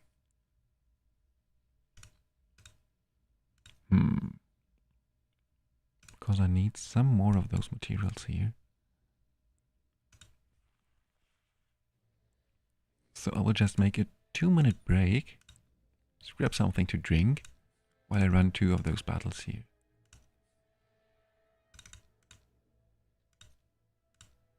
Okay, so I'm back in just 2 minutes once those runs are done. See you in just a minute.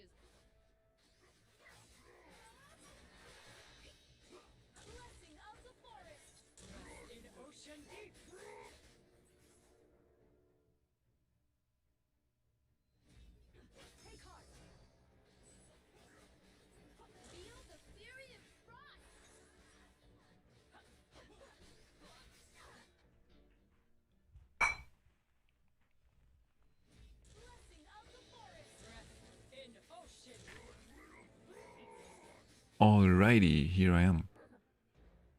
Alright, thanks for participating today. CC tries the game, and maybe we will see later, yes. I'm not sure if I will be active for how long I'm going to be active, because I'm starting to get very hungry, honestly. So I will probably stop streaming within the next 20 or 30 minutes, because my girlfriend just started cooking, so I will most likely quit or stop streaming once she's finished with cooking. Because yeah, as I said, I'm very, very hungry. And yeah, I'm looking forward for what she's preparing for dinner. So yeah, but we will see. Maybe we will play a little bit longer. So let's get back into the Realm Wide Arena and give Premza her highly deserved final talent. Activate the final talent, and we go with this one, didn't we? A little bit of additional necrotic damage. What could we also? Casting the ultimate skill or allies summoned? I'm not sure if the soul ritual actually works. After casting the ultimate, all allied summon deal extra necrotic damage for the next 2 basic attacks. Yeah, and I'm not sure if those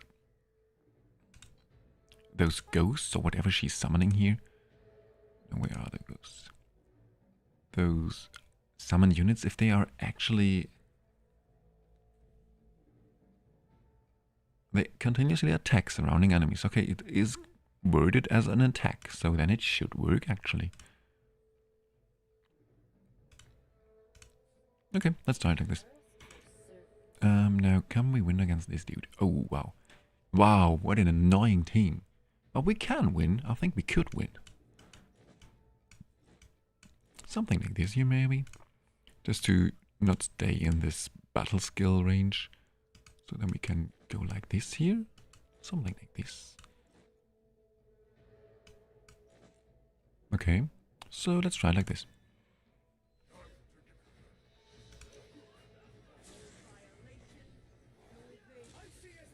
Oh, our Lucian, I hate you.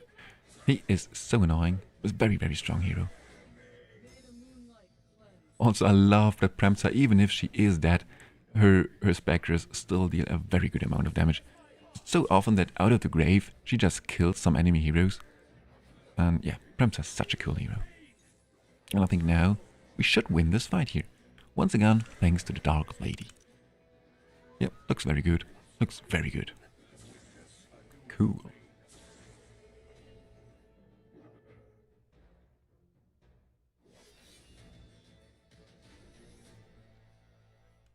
Nice, another 14 points. So, and there is another... it's once again Afia. He's the one that we attacked on Lost, okay. But it was close. And yet I don't think that we should attack him again. Oh, wait. If we use this positioning, then we can maybe win against him, actually. I don't want to lose another points, but I want to attack him again. So, we do this. Please attack. Attack penalty. We need attack penalty. Ouch. Double ouch. Oh, now she's not even close to be dead. Wow. Yeah, there is, and this is quite problematic sometimes when it comes to Premsa. She is quite random, because yeah, she is not hitting a particular target with her battle skill, with her specters, but it is actually random on what specters she's going to hit, and what targets she's going to hit with her spectre. So yeah, sometimes, as you saw in the first battle, she just annihilates Vitar within seconds, and now in the second battle, she didn't attack Vitar with a single of those specters. Now also, we have quite a hard time to kill the 2 Miss left heroes. But we can do this, I think. I hope. Hello, please. And Zagomir back to full life. Come on, please. Oh, he's actually back to full life. Oh. There. It's Ardred. Ardred is also such a frightening and dangerous support. Especially now if the fight goes for a couple of seconds, then it's so dangerous. Also this combination, oh my god, is this annoying. Like she is spamming her battle skill, and therefore her battle skill always refreshes her cooldown of her battle skill. Well, we're actually not winning this. You're kidding me, right?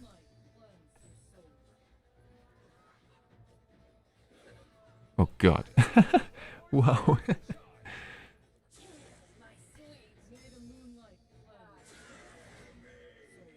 But okay, the positioning is so bad that we're not hitting both of those heroes with Berenga is very annoying. Oh no.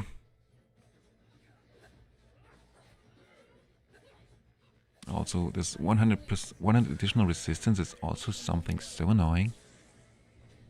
Come on, please kill her. No, guys. No, come on. No, and now he was also at 10% down. And then they are nearly back at full life within just a second or two. This is, oh my god. Come on. And now he hits both. You kidding me? Berenga, what? Why didn't you do this like 2 minutes early? You got to be kidding me, right?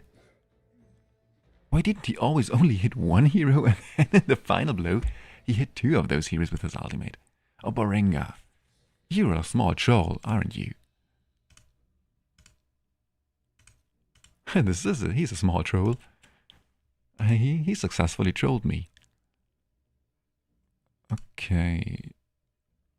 Also, those Mithrasia teams are also super annoying and frightening. And did I want to attack them?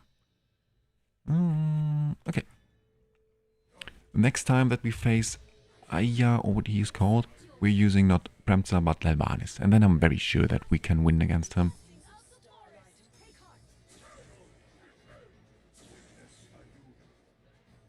I love Gulende. Just he removing all those debuffs. This is so cool.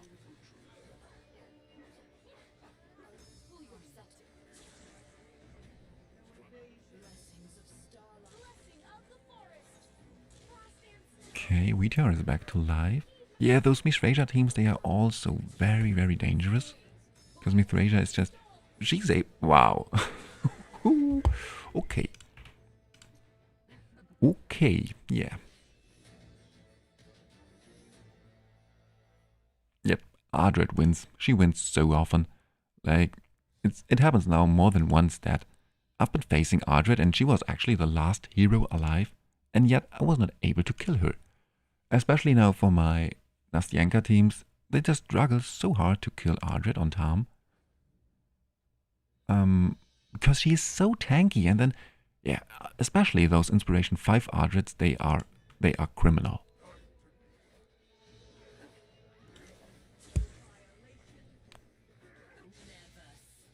Uh-oh, dangerous.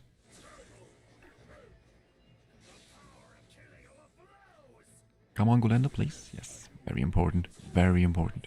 Now we have one.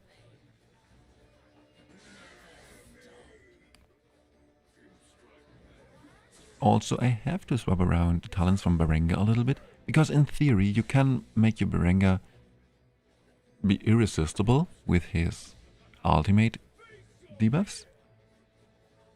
But I'm not sure if this is actually the way to go for PvP. I can show you in just a second what I'm talking about. And this is not only for Barenga possible, but for a lot of heroes actually. This is a very, very cool talent. Oh, this is one of my clanmates. So we don't attack him.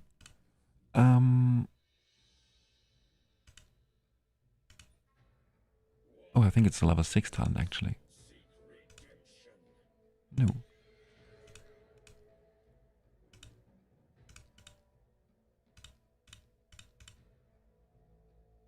Huh? Exactly. The Proof of Fate is actually a level 3 talent. After healing an ally, the next debuff inflicted on enemies will ignore the resistance. So, yeah, it will always inflict the debuff. And since he can passively heal your team, Barenga can passively heal your team, you can make the recharge speed penalty debuff irresistible. It is very sad that this only works for the next debuff, so in this case, since you're inflicting recharge speed penalty and healing reversal simultaneously, it is decided by wording which debuff is inflicted first. So in this case, it is always the recharge speed penalty, which is then irresistible, which is very, very cool actually.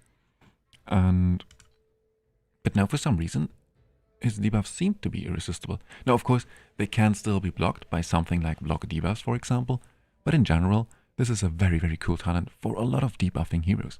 You can in theory also use this talent with an artifact set that can heal. So for example, the Crescent Ward set. Here you can use the Crescent Ward set whenever you use an ultimate skill or battle skill and then heal one of your allies. And this actually works in combination with this talent, which is very, very cool. But on the other hand, I don't want the Crescent Ward set obviously on my Barenga, so for him this does not work. But you can use this on other heroes, which is a very, very interesting, very cool interaction, I think. Okay, can we try it like this? I think we can win this battle here. It is going to be a rough one as well, but I think we can.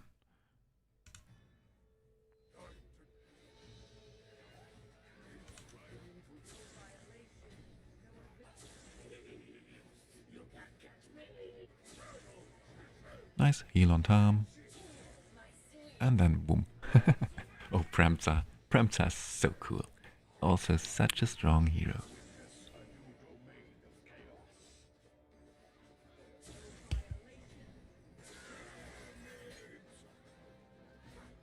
Nice.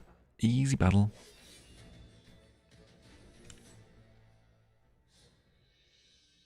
What are we ranked right now? We have 1,798. Oops, 1,798. Okay, so we started at 75. Now we are at 73. Amazing. Yeah, but I've made 2 battles, 2 attacks, which I should not have done. Oh, actually, 3 battles. I already lost 3 battles, oops. But I want to attack Athea one more time. And this time with... not Premza, but with Levanis instead. I'm very sure that with Levanis it should work. Also, we can try this team here now. This is a very, very good positioning. Because if you only use one frontline hero, then one of those 2 heroes will definitely reach your backline. I don't like this. We cannot do this. I mean, of course, we could use a second... We could try something like this here, for example.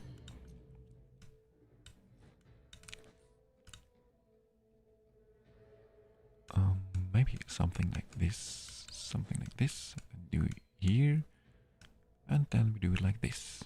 Maybe we can win like this positioning. Hello, Bounty Troll. Pony Troll. Hope you're doing fine. I only got 1 Dark Lady, sadly. I pulled 300 dice and the summoning session was quite rough, honestly. Not too many good rolls. I got a second Garika, which was nice. But apart from that, the summoning session was actually nothing special. But yeah, a lot of people had very good luck, actually. Well, how about you? How many Dark Ladies did you get? Let me know.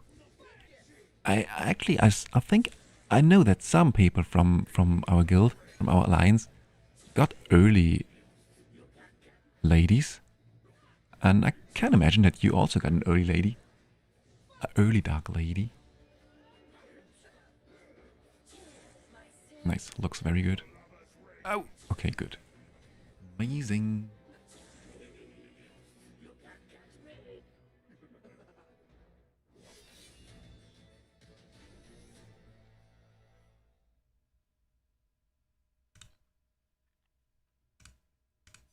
Cool. Cool, cool, cool. Flame Show. Oh, he also is very, very strong. I will definitely not be able to win against him.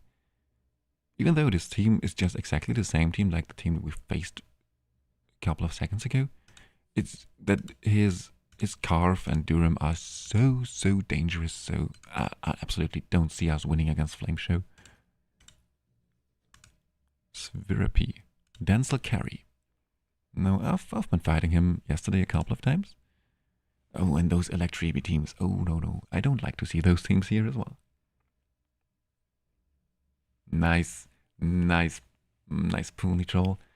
Congratulations, my mate. Did you go for her exclusive artifact, or are you using her for inspiration right now? I would love her exclusive artifacts because, yeah, it is very strong for PvP at least. Oh, here's Trample. I mean, let's attack him, come on. Let's take this free win here. Or maybe it is no longer a free win. Oh, it's the wrong team. Oh, dangerous. Oh, this is not good. Okay. Easy. Damn, Dark Lady is so strong. Alternative Studio, hello. Welcome to the chat. From what I know, in our Basilisk clan... Oh, you're also in the clan. Nice. At least 4 people. You're kidding me. Oh, man. Ah. But yeah, a lot of people were very lucky yesterday and got the Dark Lady early. Like, at least one person got the Dark Lady and also 2 Dark Ladies on the way to the 300 summons. Also, on the official Discord, there is a moderator called Juju. And he made a video showcasing his pulls. And he also got 3 Dark Ladies within 300 dice. So, yeah. Some people were very lucky yesterday. They got more exclusive heroes within 1 banner than I got within 10 banners or so. But yeah, it is RNG, you know.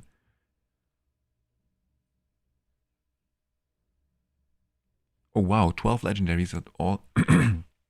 This is indeed a quite good ratio. Congrats, man. Too bad that... And this is something that... This is very bad actually about this banner.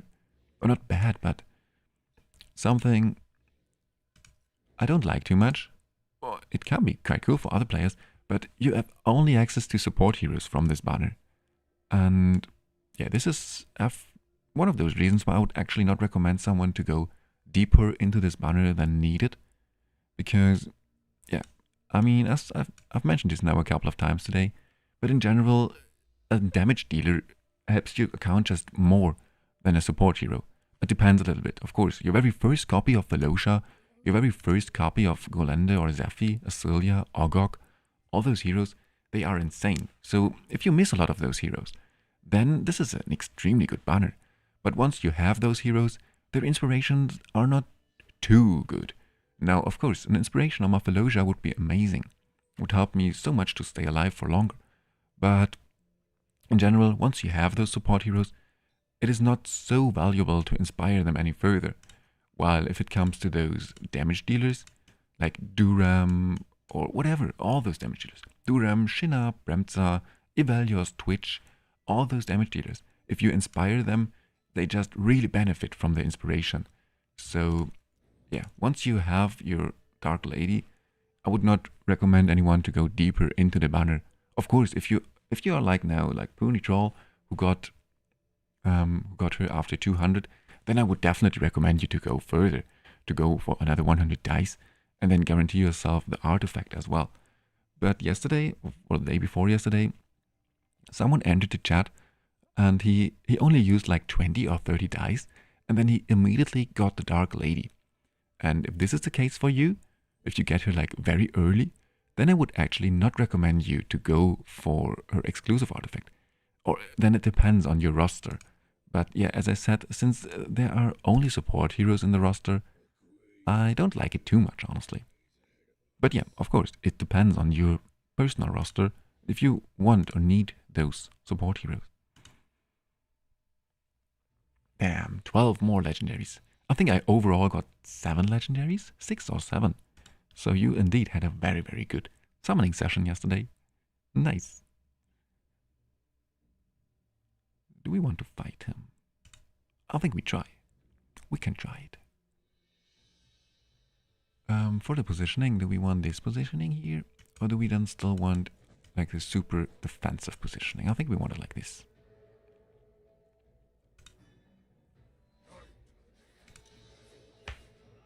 Damn, I love this bird. How it can easily counter Nastianka. This is so cool. It will never be not cool.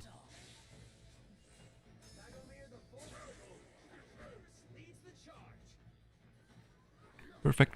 Nastianka down. And Raconta down in just a second as well. I hope. No? Oh no! It's very good. Cool.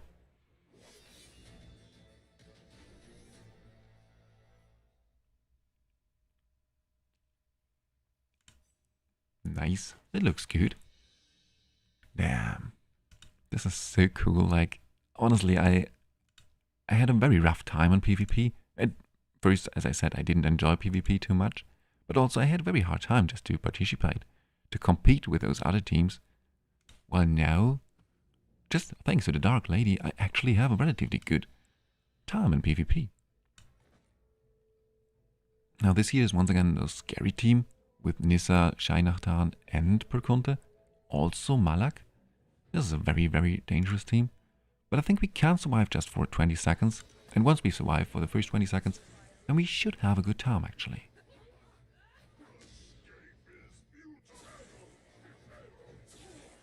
Perfect. Wow, Perkunte, Premza. She is so insane.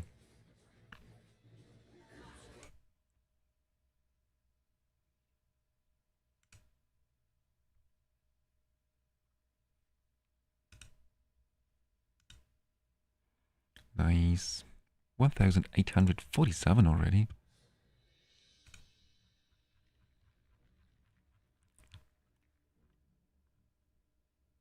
Alrighty, on the way to the top 50, but yeah, it's getting very, very hard up here. Because this is only like, not only, but this is already with like 3 different servers. 8, 9 and 10. And 9 is full of some very, very strong people as well. I think there's definitely some very strong people on server 8 as well. Here, for example, here's Dilly. Silly Dilly. Very, very, very strong account as well. Oh, Akateo is up here at top 7 actually. Wow. But didn't we just win against Akateo? No, I think we lost against him. And then Laura attacked us. Laura. He just attacked us while we've been testing things. Filthy. Yeah, we lost against Akateo. Oopsie.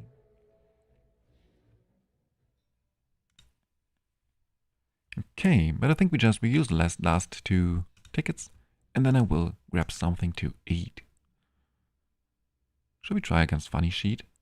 I mean, it's exactly the same team once again, with Urgander instead of Malak. So we should be able to win this here. If we use this exact positioning, is it then that Berenga actually will move to the back line? I'm very interested to see this. No, okay. He still is digressed.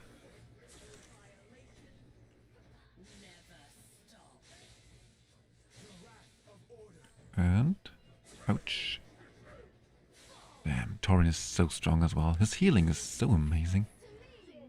Especially once again considering that he's one of those free-to-play friendly units. It's very insane. Same with Jillian, but actually if we compare Jillian and Torin, it's just that Torin is so much better in my opinion than Jillian. Okay, easy peasy.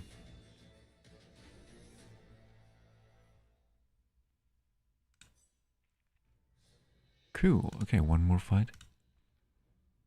Oh, Skywalker. Didn't he attack us like twice or so? No, once, but he killed us. Oh, and here's Black Mamba. Okay. Now, we've been facing Black Mamba on the normal arena as well, didn't we? Okay, and we faced him with a combination of Labanis and Premza. So let's try this once again here as well. Realm-wide arena. Now, normally I didn't even attack. No, now it refreshed. Oopsie. Oopsie. Empty. Way too strong. Way too strong. No way.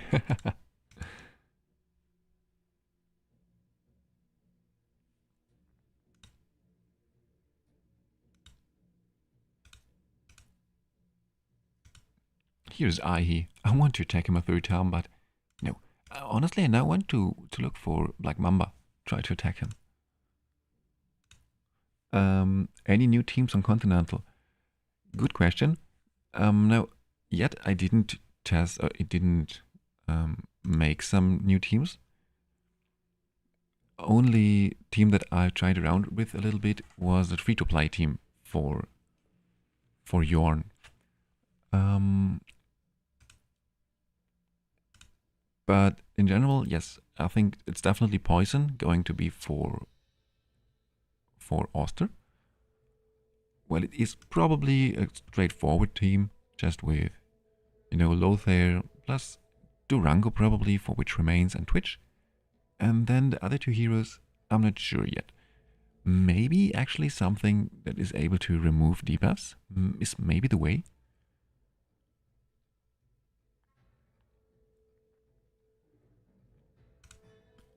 But we can just have a look at this in just a second. Just after this battle here.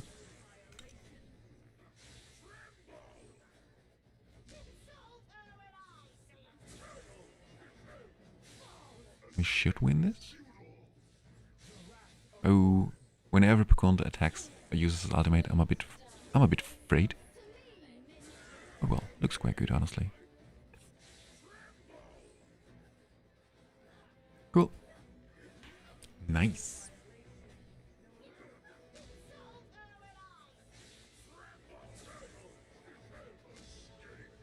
For Yorn Wild, yeah, this is the first thing that I tried as well, but the problem is, Yorn, there are 3 targets, and so many targets is always a little bit problematic when it comes to Wild. At least on one hand.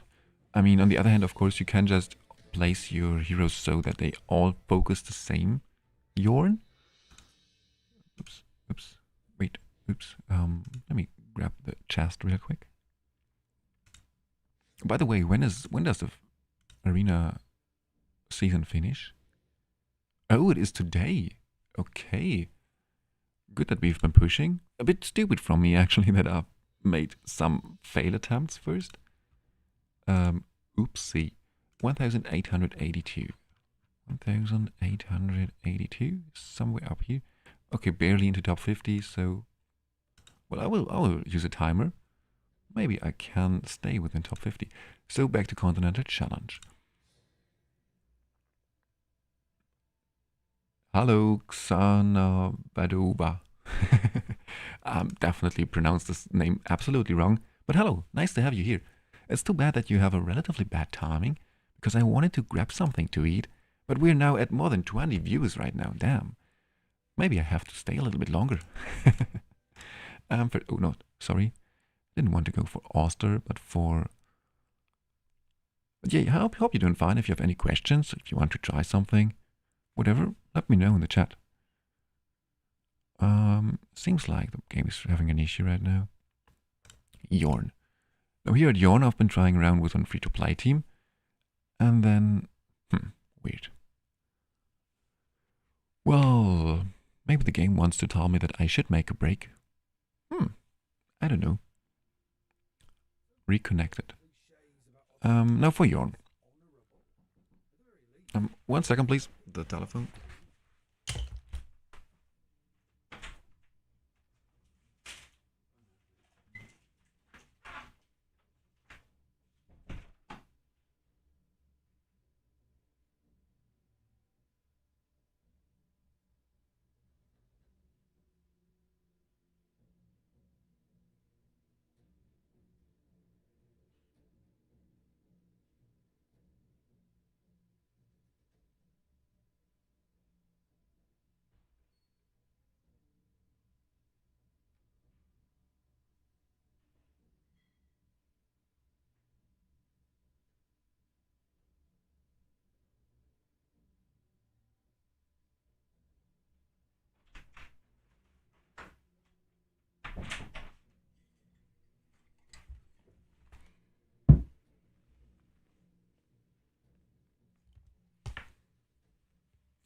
Alrighty, back. Oh, it's Black Widow. Alrighty. Now this is something I can pronounce. Okay, so here we have the Yorns. And yeah, the problem with those Yorns is that they are... there are 3 Yorns. Which is good and bad. Yeah, the problem is that, of course, there is also more damage incoming. And they have a very weird behavior, actually, with their skills. I can show you this in just a second. So let me show you this free-to-play team real quick. Because first let me show you this weird interaction here. As you can see, they are focusing... There is one hero, if you use this exact positioning, and there is one hero on your board who is absolutely immune to everything. He will not ever get focused once, and it is Vidimir. But apart from that, all other heroes get hit twice, at least with this positioning. So, and since they are inflicting attack penalty, you can use this for your advantage. So you can use your main DPS on the bottom left corner. And then he will never ever be inflicted with attack penalty. At least if you are using 2 melee heroes. Then if you are using not 2 melee heroes but something else, then this all changes directly. But now for this team, this works. Now obviously this is not interesting for you, this team, because it is like a 100% free-to-play team, where I'm absolutely sure that all of you can build a better version of this team. But yeah, just in general, this is something very interesting. And then now here I'm using Vidimir in this team because there are 3 targets and we can use this for our benefit. On the other hand, there is a quite big range between those targets, so we're definitely losing a lot of damage still from Vidimir. And I'm absolutely not happy with this team yet, also because this team cannot survive long enough. But I'm absolutely sure that this team is able to not only reach 200 million damage, or not exactly this team, but a version of this team, and also survive the 5 minutes. Maybe Radiance, yes, exactly. So maybe Radiance, Huberg could be very cool here. Or maybe, especially with Gladys, this could be very, very strong. How many days are left until we go for Gladys? Because I would love to just try around this team, or just to build the Radiance team here without Gladys, and with Gladys. Because I will guarantee myself a Gladys in 3 days. Oh, cool. I'm so looking forward for Gladys. So this is why I didn't bother yet with Yorn too much. But, well, actually, I mean, we can try this. I mean, why not? So, yeah. We've been at 20 views now, so I definitely stay for a couple more minutes. Let's try to build like a quick Radiance team here.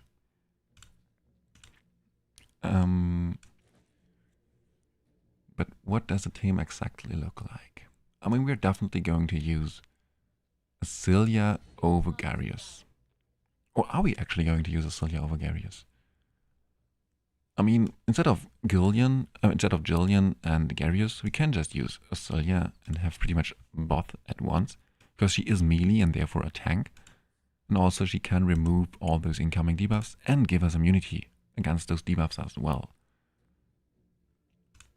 Exactly, because there are so many good support heroes on Radiance, so you always pretty much have a hero who can fit the perfect tank or support role. I mean, Rose could also be very interesting, actually. So, something like this, maybe. Then also Huberg. I mean, ideally we want to bring those 4 heroes here. You know? Also, and then we will probably swap Filto for Gladys once we have access to Gladys. But I'm not sure. They are all ranged, which can be good, it can be bad.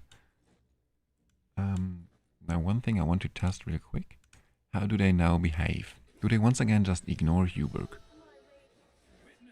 Just because I'm curious. Yeah, perfect. This is just good to know.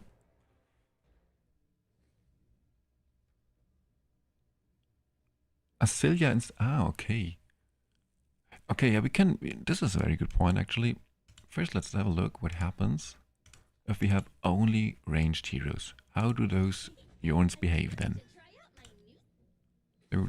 They will not even move one tile ahead. Okay, wait a second.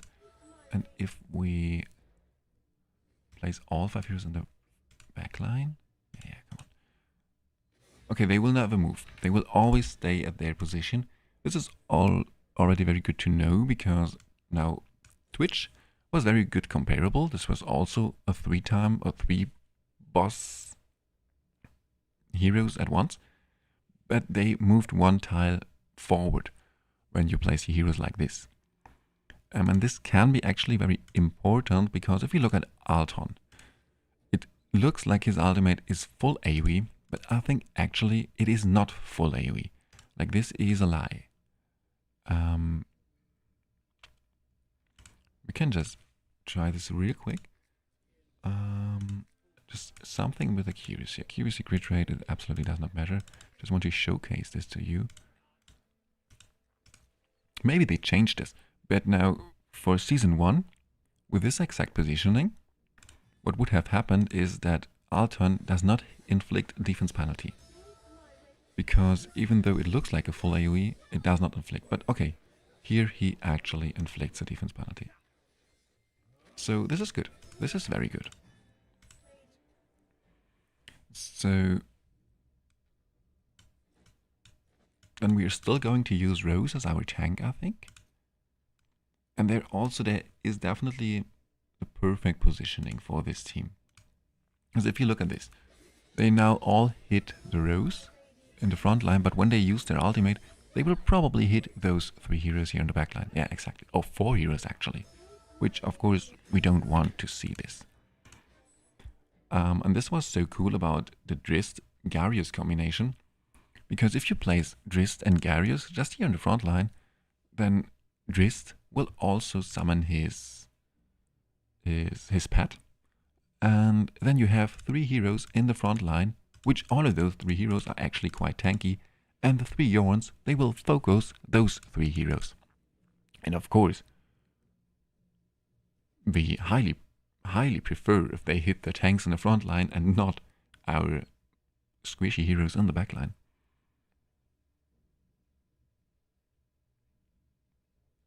Okay, we can now hit the whole board. This is very good to know actually. Makes it so much easier to build those teams.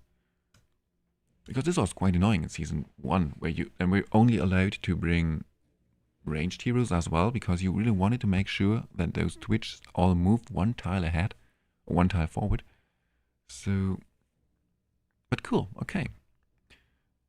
Now how could we try this? I mean, we could also try,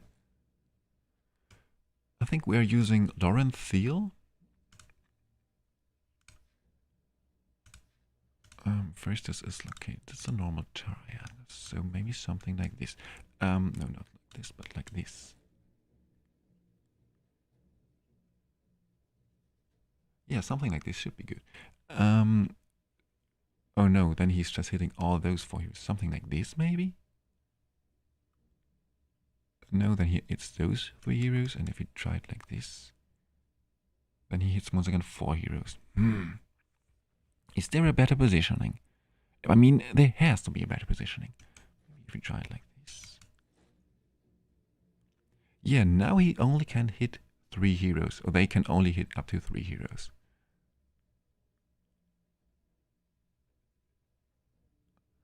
Filter still, he has to stay either in this row or in this row, because we definitely want him to hit 2 of those Yorns with his ultimate, and not only 1 Yorn. So I think something like this is the way. Then we're using Alton, just with enough accuracy and apart from that, tankiness. Dragonheir, we're going to use him as our Dawnpipe Organ hero. And then Filto and Hubert with maximum DPS. So now, they should aim for those heroes here.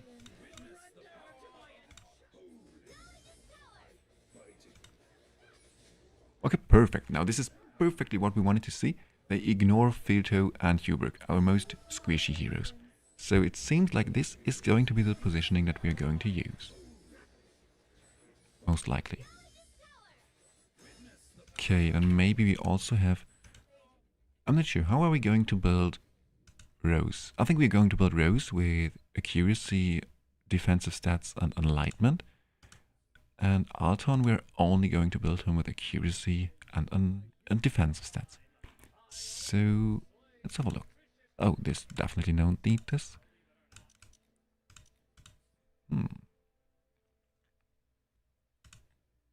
Perfect. Some accuracy. Love to see this.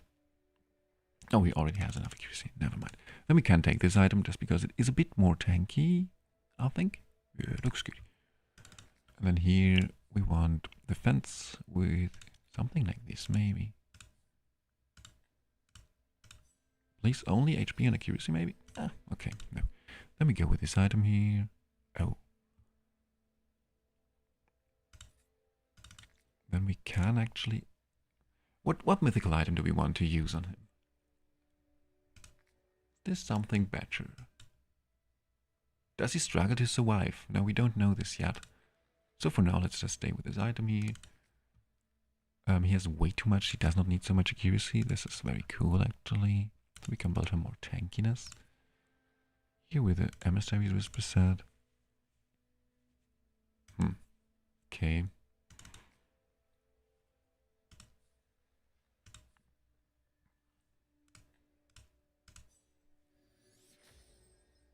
Okay, not a single accuracy roll. Okay, this is good.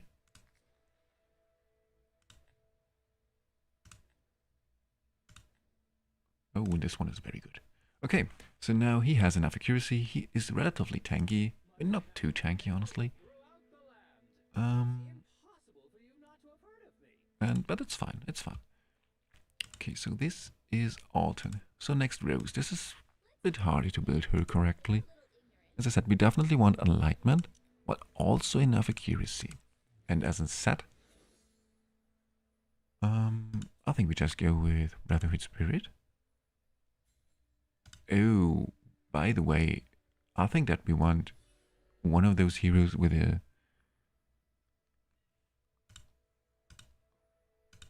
Oh, wow, you're so right. Cast a spell 4 times, each dealing to a random enemy nearby with a 75% heals to Alice. So this hits 4 times. Is this only 4 times? No, wait a second. Extra time for every 100 enlightenment they have. So if we reach 300 enlightenment, then this hits 7 times. So I think 7 times is quite good. Now, how often do you hit?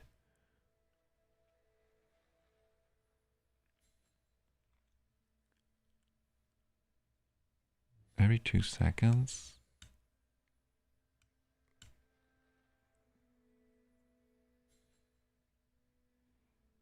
So this only hits 5 times. So yeah, absolutely. So the Witch Remains is definitely better on her. What do we want then on him? We could in theory build him with a little bit of resistance as well. And go with the Titan Rip on him. I'm not sure if this is worth it. We can also just use Rift Hourglass because he is a quite good booster for the team, actually. Oh, absolutely. Try 2 champions in down corner, so Hubert and second one will not.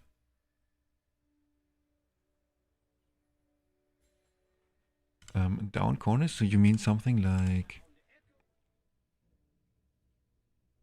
Oh yeah, you're absolutely right. We could also use something like this, Sloth. Absolutely. But for now, I think it looks good. As long as with this positioning, since Hubert and Filter seemed to be not the targets. We can definitely try around there a bit more further later. But let's try to build her now. She has Witch Remains. He has for now the Rift Hourglass, which I think is definitely not ideal.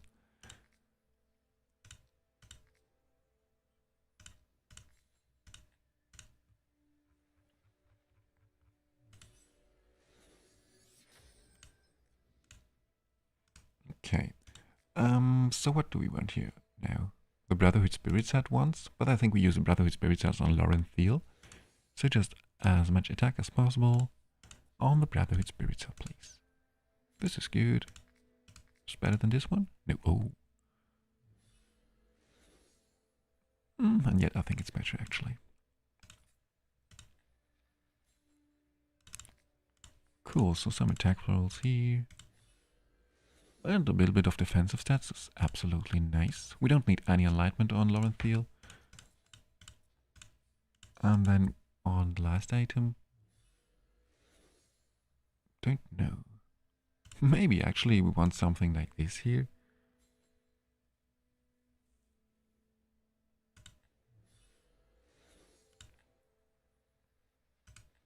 We don't have any accuracy. We don't want to bring the fight poison with poison.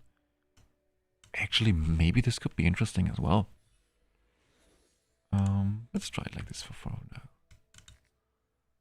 now. And then on Lorenthiel we want the Dawnpipe Organ. Wow, he has a lot of attack.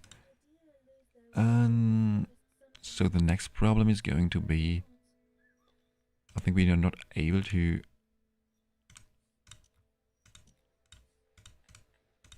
use the Wavebreaker buff then. Wow, what an item. Amazing. Great.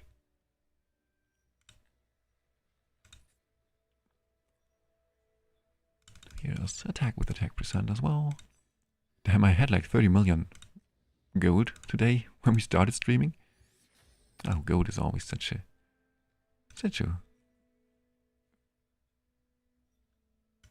fragile resource. Another 100 attack. Cool. Okay, so he has a lot of attack now, but the problem is I want to use the Wavebreaker as well. Maybe we will see. Oh, wait, we can once again use the attack penalty for our advantage. Nice. Perfect. So then it looks good. Then next we go with Huberg. Huberg as our first big DPS hero. So main DPS. With a little bit way too much crit rate. Wait a second. This is like the craziest overkill ever, because we got an additional 30% crit rate from is it Lorenthiel? I think Lorenthiel is the one who provides up to 40% crit rate actually. So way too much crit rate. I mean, we can try another item here. Where is it?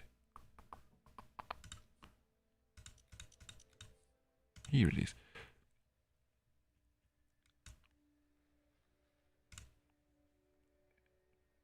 This is a relatively good gear already. This is crit damage, perfect.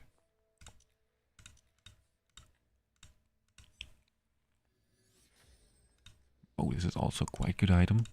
But we already have more than enough crit rate. Okay.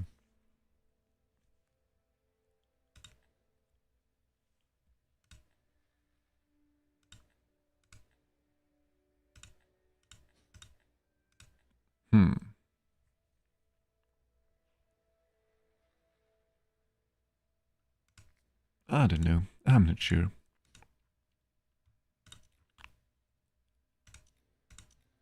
Okay. Wow, crit damage seems to be a very rare sub-roll. Oh, we have so much crit rate, damn. But we can definitely try around some alternatives here. Maybe something like this, perfect. And here maybe something else instead. Oh, wait, this is already good. So then it is what it is. It's fine. We have a little bit capped the crit rate, but this is okay. Now he is definitely going to be way over crit rate. If you're using the Flute of the King here, then we want crit damage with attack percent. That's not good. It's also not good. Damn. Okay. There we go with this one. But those rolls are very bad. Maybe distant. Oh, yeah. Apart from that, all those items are not too good.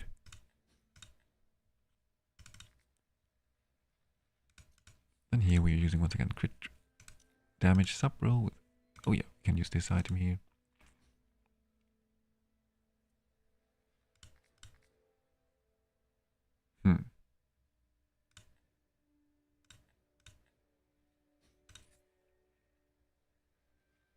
Welcome back, CC tries again.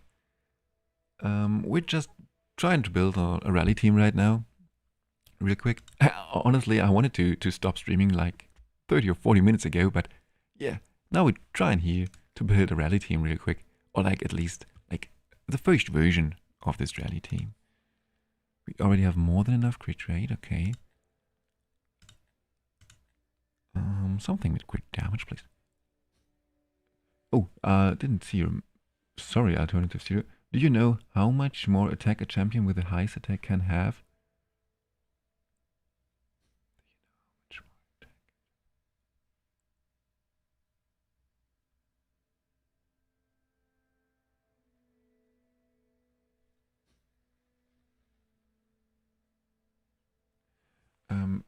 sorry, give me a second.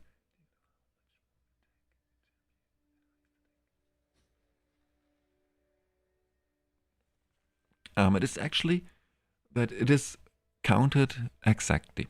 So the hero with the highest attack is always the hero who gets inflicted or who gets the attack up from the Wavebreaker granted. But there are so many things that you have to count in that are not properly shown.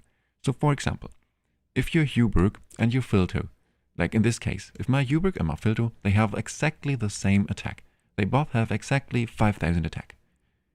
Then it would be random actually who gets the Wavebreaker. Or maybe, most likely it actually depends on who is placed first on the board or something like this.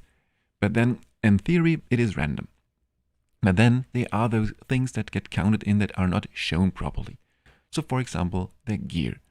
So Filto, he has no gear that provides him with any additional attack stats, while Huberg, he has the Bloodshade mark.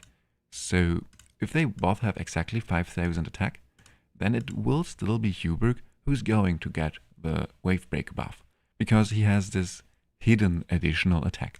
But there are other way more hidden mechanics. For example, if they both have exact the same amount, they both have exactly 5000 attack, and they also have exactly the same gear, then it is Huberg who is going to get this buff, because he is at Inspiration 2. So while all heroes get additional 20% attack, it is Huberg who gets an additional 22% attack. So he has a little bit more attack actually. And then he is the one who gets granted with the attack up buff. So those are, especially though those inspiration, are the things that you have to be aware of. But also some other things as well, like all those gear and also those talents as well. And then, of course, and this is something that we've been abusing now a little bit for our benefit actually, stuff like attack penalty also counts or also gets counted before granting the Wavebreaker buff. So this is why in my Durham team I'm using an 19 seconds first cast timer and 18 seconds recast timer. This is something that you can definitely use for your teams as well, Studio. You can also use this for this team, here for the Yorn team as well. Because when the enemy hero, inflicts attack penalty on you, it will pretty much cut your attack just in half, and therefore pretty much guarantee that another hero, the hero who has no attack penalty, now has the highest attack. So this is why we are using a 19 seconds first cast timer on this Durham team, on this Ursula's team, because after 18 seconds, Ursula's inflicts attack penalty on everyone, but not on Durham. So on everyone except for Durham. So then after 18 seconds, it is 100% always Durham who has the highest attack.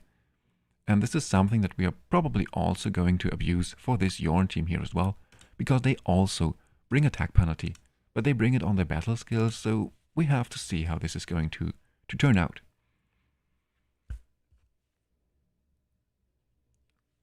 This is a good question, CC tries the game. We didn't try this team yet, honestly. We're still trying to gear up those heroes.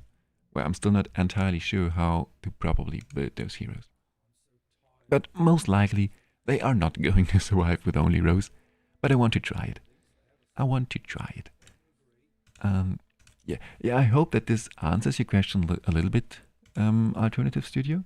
So it is just pretty much everything gets counted in before the Wavebreaker buff gets granted. And there are just so many things that you have to be aware of. So many different ways that increase your attack. So for example, in my very first version of this Ursula's team, it was Carve who had way more attack. So I've been using the Stonebreaker set. So here where is it? The Stonebreaker set on my Durham. And so after 20 or 30 seconds or 40 seconds, then he got so many of those small buffs that then after 30 or 40 seconds, he was the one with the highest attack. And then from then on for the rest of the battle, it was Durham who was granted the attack up buff. So those are also ways that you can use. So for example, the Stonebreaker set or the Bloodshade Mark set. Those work very good. to help you with the Wavebreaker set a little bit. Or with Wavebreaker buff a little bit.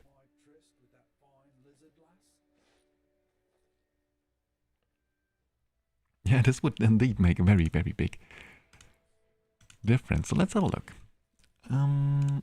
We can try something like this. Says it's not ideal. This is also not ideal. Don't need all of those items because he already has more than enough crit rate.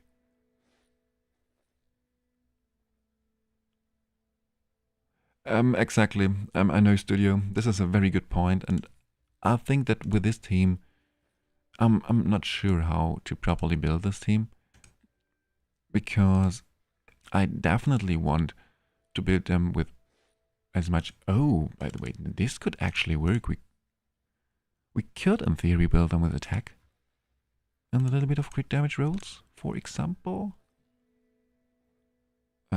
To make sure that he is the one who gets those Wavebreaker buffs. I'm absolutely not sure how to properly build this team. Maybe we just don't use Dragonheir in the Dawnpipe organ. Because I really want Huberg to get the Wavebreaker buff, but I also really want Huberg to have as much crit damage as somehow possible. This always makes building those teams a bit harder, but maybe we can just use the attack penalty for our benefits, and then make sure that Dragonheir gets inflicted with attack penalty, and then Huberg or Filto hopefully are going to get the Wavebreaker.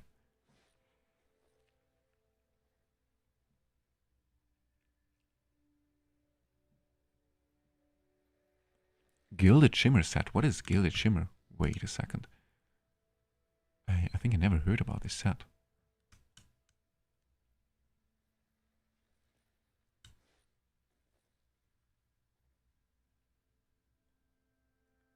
Okay.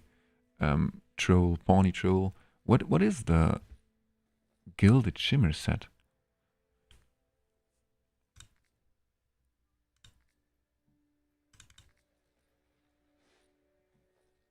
Oops. This is also quite weird. Oopsie. I want crit damage, please. Wait.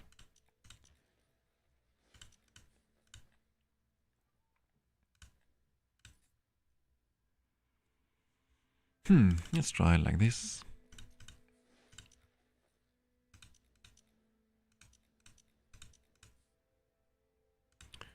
Okay.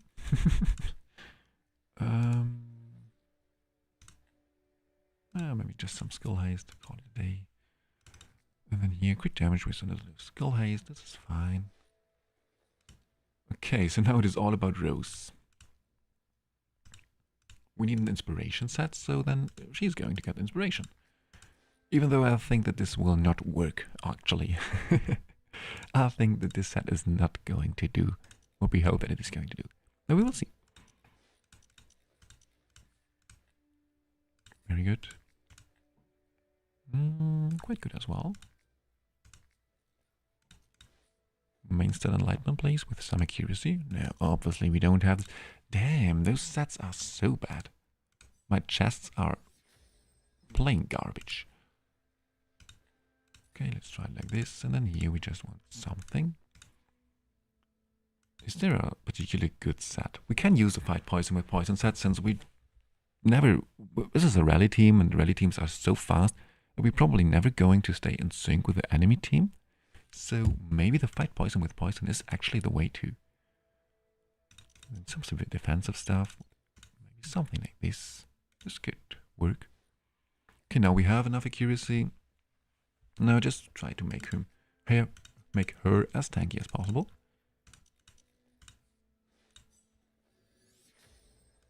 This is a bad item. It's a bit better, but still bad, honestly. Skill haste, come on. Okay, interesting item. The Skyfire Sunset. The Skyfire Sunset is an insane set. So, especially for your burn heroes, because this is something that I can see that a lot of people don't know about this, or just are confused a little bit by this, because the second mechanic here is called Blast. And a lot of people think about Ice Blast, but this is not referring to Ice Blast. This is referring to the ability If you have enough of those ignite stacks then get converted into burn, and then this burn, when it triggers the big amount of damage, this is actually called blast.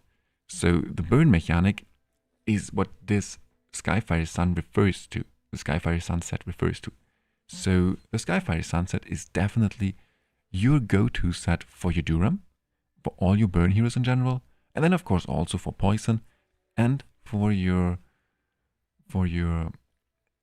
Thunderbolt heroes as well. So on your per counter, you definitely want Skyfire Sun as well, and the same with SlothForge, for example. Or I'm not sure if SlothForge actually, because his damage comes not from poison but from his ultimate. But on Twitch, for example, the Skyfire Sunset is just perfectly for your Twitch. And of course, it is definitely best in slot for Durham. No questions asked. Okay, so here's the final item. We have enough accuracy, so let's just try to make him a bit more tanky. Something like this. Attack speed, accuracy, yeah, just... Okay, no, wait, this is not good. Maybe this one here then. A little bit of skill haste. A little bit of enlightenment. Oh, we have not a lot of enlightenment. Oopsie. My bad. We want enlightenment here. Maybe something like this. Cool. Oh, okay, we need 15. Oh, this is perfect. We can ascend this here. Get another 24. Then we have 300 enlightenment, which then means that we fire 7 times, not only 6 times. And this is the team. We have no more room to save this team, which is okay. I'm super interested now to see who gets the Wavebreaker buff. I think early on it is definitely going to be Laurenthiel. But now after Jorn starts to inflict the attack penalty, then maybe Hubert is going to get those.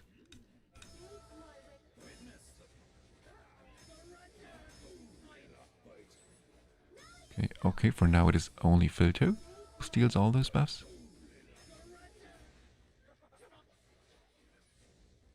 Oh, he now Hubert gets one.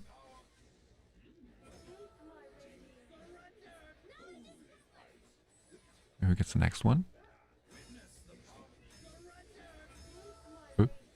No one? Oh, now back to Laurenthiel. Okay, okay. So this is definitely not ideal. We have to try around some different alternatives here.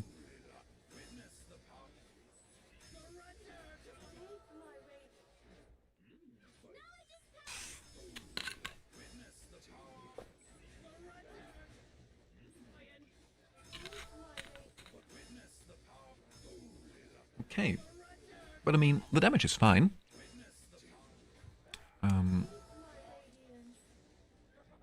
But the survivability is going to be rough. But I like that they ignore fail 2, at least partly. But we will definitely never ever be able to survive the whole 5 minutes with only a Rose, which is a bit sad.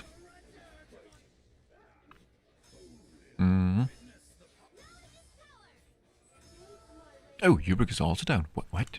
Wait, what? Why did Hubert die? I didn't pay enough attention. But yeah, then let's try with the title search for now. Let's have a look if this allows us to stay alive for the whole fight.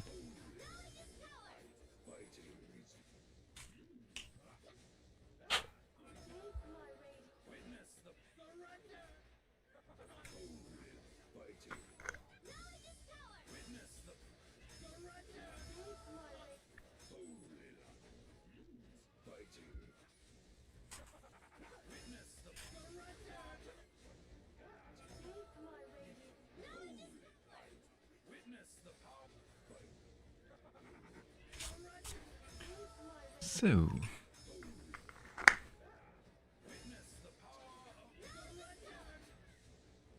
wow, we're already streaming once again for 5.5 hours. Cool.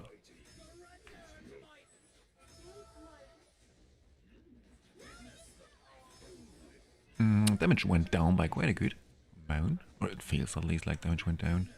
Oh, but on the other hand, his DPS looks better than it used to in the first run.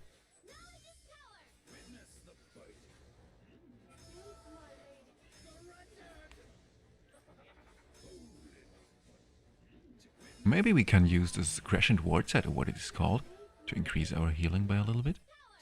And I really think that we just need a tank.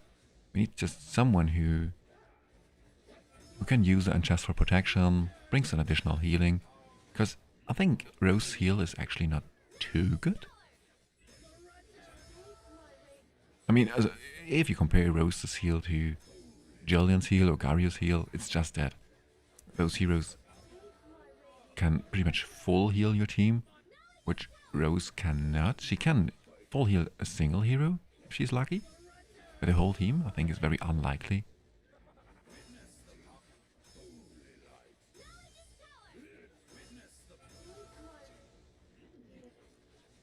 Okay, and now this team is, of course, I mean, we can definitely reach 200 million with this team, but not way more, honestly. What could we odds? I don't know. We want to change around as well. Maybe we just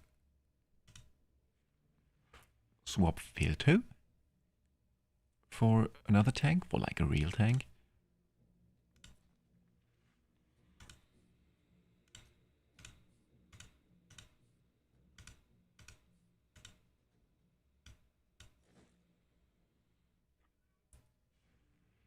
Okay, yeah. Well, I think this is actually the way. So then I'll be using a Celia. I could also use Mithrasia. I'm never using hers for some reason. Garius. No, I think actually we go with a Celia. Just fits better. Some enlightenment, please.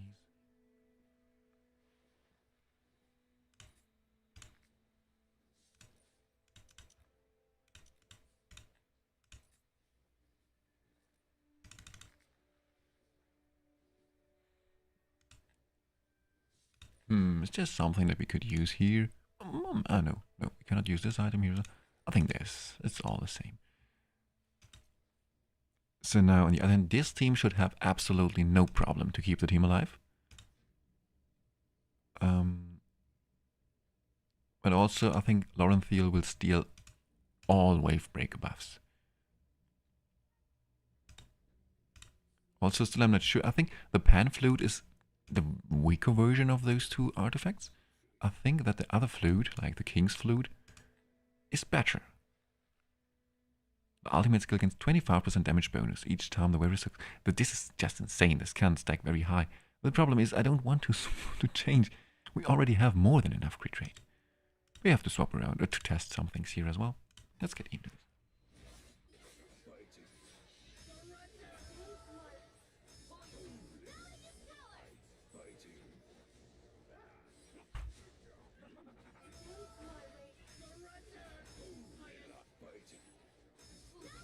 Not a single attack rune. Oh, this is cruel. I had the same problem. I had not attack runes. It were attack runes actually for necrosis. Yes, now I remember. I didn't have a single attack rune for necrosis, which was quite annoying because Malvanis is my main damage dealer, of course, for those necrosis teams, and she just benefits so much from additional attack.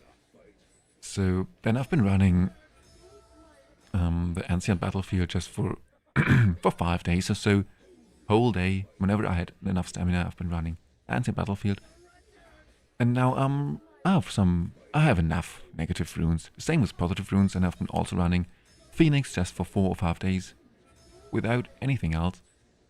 Maybe only 3 days, I don't know. And then from now on, I'm only focusing on the real gear, no longer for runes. And I think I will just do it like this for the upcoming seasons as well. And yeah. I don't know, farming runes is always so depressing, demotivating. So this is why I'm always just for a couple of days, full only runes and then never go back to runes.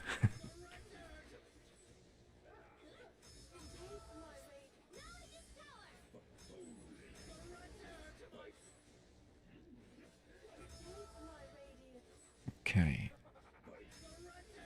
I mean, Huber can go up to 900 million DPS. This is very good.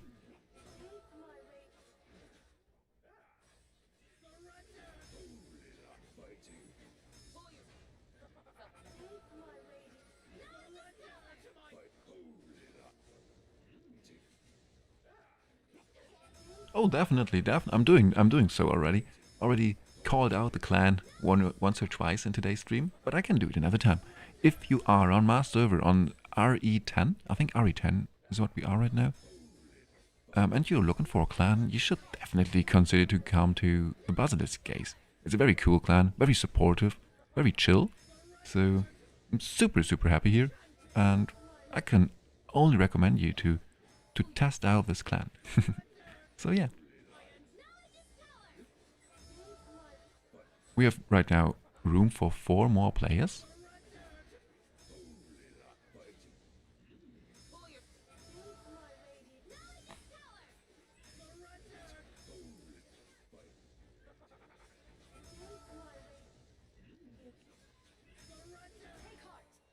Yep, absolutely.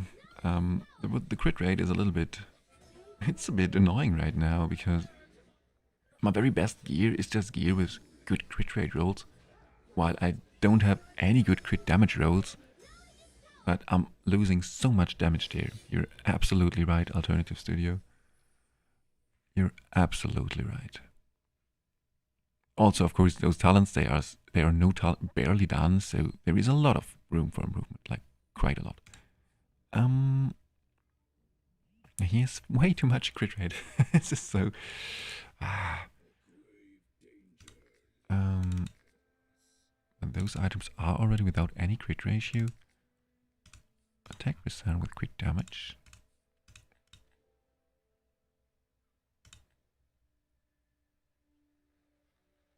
Yeah, I mean, all of those items, they are definitely worse. There's also an interesting item, cool. Oh, I have to open the door. My cat wants to come in. Be right back.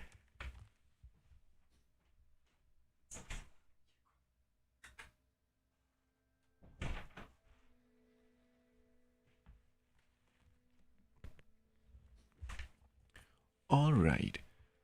Yeah, well, I think none of those chests is going to be better than this chest here. Even though if they would provide like an additional 20% crit damage, which they don't, they would still be worse probably, just because the imposing presence buff is very useful.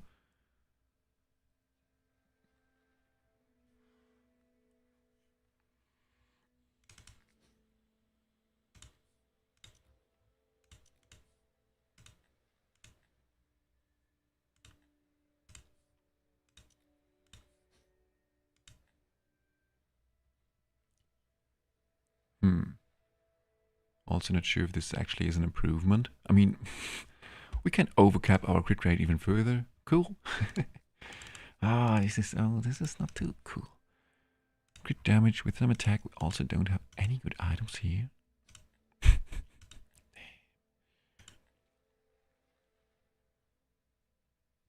I mean, I can temper or ascend this item for an additional 16% crit damage. I mean, this is at least a little bit better. So let's try it like this.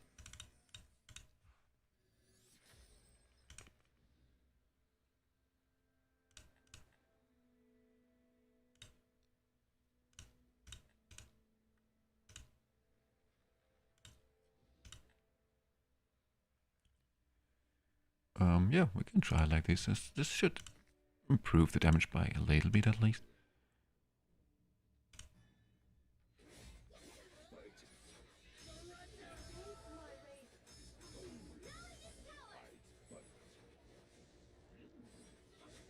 Oh yeah, this is a good point. So we could try a legendary set, like a 3-piece legendary set. If they are rolled very good, they can definitely be better. I mean, and then there are sets like Gambler on Levanis, which just performs so insanely well. So maybe this is actually a very good idea, just to try around some alternatives there. Some legendary alternatives.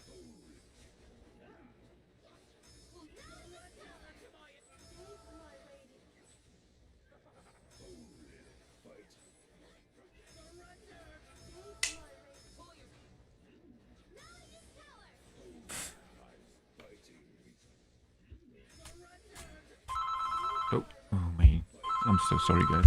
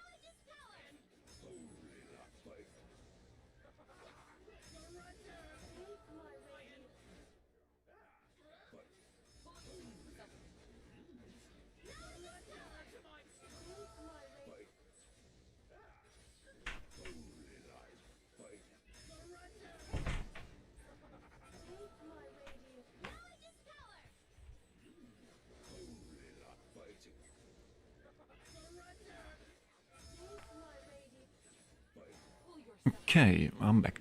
Sorry for the telephone. Today the telephone is extremely annoying. And I forgot to mute it, so I hope it wasn't too loud for you. Well. So damage is definitely better now.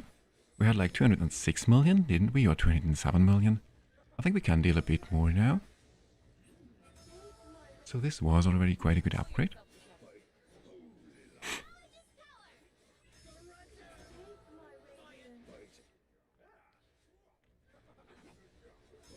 Oh, or never mind. Was it actually an upgrade or just pretty much the same?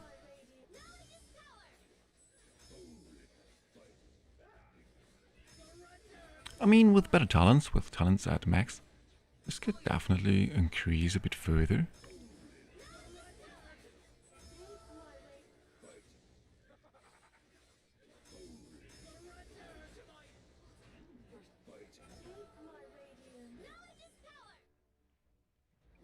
Okay.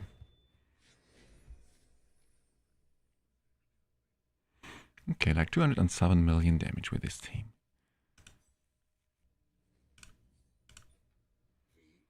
So now let's try some other things.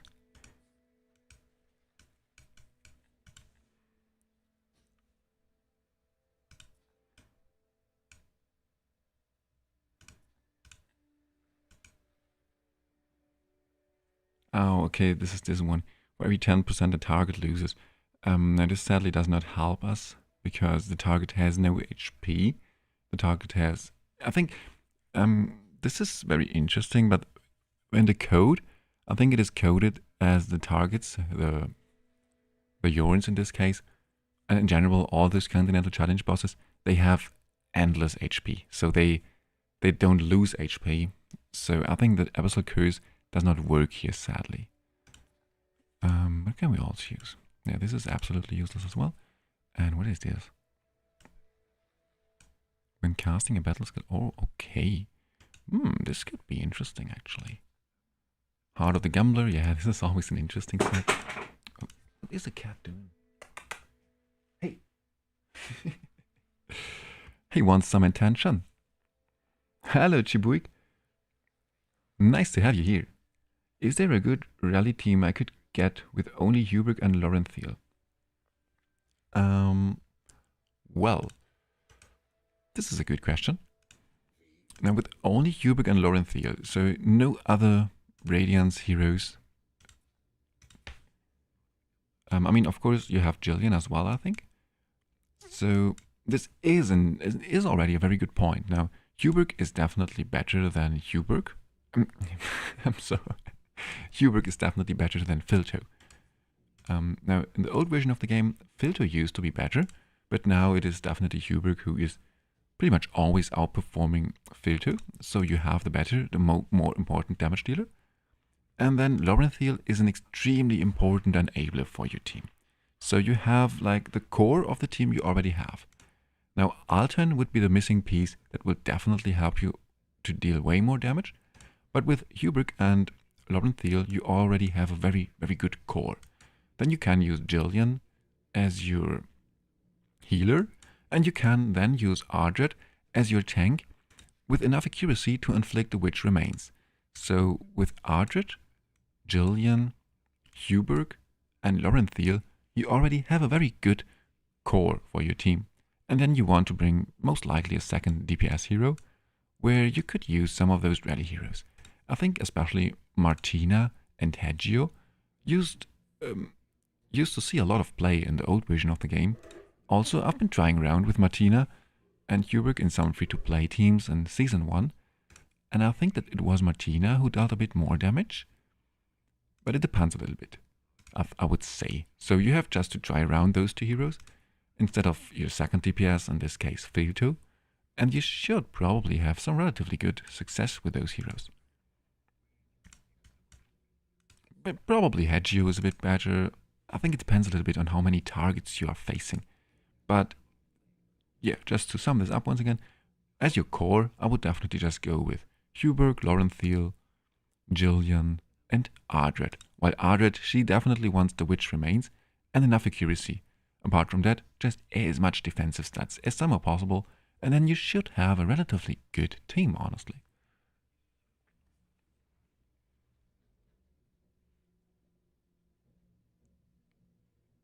Exactly, one of those. I'm not sure now who is now the strongest damage dealer. In season, oh, not in season 1, but in the old version of the game, it definitely was Hagio. He dealt extremely good amounts of damage. But you can also use Martina. One very cool thing about Martina is that she can pretty much guarantee to crit, if I'm not mistaken, if she uses... Exactly, guarantees a critical hit and then ignores also some enemy defense. So she is very, very cool. She can deal very good amounts of damage. And you don't have to build her with any crit rate. Just crit damage on attack and that's it. So it is a very cool hero, definitely.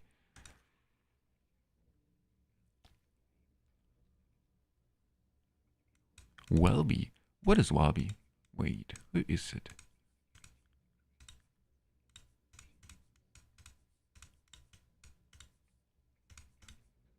What is Welby? For rally only Welby.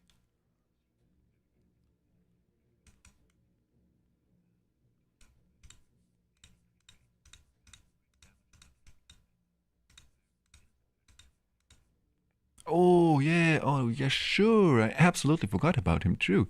He has been used a lot, like in the first season, a couple of weeks ago. Oh, true, this is such a good point.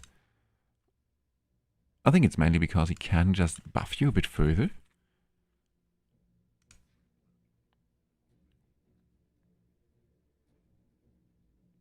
Okay, this is very interesting as well. Yeah, then instead of Martina or Hagio, you can definitely try Welby as well. So maybe he is actually the best in slot for this particular team.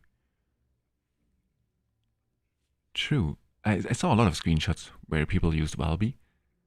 I also saw some people joking that he actually outperforms Filter or so, if I can remember correctly. So yeah, it seems that he can be quite decent actually. Now what I wanted to try. I wanted to first give him some additional talents here. For attack. I think this does not count as AoE, does it? Or it does actually. I'm not sure. You can try it. Consuming rally to cast ultimate skill, there's a 50% chance of dispel one buff from the target. Interesting. Very interesting. When consuming rally to release skills, 4% of radiant damage will be converted into true damage. Oh, true damage is always cool. Create your magic circle. Now this is something we probably want on Lorenthil or so. When dealing damage for each buff the hero has more than the enemy, increased damage dealt. Oh, this is a good one. Wow. And then here, I think we go with this one. All enemies get one.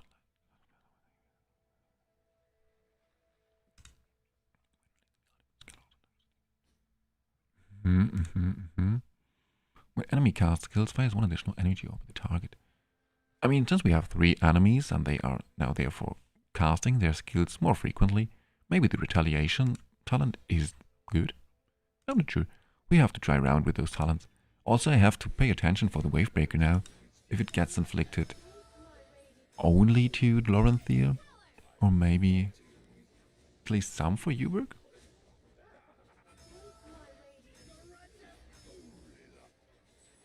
No, that seems like Lorenthir is stealing all those attack buffs.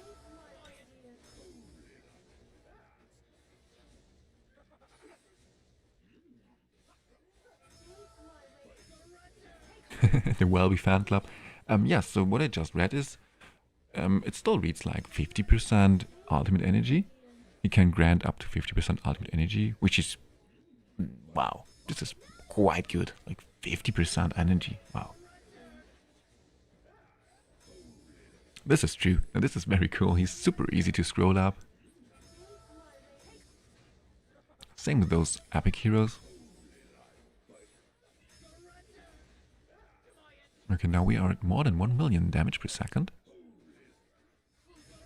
Those talents had a quite good impact. But then, well, I sadly have to end the stream anytime soon.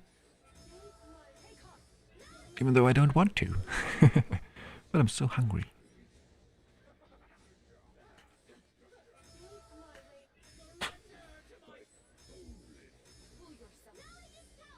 It's already also nearly 8 o'clock and I have to get very up early in the morning tomorrow. Oh, it's so hard. Decisions, decisions. But the damage is very good. Like, nearly 1.2 million.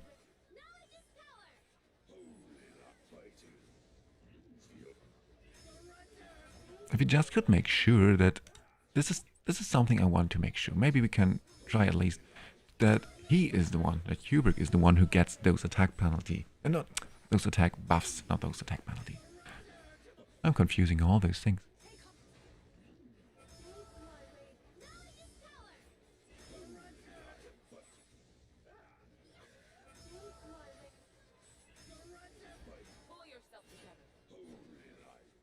Wow, but the damage is so much better already. Like, our personal best was 207 million.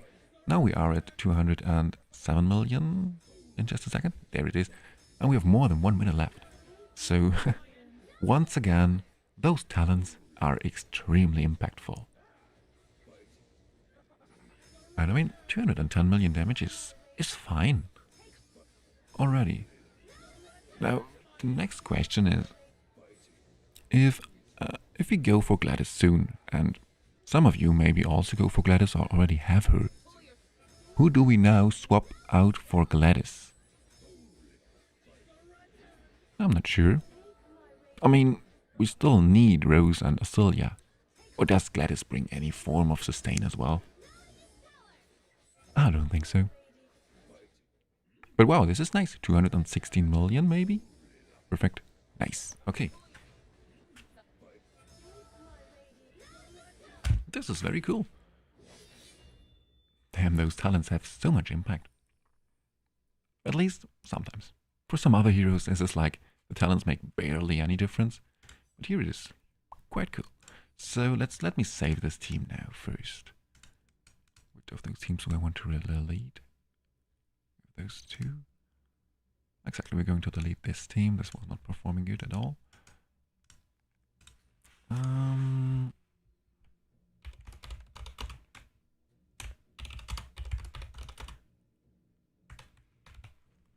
Cool. Now I want to make sure that we can inflict the Wavebreaker on him. How can we do so? Because we are removing those attack penalty debuffs. We cannot use those attack penalty debuffs for our advantage. But there has to be a way to... I mean, how big is the difference? It is probably way too high. 7,500 to... okay. Okay. So if we swap around something like this here, for just something defensive, whatever it is, I don't know, it does not matter, as long as it has no attack percentage stats. Perfect, we can take this now. We've still way too much attack, oh my god.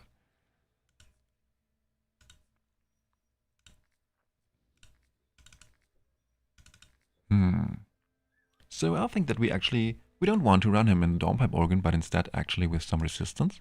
And then we run him in the, what is it called here? In the Titan Rib.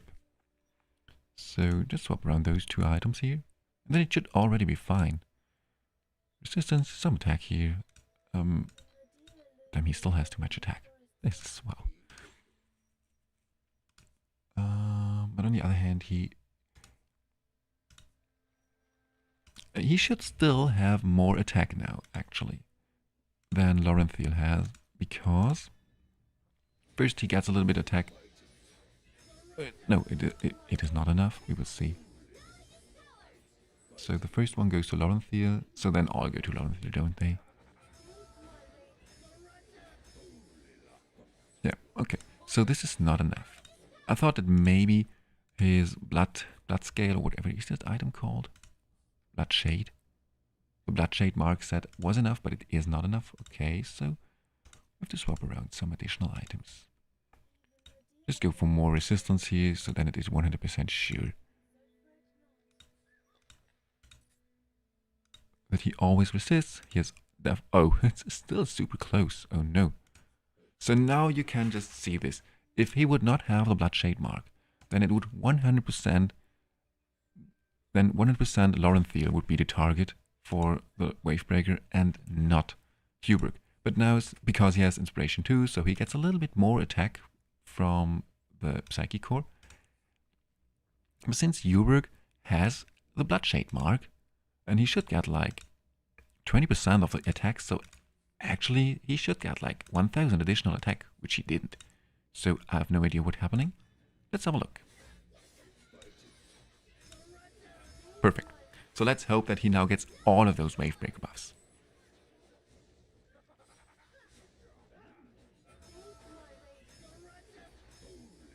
Looks good, perfect.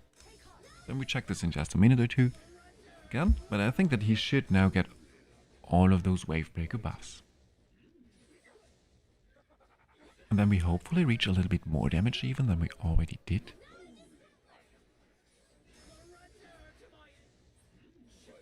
Also, in theory, in Season 1, I saw Gorax using this trick, or not this trick, but he has been building his Alton actually for full damage as well.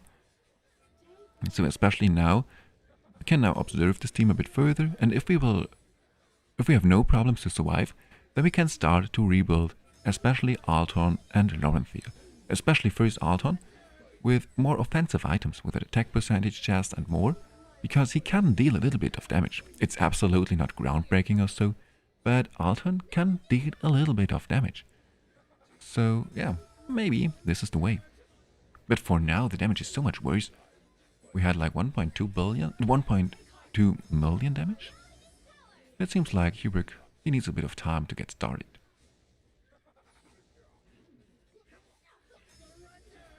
Yeah, probably Alton. I think so as well. I think Lorenthiel just brings a little bit more to the team than Alton does. So I think most likely we're going to swap Alton, but we will see. I'm so interested to see Gladys, how she's going to perform. I mean, I already know that she's going to perform quite well, but I want to test her on my own. This is always the most fun part.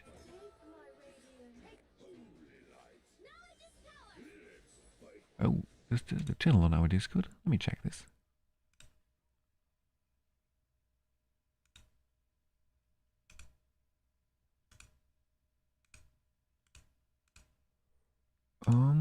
Give me a second. Where is it?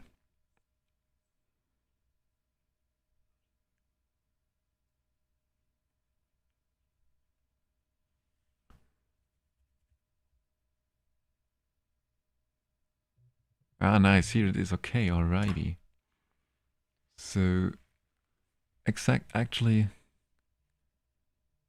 Alton out and Gladys in. But apart from that, the team is pretty much similar.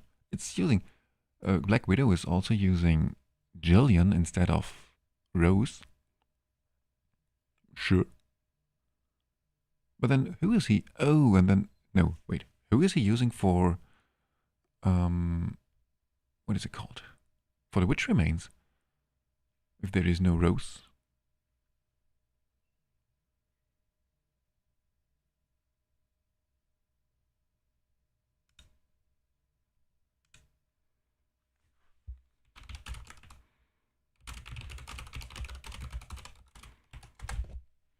Maybe let's see. Oh, okay, wait. The damage was pretty much exactly the same. I didn't pay enough attention, sorry. I've been digressed from the chat.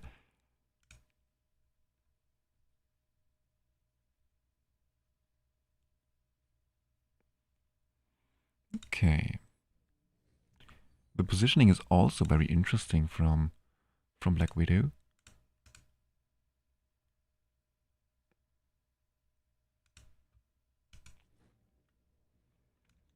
I will definitely recreate this once I have Gladys, but for now I'm not sure if it is worth it.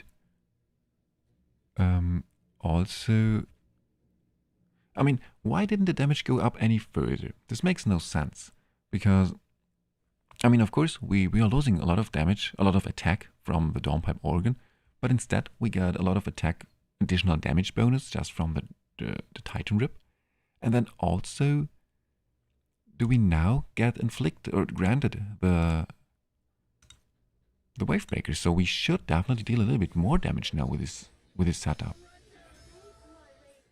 than we used to. I mean, on the other hand, of course, the Dawnpipe organ, it grants quite a lot of attack for Uberg. Since he is ranged, it's 20% of attack, isn't it? So it is quite a lot of attack, so definitely have to try around a little bit more here.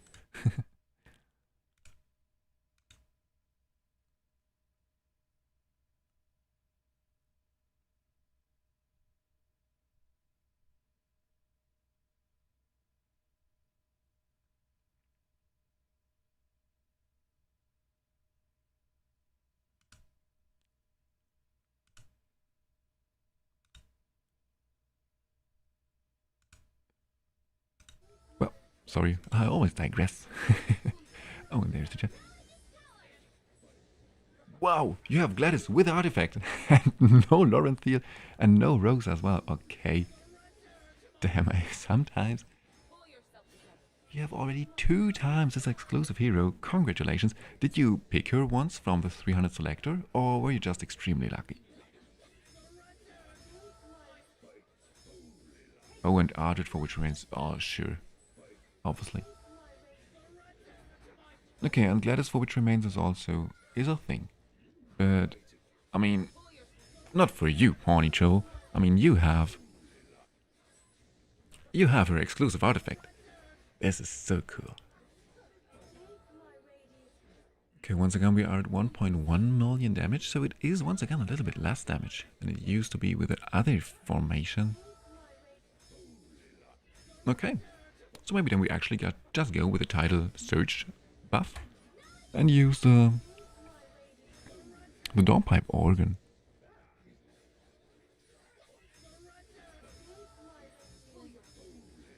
We can also we can of course try to stay in sync. We can try to sync the title Surge, the Wavebreaker, with the battle skill of those Yorns.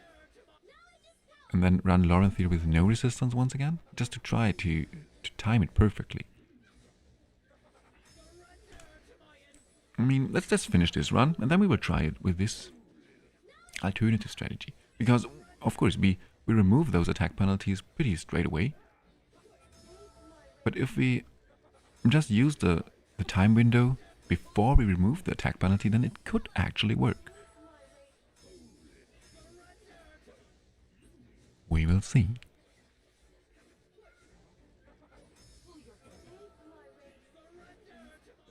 And then I will grab something to eat. But well, it was definitely a very nice stream once again, and I will not end the stream right now, but maybe the next 10 minutes or so. And once again, it was a very, very nice experience for me. I had a lot of fun. Also, especially in PvP, this was a very, very fun time. And just in general. Also building here this team with you, it is so much more fun just to build those teams together, you know, just normally when I'm playing gacha games like Dragonheir in this case, I'm normally just watching TV a little bit meanwhile, or yeah, just doing those bit off, you know. But yeah, just discussing with you and like the collaborative part is so enjoyable for me. So thank you. Now where I've been. I wanted to go back to the original version once again, load the old one. He now has no longer any resistance, he has way too much attack. And then we try to... So they are using their skill after 9 seconds, which is way too early. We have... Oh no, we have an 8 seconds. Okay, so we can use this after 8.3, for example. And then like 18 seconds recast. Is this possible? Wait. Yeah, it is possible. It should be possible.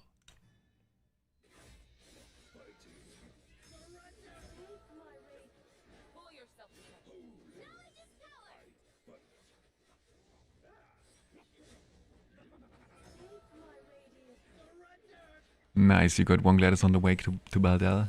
Very cool. Do we think that Hubert is still a better option than Thilendor? This is a good question. Now, I don't have Thilendor, so this is why I cannot confirm this. I could do some testings here. I will probably do some testings tomorrow on the test server. I'm comparing Thilendor to Huberg and Filto, because I'm also very interested to see who of those heroes is going to perform better. But the strongest damage numbers, the best damage numbers that I saw yet, were actually from Huberg, or using Huberg, so probably him, but I'm not sure.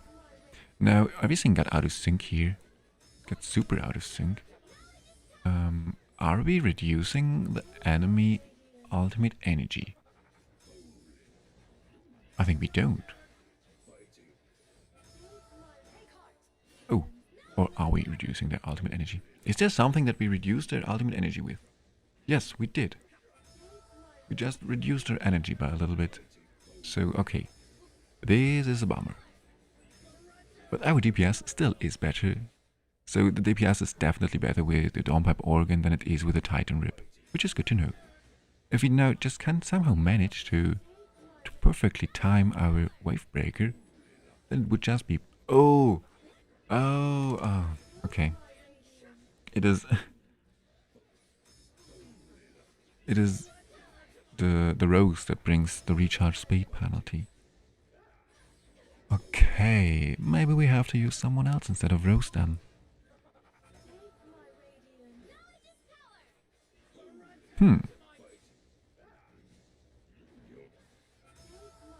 We could use Ardred instead of her.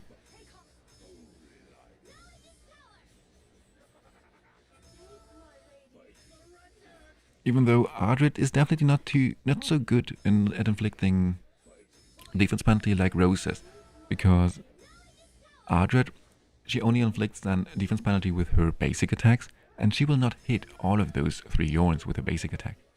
On the other hand, I don't know if it is actually needed to inflict defense penalty on all Yorns, or if it is just enough to inflict defense penalty on one of those Yorns. This is something that in the endgame content this was very weird as well, because there we had the dragon to fight and his 2 claws, or his claw and his tail actually. And if he inflicted defense penalty on his tail, then it was not shown at the health bar that he was inflicted with defense penalty. However, he still was inflicted by defense penalty.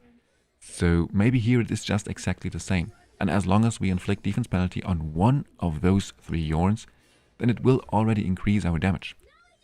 I'm not sure about this. Maybe this is actually the case. Then Ardred works just perfectly fine instead of Rose. So let's try this. Let's try this. Damn. Stat leak. You only have Filter. This is a bit annoying. I can see this. I mean, he's cool. He's fine. Especially in the old version, he used to be very strong. Sadly, now he does not perform so good. Especially, I don't like his ultimate. I really dislike his ultimate that you only are able to place him in this row or in this row, and then he still only hits 2 of the enemy heroes. This is something that really, really stresses me as well. I would love just if he would be able to hit the whole enemy team. But well, it is what it is. Okay, let's try Ardred to inflict the attack penalty, defense penalty.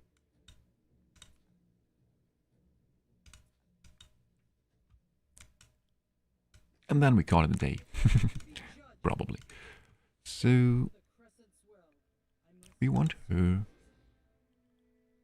We don't need any enlightenment on her. Oh, she's not even scrolled up yet. Oopsie. This is how much I've been using her. Yeah, but the main reason is probably that I didn't use Rally yet. Also, did I not use any other heroes except for Asilia, Jillian, and then also Mithrasia for support at the Radiance faction. So I never used her yet, but now it's time. So we want as much defensive stats while also having enough accuracy. This should actually already be possible with only 2 runes. Let's have a look. Let's just take this. Not too much gold left. Oopsie. And doesn't she scale with defense? What's defense? Well, yes, exactly. So actually we want as much defense as somehow possible. Cool, triple defense. Nice one. Nice item. And then here. Is there a particular set that is performing better? I mean, we already stay alive. Oh yeah, we need an inspiration set. Alright, sure. So defense with a little bit of attack accuracy, but nice. Let's try this one. Perfect.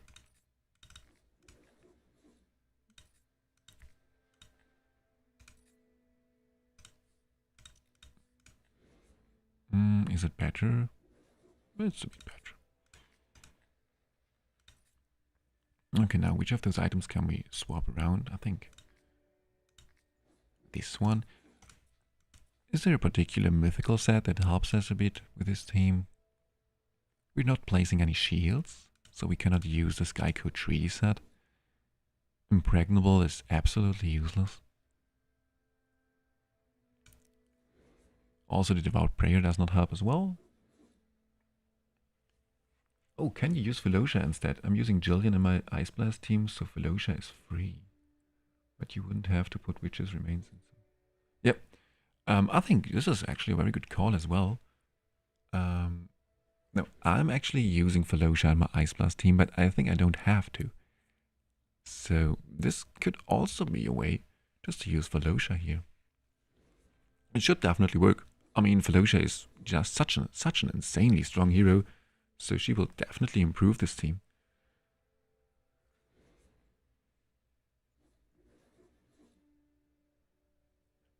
Oh wow, Alternative Studio. This is a very good point. I always forget about Donella.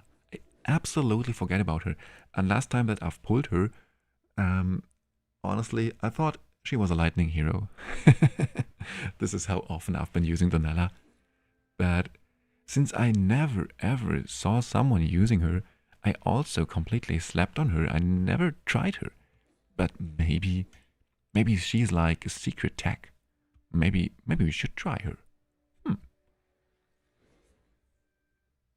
We have a little bit of accuracy. We could use the Imposing Presence. Not the Chaos Symbiosis. I mean, why not? It doesn't matter. Let's try it like this.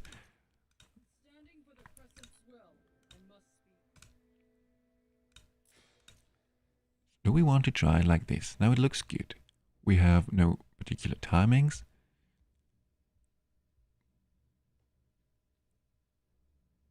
Okay, so let's slow this down because we can use this for. We should. Oh no, we haven't. It has an 16 seconds recast timer, so it does not stay in sync naturally. So we have to save this team if I want to try this. What do we delete now? I don't want to delete those PvP teams. The Planar Wild team maybe.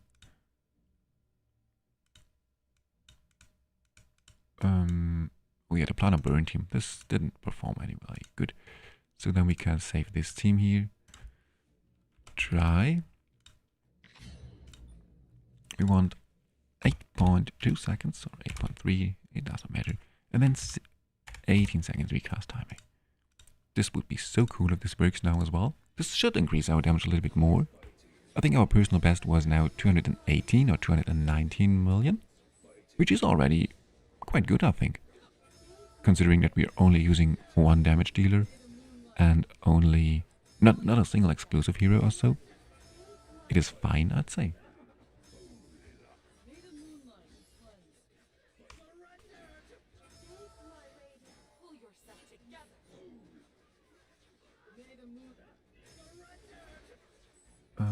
Donella with full board attack penalty is nice. I use her in the old... Oh, in the old version, okay. I honestly, I don't even know about her skills. But I know that she brings the healing reduction, just like Roar just mentioned. But this is all I know about her. I'm so sorry.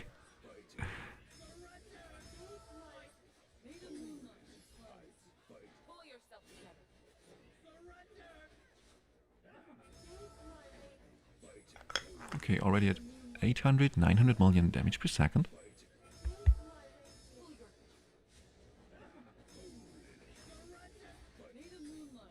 And it shows the defense penalty, even though we're not inflicting like here the main Yorn. You want to call it the main Yorn. Now it didn't show the defense penalty. Also is our damage way worse. We have not even 1 million DPS. And I think the reason for this is actually because defense penalty.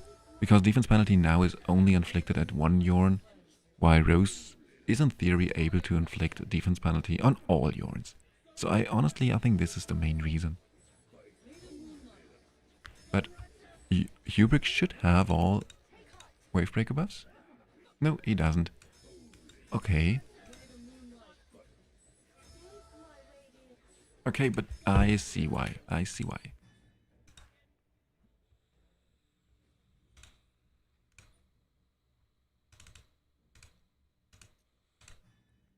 Let's try it like this.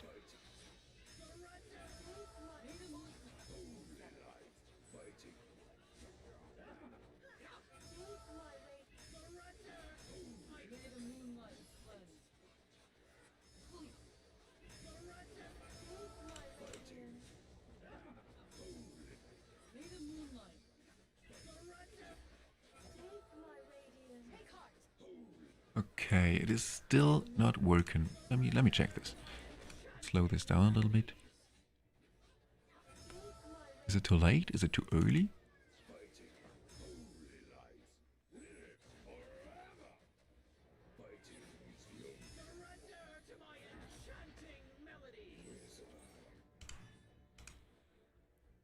It is still a little bit too early, actually. Maybe it works. This would be very cool. Even though in the end, I think we still will go back to Rose. Even though she brings the super annoying recharge speed penalty, I think she is just better, because she inflicts more defense penalties.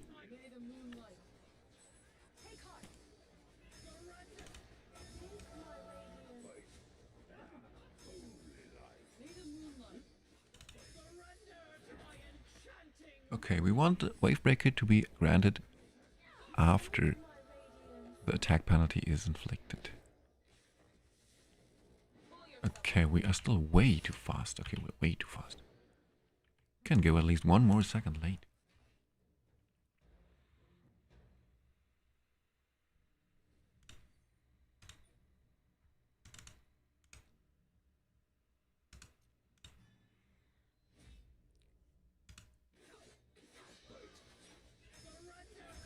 Oh, but the first cast is of course... Yeah, okay, no, everything is fine, everything is fine. I'm confusing things once again.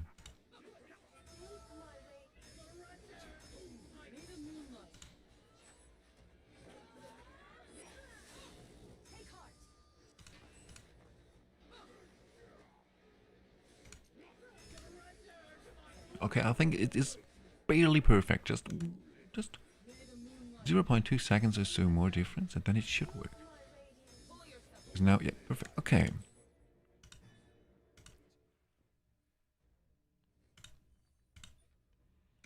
So now it should actually work. Please.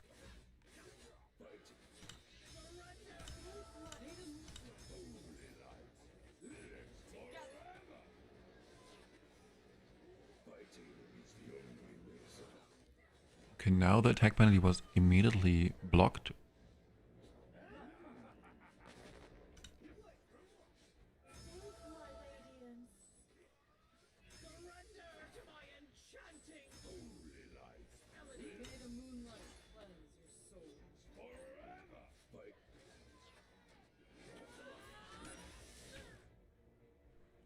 Okay, perfect.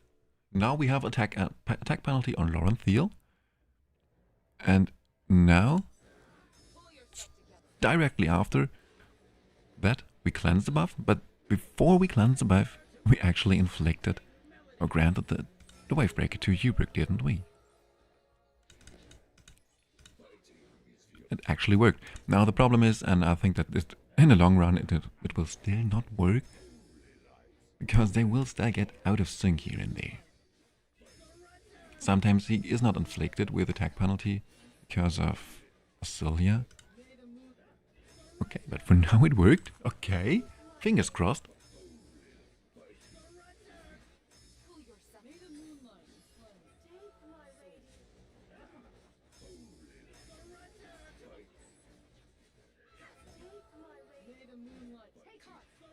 We just would need someone in this team who is better, who is more reliable at inflicting the defense penalty. And then this team could be way stronger than it already is now. It's too bad that Rose brings the recharge speed penalty.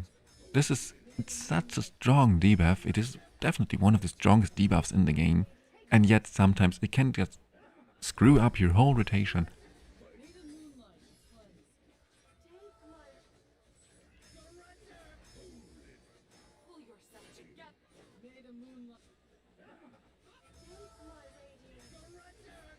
Okay, but especially now then if we have Gladys soon, or if someone of you has Gladys, and she is definitely better at inflicting defense penalty than Ardred is, then this should work quite well as well. Oh, but then on the other hand, we are missing a little bit of sustain, so not sure if this is a better version than actually.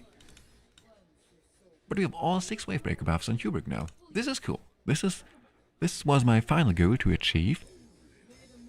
To find the perfect skill timing. So this is definitely, or can definitely be interesting for you as well. So, even though Laurenthiel has like 3000 more attack than Hubert has, you can still make sure that it is always Hubert who gets inflicted with a Wavebreaker buff. This is very cool.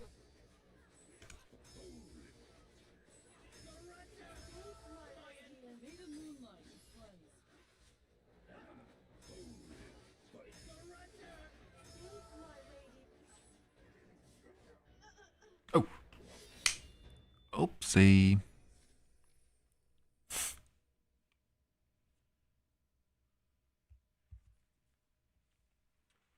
This is what I love about this game. There are so many options to create teams. Yes, this is indeed very cool. Like, and every single new content, there is a new best team. It is never ever the exactly same theme that you just use over and over again. And sometimes you just use some very niche epic heroes just for one particular situation, because they fit just perfectly sometimes, and this is something I very, very like about this game here as well. Using Dark Lady in Arena, good times. Yes, those are indeed very good times. We've been playing Arena now for at least 1 or 2 hours in the stream today as well, because I had so much fun with her. She is so strong, and it is just so cool to watch her disrupting the whole enemy team from doing what they want to do.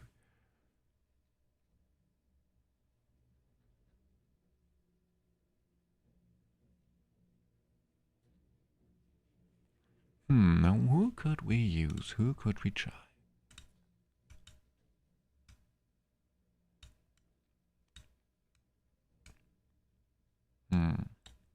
Because it has to be a Radiance hero in the best case scenario. Because we need a hero in inspiration. So, of course, we could swap around a little bit. We could use the Brotherhood set on someone else and then use the tank and... but I'm not sure. I mean, he's also just a single hit.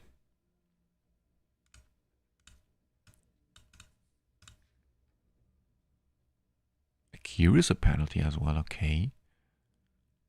Accuracy penalty can be a very, very interesting, very cool buff, actually. Debuff. Well, but I'm not sure. I think for now we have to run it like this, or actually just to run this team here. I think this is right now the strongest team that I can build. And then I can just, if I really want to, just in case someone of you wants to know the numbers, 11 seconds on the first cast and then 18 seconds on the recast timer seems to be the sweet spot to make sure that it is always Hubert, even though he has not the highest attack, to make sure that he is the hero who gets granted the attack up, the Wavebreaker. Now for this team, I mean, we could also just try around here a little bit, try around with like 19 seconds first cast or so. also something like this, and then, or wait a second, 18 seconds. I mean, something like this could work, but I think it's just too much RNG, because we're not always inflicting the recharge speed penalty, maybe not on everyone, and then once again it gets a bit random. Because I don't know on who we have to inflict the recharge speed penalty to make sure that it actually works. Or is it once again enough if we just inflict it on one of those heroes? Then it should be also possible actually with Rose to find the perfect timings for this team.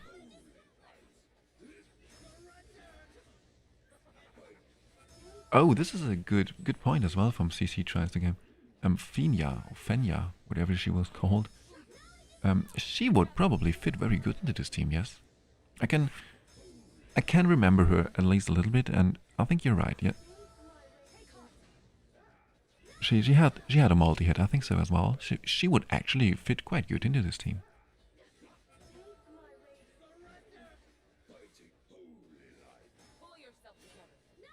900 for Lorenthiel, Burnade, and 9 more legendaries. Oh, you summoned on the banner right now, on the incineration banner. Cool, congratulations for your Burnade. I mean, an exclusive hero within 300 summons is always great. So, very nice. Congratulations, my friend. Okay, so the damage numbers are totally off. And the buffs are totally off.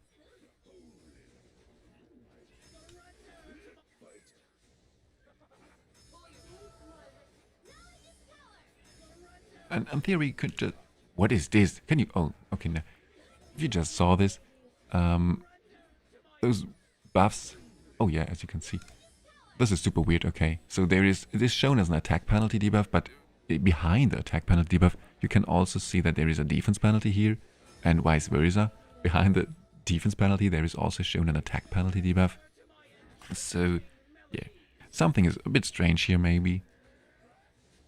Maybe this is because different Yorns have actually different debuffs, and this is the way to show this. I don't know. This is so weird. I will ask the devs about this, or the mods, or whoever. Probably the devs, or like the community manager.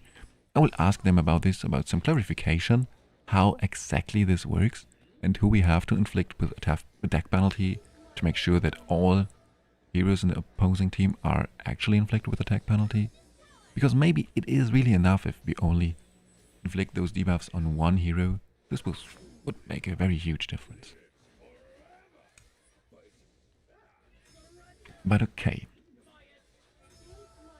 I will grab something to eat now, and then I will definitely try a little bit more around with this team. I want to find like the perfect timing for the Wavebreaker. I could imagine that there is something like a perfect timing for Wavebreaker, even with Rose in the team. And if this is the case, then I will definitely make an updated version of this team. I will make like a short video guide for this team. Even though I'm not sure how interesting this is going to be.